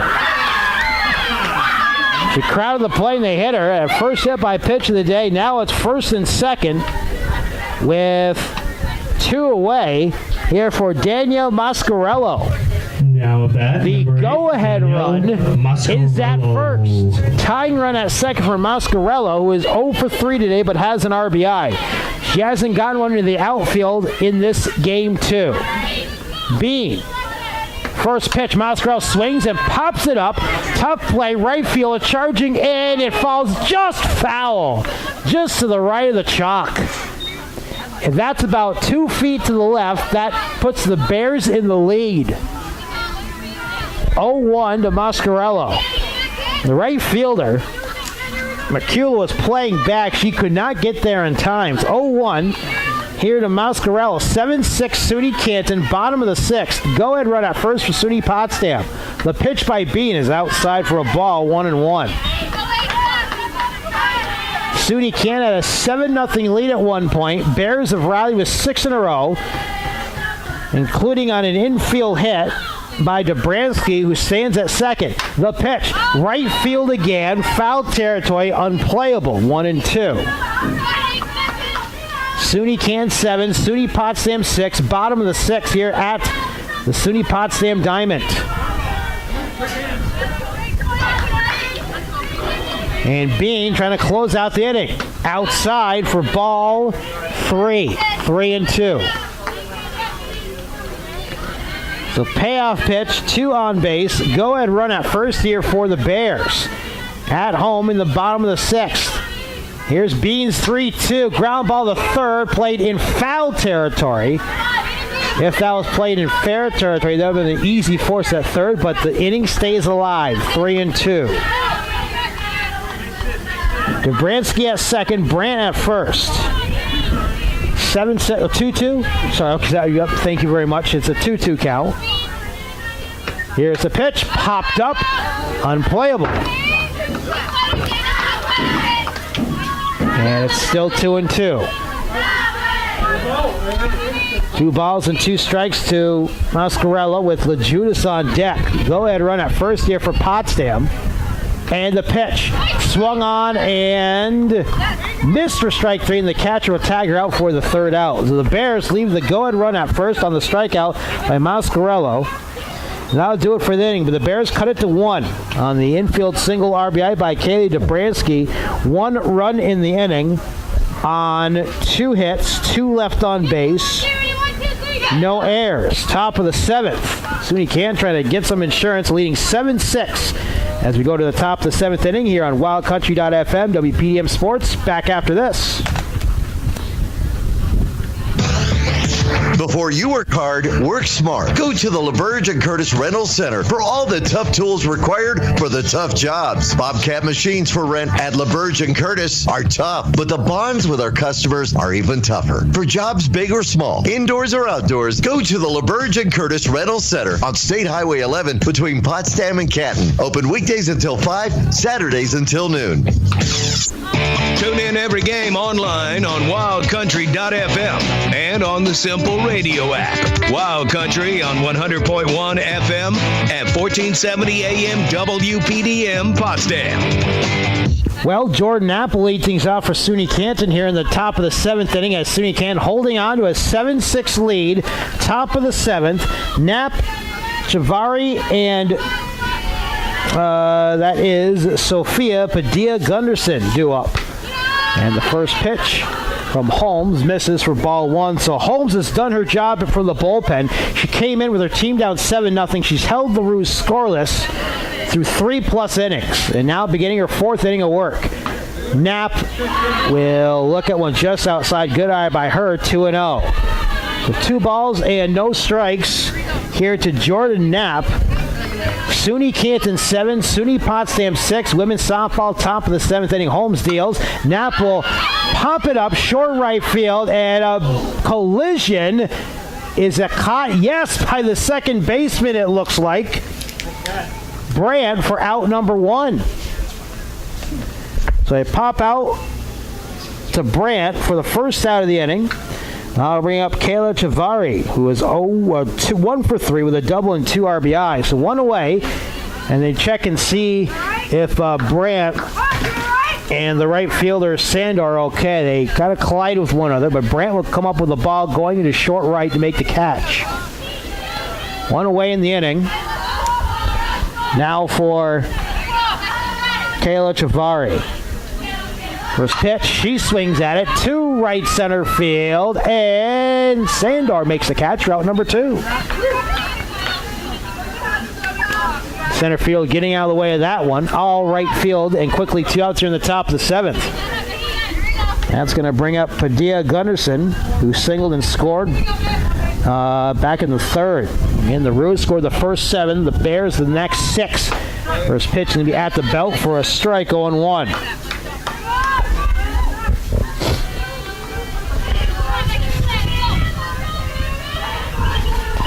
1-1 the count. Holmes deals outside for a ball, 1-1. SUNY Canton 7, SUNY Potsdam 6 here in the top of the 7th. The Bears, we'll check and see who they have coming up here after this pitch. It's going to be a 1-1. And tied outside for a ball, 2-1. Looks like Legitis, Tompkins, and Beck do up 5, 6, and 7 in the Bears lineup in the bottom of the 7th, down 1. It's 2-1 here to Padilla Gunnarsson of SUNY Canton. 7-6 rows, top 7. And that one from Holmes will miss outside and low for now a 3-1 count. Now time granted. Legitis will talk to Holmes in the circle. Coach Thayer will talk to Padilla Gunnarsson down the third baseline. Wind still blowing pretty good outside from right to left. From first base to third base as we see it here today. A 6-run rally by the Bears. They only trail by 1, trying to keep it a chance to win it with 2 runs in the bottom of the 7th. 3-1 count. And the pitch. This one is pop foul, third base side. Count runs full at 3-2.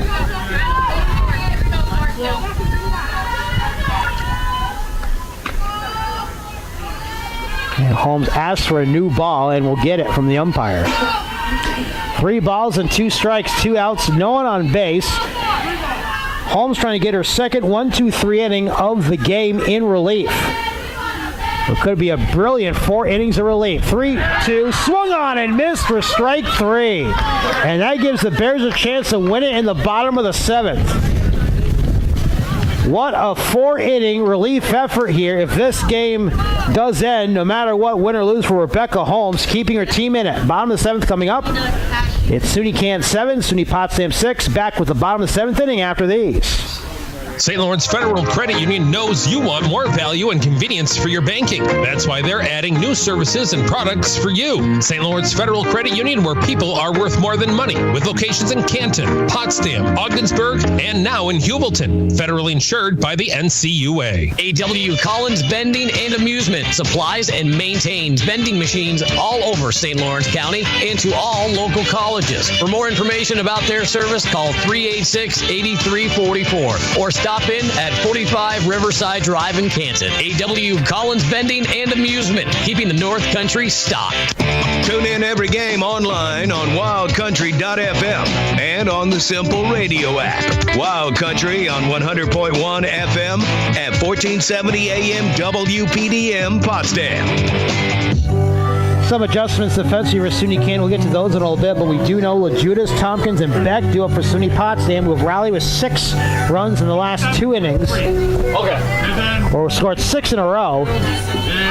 And Elena Bean trying to close the deal here after her team gave her a 7-0 lead. And it looked like we might be going only to 5 innings, but SUNY Potsdam has rallied to cut it to 1 here in the bottom of the 7th. Legitis, who has walked twice today, 0 for 1, up to bat here for the Bears. To face Elena Bean. Number 2, Kelly. And what can you say about Rebecca Holmes in relief here for SUNY Potsdam today? Not give up a run of 4 innings of relief. Legitis hacks and misses for strike 1 to lead off this bottom of the 7th inning. SUNY Canton 7, SUNY Potsdam 6, women's college softball. A great doubleheader day here on this Tuesday on wildcountry.fm. Legitis, ground ball to Harris, charges, fields over to first, in time, 1 away on the 6-3 putout. Now bring up designated player Kat Tompkins. Kat on the day is 0 for 2 with a walk. Tompkins. So Bean trying to close the deal here, get the complete game 7-inning win. Tompkins, fastball, misses inside and low for a ball, 1-0. And the Bears have not won a game all season. They match up fairly well with the SUNY Canton team. Played 2 good ones at SUNY Canton. This one's in on the hands of Tompkins. She fouls it off, 1-1. Yes. 1 ball and 1 strike to Tompkins. SUNY Canton 7, SUNY Potsdam 6, bottom of the 7th here at SUNY Potsdam.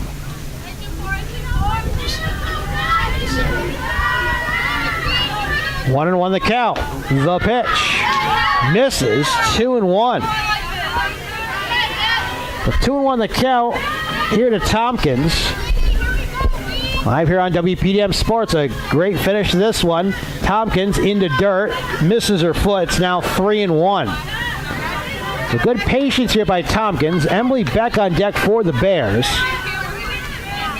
It's SUNY Canton clinging to a 7-6 lead here in Game 2 of this doubleheader. Roos won the first one 4-2. The pitch. Chopper back to Bean in the circle. A soft toss to first and quickly 2 away in the bottom of the 7th. Last ups. And that's going to be pinch hitting here for SUNY Potsdam is Kelsey Bennett. It's a Hammond product. So Bennett will hit here in the 7th for Beck. 2 outs, no one on base. Tying run at bat. Bennett, first pitch. And she takes on the inside corner for strike 1. Kelsey Bennett. So Bennett, who also played on the basketball team, digs in here and will try to keep this inning going. Now we'll sail outside for a ball. 1-1 the count. SUNY Canton 7, SUNY Potsdam 6, bottom of the 7th here at SUNY Potsdam. Live on 100.1 FM and wildcountry.fm. 1-1. Bennett takes a strike, 1-2, and the Bears are down to their final strike. Here at the bottom of the 7th. Will the rally fall short? Oh, they can continue. It's up to Kelsey Bennett. Pinch hitting here in the 7th hole. Bean, the 1-2. That is outside, 2-2 the count. 2 balls and 2 strikes. Here to Kelsey Bennett. 2 away, no one on base. The pitch. Ground ball, the first knockdown. Javari, and she tags the bag at first, and SUNY Canton holds on for the road sweep, holding out the Bears. Rally your final. SUNY Potsdam falls to SUNY Canton. The Roos 7, the Bears 6. We'll take a quick break, wrap things up after these messages. You know that sound anywhere. It's the crisp crunch of that first nacho chip. With its perfect cheese to sour cream ratio sitting atop a layer of delicious beans, it's a sip away from perfection. That's what we're looking for. Add a delicious, refreshing Pepsi and we've achieved absolute nacho nirvana. Because while you can pile those nachos high with every spicy, cheesy, savory topping, there's no topping a cool Pepsi finish. Nachos, better with Pepsi. That's what I like. Since 1927, the O'Leary Funeral Service in Canton has offered care and compassion for the ones that others have lost and loved. Offering traditional cremation and pre-planning services, call the O'Leary Funeral Service at 386-8528 or visit O'LearyFuneralService.com. The O'Leary Funeral Service, U.S. Route 11 in Canton. Liberty has installed many gas mains along the streets. If you haven't yet signed up for natural gas, now's the time to convert with incentives up to $6,700. Serving Franklin and St. Lawrence counties. Liberty, bringing new energy to the North Country. Every successful team has a game plan. Let CCOM provide the tools for your financial game plan. From safe and secure saving and checking accounts with free online and mobile access to low-cost loans and credit cards, CCOM has the products and services